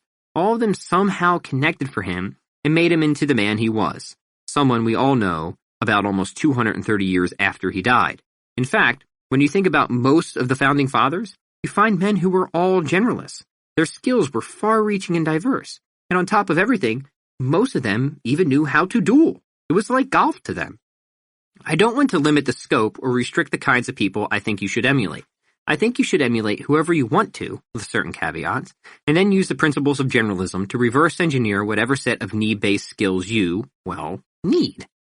Now for those caveats. Just keep the focus on the fundamentals above all. Always orient your skill stack toward the ultimate outcome of success, even if the people you're emulating never quite reached that. You can learn from those who were successful in business but failures at life. Emulate what made them successful at business, discard what made them failures at life. While success and money and fame can all be good, they can also not be good, which is more typically the case. This is why we start with the end in mind, of doing things because they're good and because we want to do them, not because we want to fill our bank accounts, per se. It starts with enjoyment and wanting to help people and know things. People who teach and do good things for the sake of helping people will be rewarded with infinite chocolate and no weight gain in heaven. I'm not sure of a lot, but I'm pretty sure of this. Eternal rewards aside, it's the happiness the right type of action brings you in this life that also makes it worth pursuing. Conclusion. Remember, life is best with a sense of perspective. Your brain, does it feel good yet? Is it so full that achievement and abundance are leaking out of your ears? Do you feel much, much smarter and able to conquer the world and whatever has held you back from accomplishing what you want? You know the secrets now, and you didn't need the Knights Templar to unlock the Holy Grail. It's probably easier than you could have imagined. The key is generalism, learning a number of skills and stacking them, meta skills, interest skills, and need-based skills. So I hand you this golden chalice. Okay, it's a book. And the chalice appears to be green, not gold, but, well, whatever. As you begin your journey. Now we start with a practice plan. We treat our schedule like we would a day in school. Like we're students again, this time in the world school system. There are just different subjects to learn, which means we need to set aside the time to practice them, even if we don't practice them all at the same time or for the same amount of time. If you ask me, I think this is tremendous fun. I think you will find it to be tremendous fun also, especially once you start to find enjoyment within the process. You will achieve concrete outcomes. Don't worry about whether this will happen, as they're inevitable with the process. When you practice writing, things get written. When you practice martial arts, people get judo tossed. If people fail to produce outcomes, it's because they fail to adhere to process. And they fail to adhere to process because they don't enjoy it. They do it for the wrong reasons. I can already hear some objections burbling. How am I ever going to find the time to do this? I have a job, and kids, and all these other commitments, man. But what did I say earlier? This isn't a matter of time. It's a matter of priority. I can't help you find the time. I can only help you look within yourself to see that your self-actualization, your nibbana, if you will, is so important that any excuse not to make the time is simply invalid. You will always fail to make the time as long as you continue to make that excuse. It's like the guitarist who raised his eyebrow in confusion when somebody asked how he found the time to practice as much as he did. He found the time to play the guitar because he wanted to play the guitar. It's not a tautology so much as a truism. Before we go on, this is something you need to answer for yourself. Do you want to get better at things? Are you willing to make a mess and get lost? If the answer is yes, then it doesn't matter how little or how much time you have. People get things done with full schedules and busy careers and a lot of kids. They get up early and they stay up late and use instant coffee when they need to. Because they want to get better, and they want to do things. Now, I can't get you to see that being better and doing things is important. I can only tell you it's important, and hope that you see my point, and don't have to learn these lessons by putting off life until you're 97 and regretting everything. I don't want you to regret everything. I don't want you to regret anything. I want you to finish your life knowing you did the best you could with what you had, because that's enough. But anything less isn't enough. Then you're not fulfilling your nature. You're not acting according to reason. You're not doing the things that God put you on the planet to do. This, of course, to pursue our own human flourishing, would be your ontological duty. As for the fundamentals, you should start the day with meditation and reflection and prayer. You could also exercise. Then you should do whatever you're specializing in. Devote your biggest and most productive chunk of time to that. Often this will be an interest skill, but not always. Sometimes you need to specialize in the fundamentals or need-based skills, especially at first. Not every class, in other words, needs to be the same length, especially not since you're essentially homeschooling yourself. Classes should be whatever length they need to be to maximize efficiency and effectiveness of practice. Sometimes shorter is better, sometimes longer is better, but it should always be the least you need, because if you give yourself too much time to do something, you might spend a lot of that time with your hands in your pants. Do you think Aristotle would be happy to hear about that? I don't think so. Personally, I think Aristotle would be very displeased. Guilt is good, but deadlines can also help keep your hand out of your pants. Don't give yourself any longer than you need to be productive at the task at, I'm hesitating to say, hand. Clearly, it would be impossible to set a specific time frame for how long you should practice each skill. But again, this is where you look to other people for guidance. See what the teachers say. This stuff really isn't all that hard to figure out, I assure you. If you think it's hard to figure out, you're probably just being lazy. You're using lack of information as an excuse for not getting to work. Which brings me to another important point. Information as an excuse. It seems that a lot of people believe they aren't succeeding because they don't have enough information. Some of the time that's true. A lot of the time, however, they have more information than they know what to do with. I know this almost as much as I know how to eat and breathe. Since through all my years as a fitness coach, the most common complaint from people was that they had so much information that they didn't know where to start. There's just too much information, they would tell me. It's also terribly confusing. When I first got into fitness, I remember being so enthralled by the sheer amount of information on the internet. I was so excited at the prospect of getting in shape that I'd spend hours a day reading articles and watching videos to learn as much as I could on the subject of exercise. And while I certainly learned a lot, I also absorbed no shortage of pseudoscientific twaddle along the way. I took in more than I needed to get started and get ahead, and there even came a point when I spent too much time reading and too little time doing. A lack of information became an excuse for what was really a lack of work ethic. I didn't need to know more. I needed to do more. I needed to stop reading so many damn fitness articles. I see this a lot.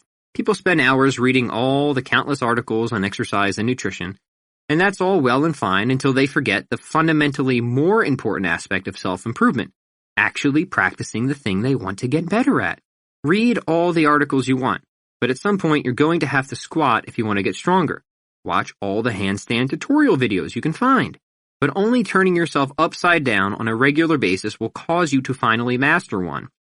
Burn through every business book you can get your greedy little hands on, but you're not going to make $1 until you actually attempt to sell something.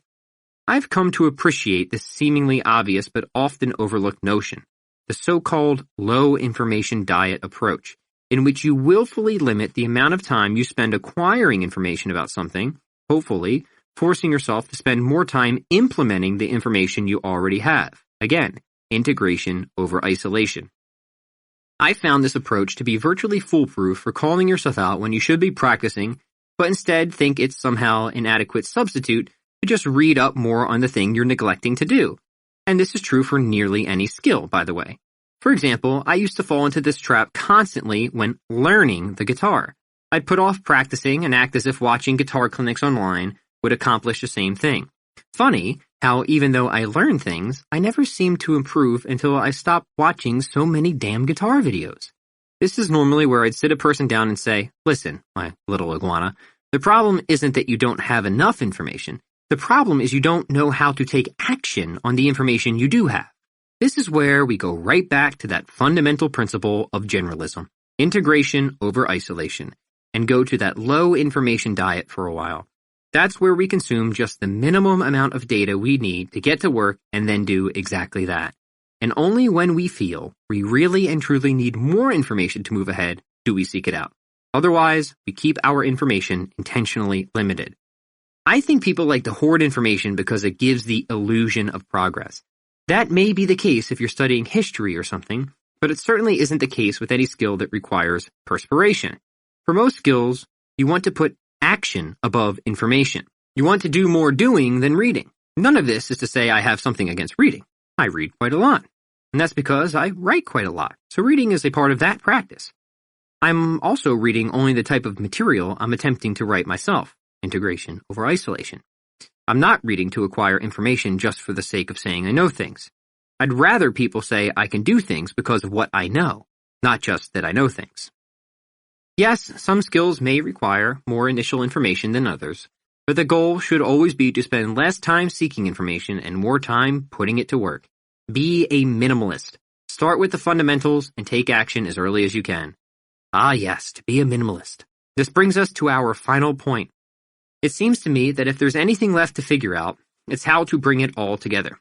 I can't tell you exactly how to do it, since I can't know how long, or in what order, or in what way you should practice all the specific skills you personally want to get better at. But I can give you a mindset to go along with the approach I already presented. Let's talk about minimalism. Minimalism is doing the least you need to get from A to B and not a follicle more. That is, a minimalist is someone who finds themselves at the crossroads of effectiveness, doing the right things, on the one hand, and efficiency, doing things right, on the other. I say this as a mindset, or rather, an intention, because it's impossible to achieve perfect minimalism. No person can ever be perfectly effective and perfectly efficient in the way they practice, but every person should at least strive to be. To be a minimalist, you set hard and pressing deadlines. You don't give yourself any more time than you need, and in some cases you give yourself dramatically less. For example, I would encourage you to imagine what you would do, that is, how you would practice, if you only had an hour a day to develop yourself as a generalist. What would you work to integrate? How would you structure your reps? How would you add resistance? And, more important, what would you leave out? This exercise, even if it's only mental, is utterly useful because it forces you to pull the weeds out of an otherwise cluttered practice plan. An hour a day is not a lot of time. How would you fill that hour? With what percentage of which efforts and of which skills? Would you strength train for 20 minutes, play guitar for 10, write for 15, and meditate for 5? By examining and planning this 1-hour scenario, you can make the most of any set of skills. Obviously, in the above example, we're short-term specializing in working out, since that's getting the most attention. But this isn't to say you should only practice for an hour a day. Sometimes that may be the case, but other times I hope you'll practice for more. Either way, it's about applying pressure to establish priority, even if that pressure is artificial. Once you establish those priorities, you can then stretch them out. Figure out what you do for 1 hour first, then do it for 4. Most of the time, this perspective will force you to work directly on the project you want to finish. If you want to write a short story, restricting your practice time will force you to spend most of your time writing that very story rather than diagramming sentences. Not that diagramming sentences can't be helpful, but is that really what you need to be doing right now? Get your hand out of your pants. Or say you want to post a skateboard video on YouTube. I don't know enough about skateboarding to sound even halfway intelligent about it, but I'd imagine if you only gave yourself an hour a day to practice, this would force you to practice specifically just the tricks and techniques you needed to nail in the video, and probably leave everything else alone for now. How you fill your hour will vary wildly because so much will depend on what you're trying to achieve at that point. If my goal is to record music, that hour will look rather different than if my goal is to learn music. Start with a clear vision of the end. Restrict the amount of time you give yourself to arrive. Apply the principles of generalism and get to work.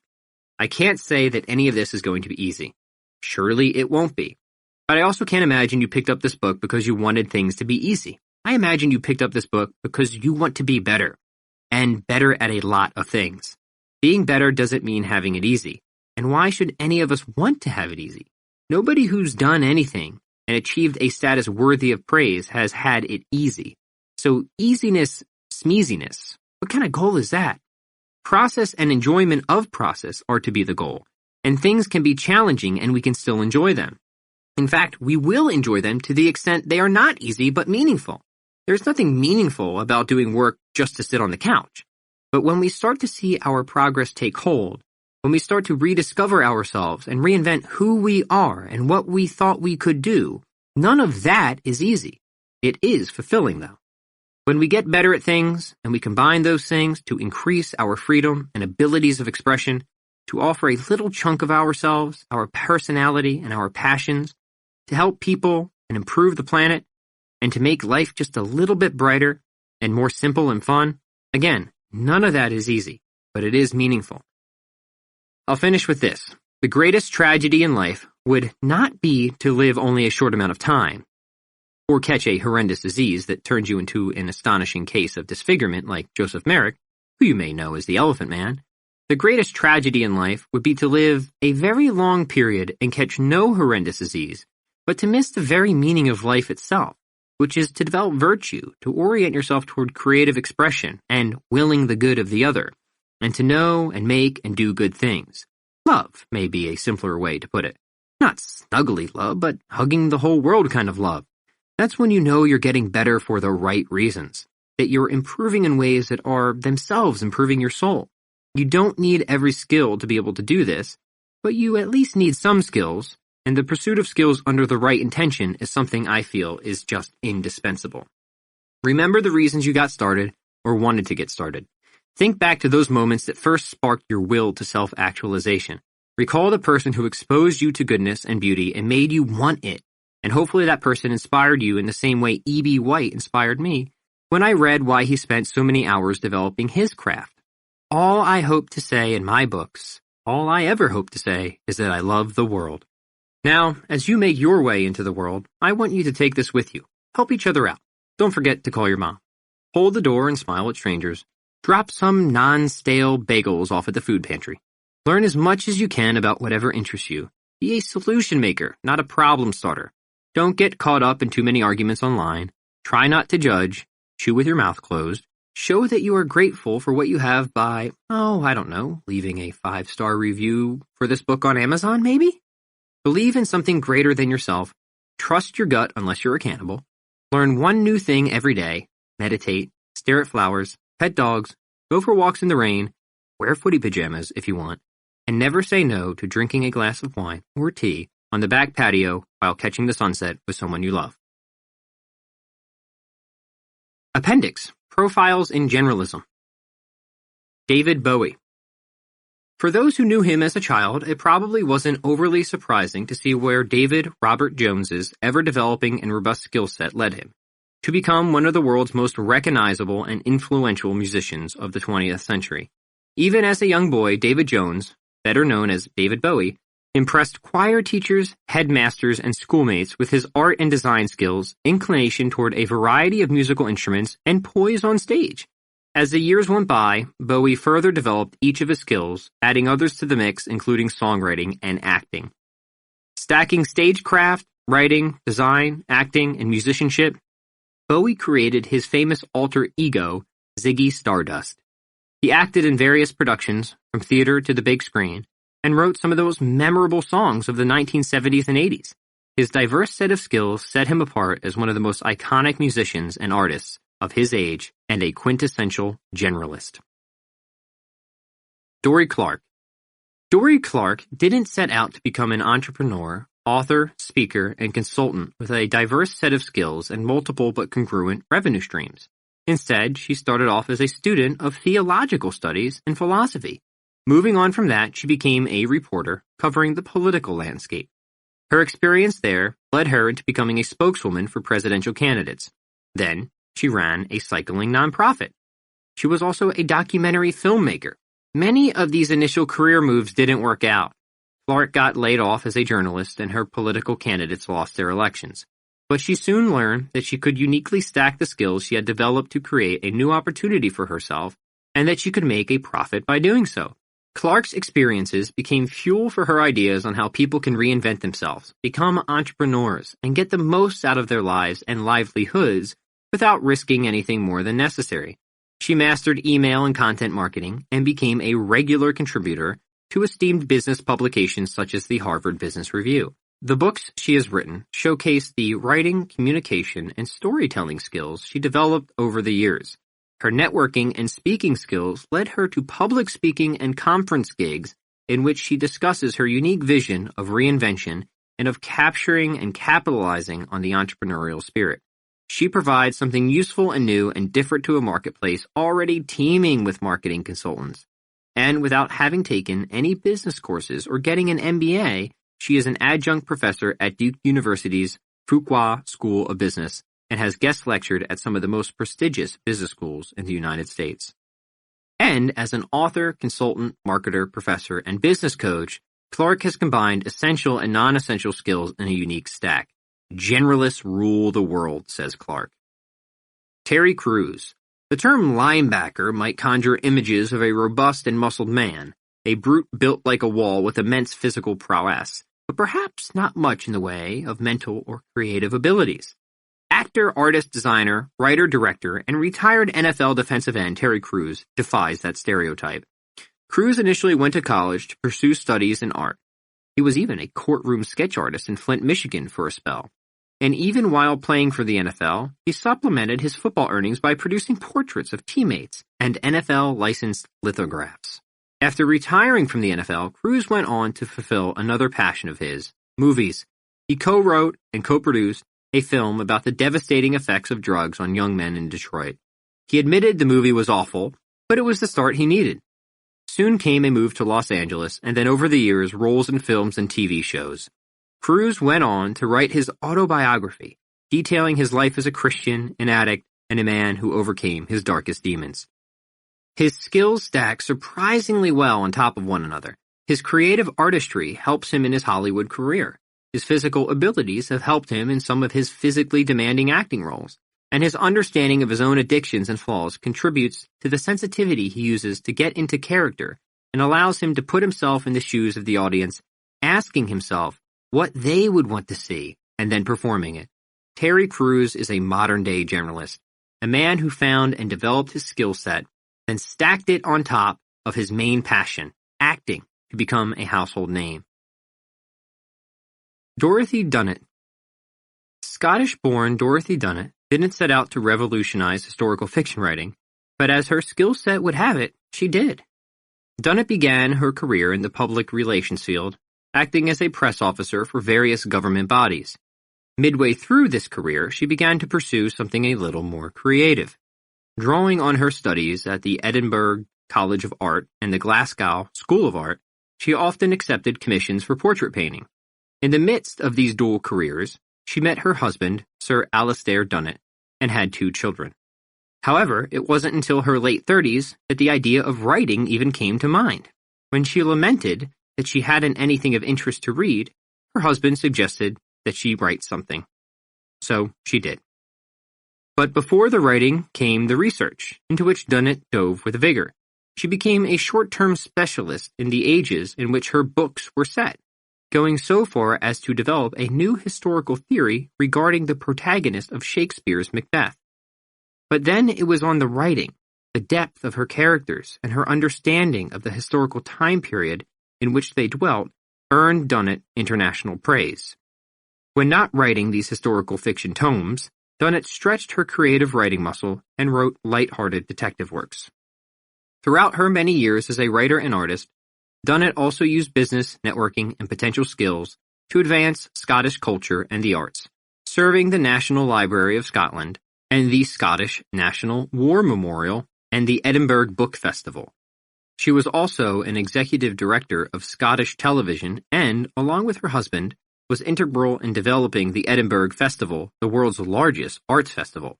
Creative and personable, sharp and savvy, Dorothy Dunnett was truly a generalist. Dave Freese. Dave Freese, a state lawyer, stand-up comedian, reporter, photographer, author, Taekwondo black belt, dedicated family man, world traveler, and, as Steve Forbes, editor-in-chief of Forbes magazine called him, Grand Master of Communications and Persuasion Skills, was told as a child by his grandfather that he was an unfocused dilettante. Even at the young age of 9, Dave would immerse himself fully in a study or skill that fascinated him, geology, photography, anything, and for months focus on that one thing until he was good to great at it.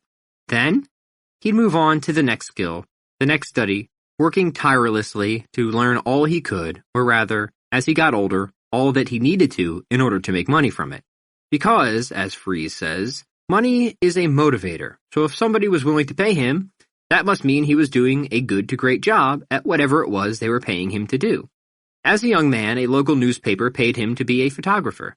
He wasn't so bad at writing, so he offered to write articles to complement the photos he took. As a reporter, he learned invaluable listening and interviewing skills, and he learned how to tell stories. He was adventurous, traveling the world with his college sweetheart, turned wife, and learning languages, at least passably. He started companies through hard work and tenacity. These skills stacked one on top of the other so that wherever he went, New Zealand, as a Rotary Exchange student at the age of 16, Australia, Great Britain, the University of Pennsylvania Law School, he was able to listen, truly listen to people, engage with them, and connect with them. They made him successful enough as a stand-up comedian. Now, with his estate planning clients, these skills help him alleviate tension during a process that is usually somber and quite stressful. He uses his photography skills to create and design images for his law firm's marketing campaigns. His writing and storytelling skills translate to effective marketing. As Freese says, to outsiders, this life looks chaotic and unfocused, but to me, it's always been a rich tapestry of skill sets that fit together and serve me well. Indeed they do, as they would for any true expert generalist. Dan John. These days, Dan John is what I like to call a master generalist, a person who exemplifies generalism by successfully combining seemingly incongruent skill sets. Dan grew up playing sports out on his neighborhood streets in South San Francisco. Playing football for school was the dream, but a brush with discus throwing helped steer him on another path, sending this Fulbright scholar to the weight room where he began lifting weights and putting on muscle, a fortuitous move that shot him into the All-American status in track and field. Unsatisfied with life only as an athlete, John pursued studies in religion. He graduated college with a master's in theology and has gone on to teach religious studies to adults both domestically and abroad. John is the American record holder for the weight pentathlon and the inventor of an exercise. Have you ever heard of the goblet squat? And a philosopher, a professor of theology, and an author as well. He's also fantastically personable, the type of father figure you'd want to have a tumbler of whiskey with or invite to speak at your wedding. John has successfully combined his skills of writing with strength training and athletics to coach and influence an entire population of professional athletes and amateur exercisers. His deep understanding of religion, along with his people skills, critical thinking abilities, and downright common sense, has helped him create his own philosophy, both inside and outside the weight room, that has shaped his and countless others' lives, including my own. Hedy Lamarr. Best known as a Hollywood bombshell of the 1930s and 40s, Hedy Lamarr wasn't merely a pretty face on the big screen. Though Lamarr got an early start to stardom in Europe in the early 1930s, it wasn't until she fled the Third Reich and came to America that her acting career blossomed. During this time, however, she devoted herself to more than just scripts and screenplays. Along with composer George Antheil, Lamarr invented frequency hopping, a way of avoiding signal jamming by jumping around radio frequencies. This invention, for which she was awarded a patent, helped form the technologies responsible for Bluetooth, GPS, and Wi-Fi. When Lamarr wasn't tinkering or acting in films, she was a dedicated charity fundraiser, film producer, and writer. She relied on her various skills to push her career forward, scratch the inventive itch, and become a surprisingly adept generalist of the 20th century. Spencer Nadolsky. Dr. Spencer Nadolsky is a revolutionary voice in healthcare, focusing on lifestyle changes rather than medications to improve his patients' health, and doing so in a radical way, in a completely online clinic. He is an obesity doctor, general practitioner, author, marketer, athlete, and along with myself and Sam the Sikdar, the co-founder of Strong On. Dr. Spencer is the doc who lifts. Growing up in small-town Michigan, Spencer was drawn to athletics, so, naturally, when he enrolled in the University of North Carolina, Chapel Hill for exercise science and pre-med, he also went for sports, such as heavyweight wrestling, and did pretty well during his undergraduate tenure. Then it was off to medical school and residency, and meeting the love of his life, Jenna. And while learning more about nutrition and keeping up with his own fitness and health, he wound up on the path that most doctors follow, working in an office where the number of patients he could help was limited by the number of hours in the workday. But Nadolsky felt he could do more, and that his purpose in life was to help more people than a clinical setting would allow. So he began to branch out, learning effective marketing skills, email and content marketing in particular, to build an online presence across social platforms. He wrote a book called The Fat Loss Prescription, based on the success he'd helped his patients achieve as an obesity medicine doctor. He launched a line of supplements. He speaks at countless seminars and conferences each year, building his network and practicing his networking skills. Then, in 2017, he took the leap and moved his entire practice online, offering everything an in-person doctor could, but doing it completely online. This radical approach helps him do what he wants most, to help as many people as possible and to spread the gospel of a healthy lifestyle. By stacking his medical background with his athletic abilities, his creativity, marketing, writing, and networking skills, and his business acumen, Dr. Spencer Nadolsky has taken his medical practice beyond the clinic, reaching thousands of patients, social media followers, and members of Strong On, and teaching them to live the best, healthiest lives possible. And along the way, he has become an exemplary generalist. Lou Schuler. Whatever versatility Lou Schuler has, he'll admit he just stumbled into it. Schuler, a fitness journalist and author, often tells the story of how he got interested in fitness. Growing up in St. Louis, Missouri, he really wanted to be good at sports, but was consistently the slowest, skinniest, weakest, and most four-eyed kid who showed up to play.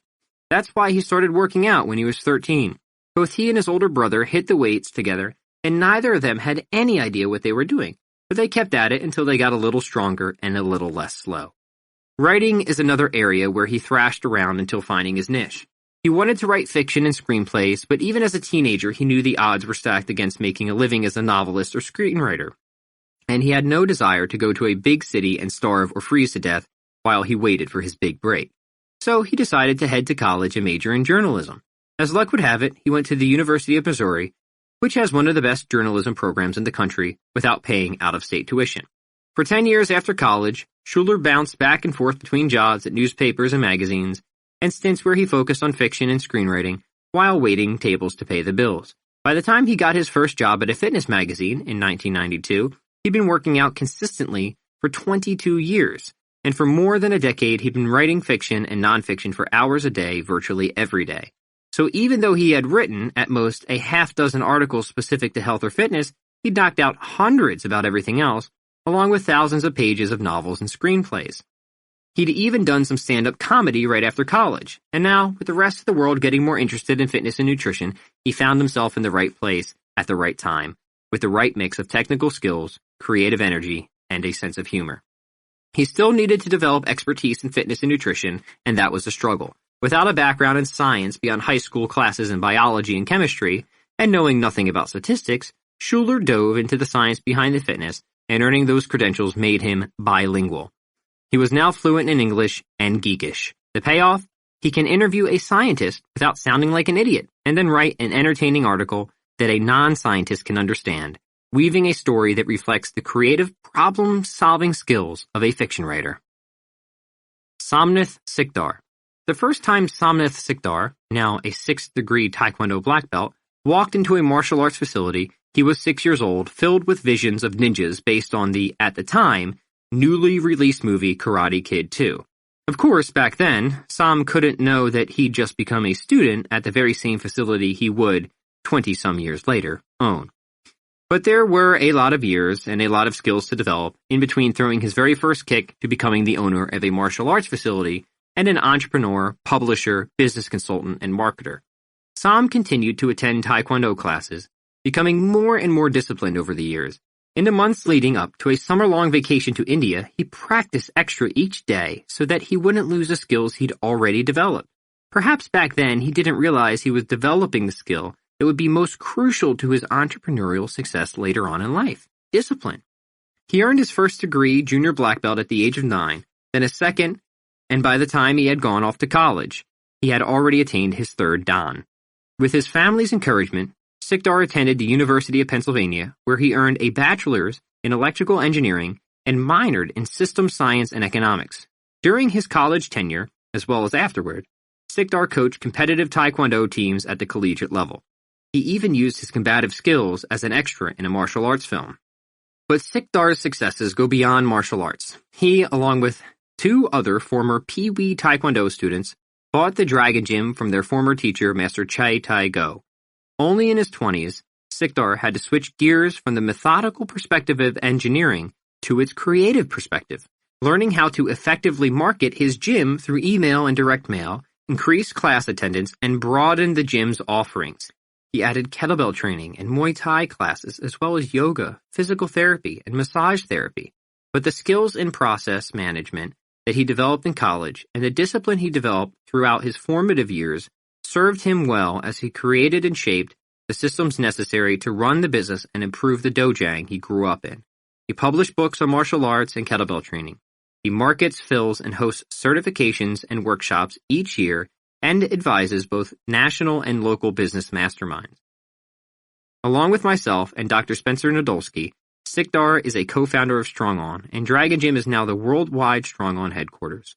Sikdar's experience in running a brick-and-mortar martial arts business and workout facility makes him invaluable as a business coach and consultant to the countless personal trainers and kettlebell instructors whom we help through our Strong On franchise program.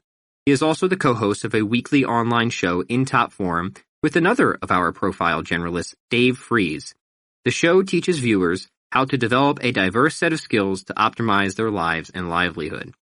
From a proclaimed weak, small, and shy child to an electrical engineer, 6th degree Taekwondo black belt, and entrepreneur, Som Sikdar embodies the generalist, a person who can effectively blend and stack a variety of skills to gain a competitive advantage. Donald Trump. As the 45th President of the United States, Donald J. Trump may be the most polarizing of all our case studies. But love him or hate him, he's a great example of a generalist. After graduating from the University of Pennsylvania's Wharton School, Donald Trump took over running the family real estate business, a position he held from 1971 until 2017.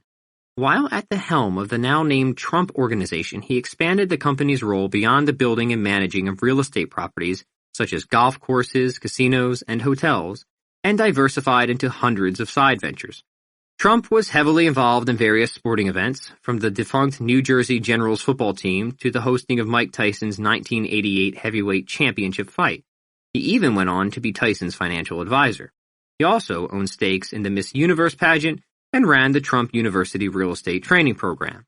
Outside these business ventures, Trump has co-authored several books and has made cameo appearances in movies and TV shows since the 1990s, not including his role as executive producer and host of the wildly popular reality shows The Apprentice and The Celebrity Apprentice, which aired for 14 seasons and inspired international spin-offs. Then, in 2016, Donald Trump announced his presidential bid. Politics had been on his radar since the late 1980s, putting him in yet another field entirely, one that called on all his past skill development to catapult him to the forefront of a packed presidential race. The running and creating of business entities is Trump's foremost skill and the one he stacked all others on top of.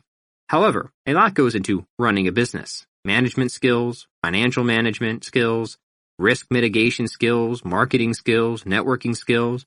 Trump's ability to get as far as he did in both the public eye and the political landscape speaks to his people and communication skills. The man also knows how to entertain, or at least, for better or worse, how to hold people's attention.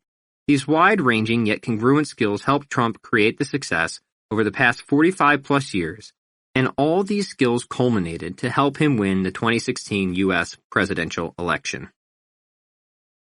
Mark Twain. Mark Twain, Samuel Langhorne Clemens, was a humorist, author, performer, lecturer, inventor, publisher, and entrepreneur, and he was the great American generalist. While his legacy now places him squarely in the category of writer, Twain came from a wide and varied background. Without his breadth over depth approach, he would not have enjoyed the success he did in life, nor would he have become the storied figure of history he is today. Enamored with steamboats, Twain worked as a steamboat pilot for 3 years until the Civil War forced him into other work. Fascinated by science, he befriended Nikola Tesla and tinkered away in Tesla's laboratory. Twain obtained his first of 3 patents on December 19, 1871.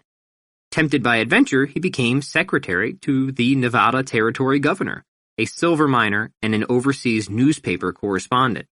Talented in performing, he took to the stage, regaling audiences with his adventures and delighting them with his quirky sense of humor.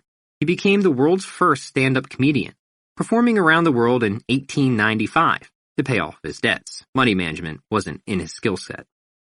Each and every one of his experiences, passions, and jobs at one time or another stacked on his primary skill, writing. Steamboats and river life featured heavily in his most famous works, The Adventures of Tom Sawyer and Adventures of Huckleberry Finn. Science and technology were a focus in his alternate history novel, A Connecticut Yankee in King Arthur's Court. And his travels were recounted and, much to the amusement of his readership, stretched and poked and prodded and became hilarious and poignant commentaries in Roughing It and The Innocents Abroad. He developed his skill set over a lifetime, surging in some areas, maintaining in others, to create a career and legacy that surpassed those of any other American writer then and now. Twain was the quintessential generalist.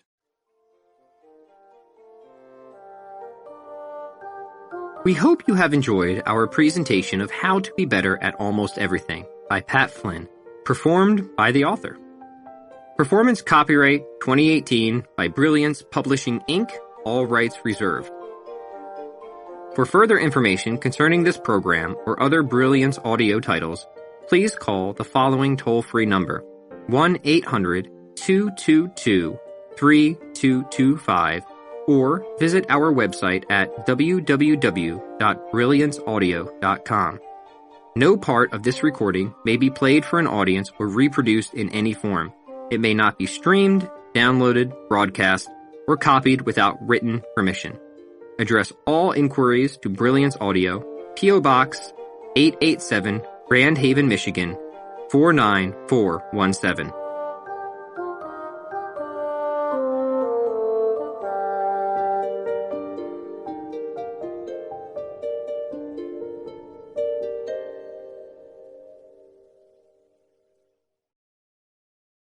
Audible hopes you have enjoyed this program.